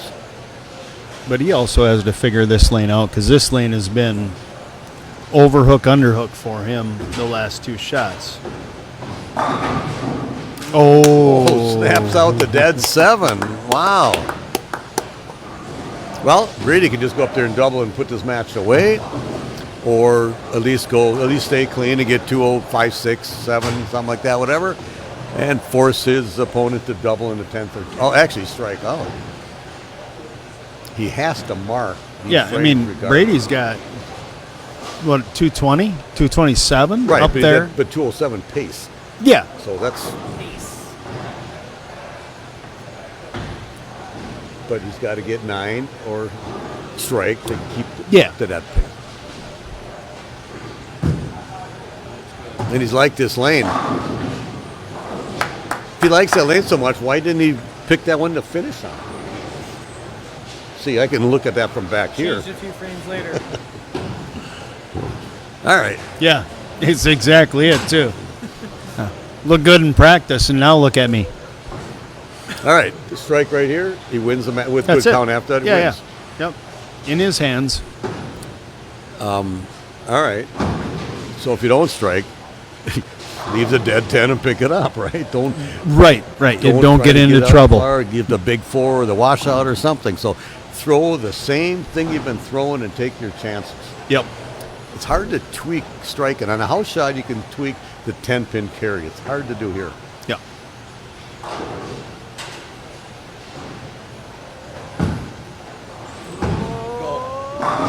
You know, he posted it. That'll do her. That'll do it, yeah. It's like, and that is why Brady Stearns is a CBA Hall of Famer and won 13, 14 titles. And I don't know how many, I think he's won a Masters tournament before. Not just I the know he CBA has. Masters, but the Minnesota Masters. I'm not sure if I've he's written a won that. check for him, so I know he has. Yep. Yep. So he just needs to keep it on. I know I've written a check for you. Wait, not quite. I'll give it to you soon. Is this the old checks in the mail? Post dated. Within 5 days. Post dated. So where do you throw this one? The same thing you've been doing, or you just Right tried like? ditch. Well, did he move in a little? Okay, I didn't know if he moved in a little bit to make sure it didn't go into the ditch. You know, I mean that's where you should have been playing the whole time. I'd like to apologize, but it takes a while to get new checks in. And after the fraud occurred, fraud, Yeah. we're saying the same thing. Totally saying the same thing. All right, Brady Stearns winning the CBA Masters tournament. Pretty sure he will take his. He could have done that all day. Entry into the USBC Masters. So, 2026, Oh, that's what it is? 2025 is already full. Really? It sold out in, less than, Well, how come we didn't have a spot guarantee? Don't they do that? No, everybody has to buy their own, and we reimburse. So it's that's how that works. yeah. I wasn't sure how that worked. Whatever. Yep. Like USBC, like the Twin Cities USBC, so they don't.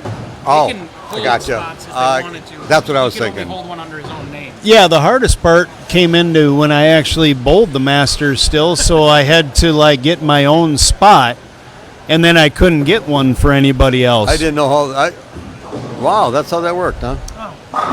So from there, we made it a reimbursement because basically, even if I don't bowl, I have to get the Minnesota Masters and the CBA Masters, which means I can't get two spots under my Even the senior master. number. Don't you have a- Correct, and the senior master, yeah. Well, so they, let's- We have to work on that. So they get the into senior it masters themselves, wouldn't and fill we up. pay 'em. Yeah, the seniors isn't a So big we deal. just need to do the Minnesota and CBA Master. We need to put one in my name, one in your name, and buy it. Yeah, at a I time or won't something. bowl probably another one now at my age. So Well, I won't, but I mean, I'd bowl a senior, not a regular. So Well, yeah, exactly. we could do that.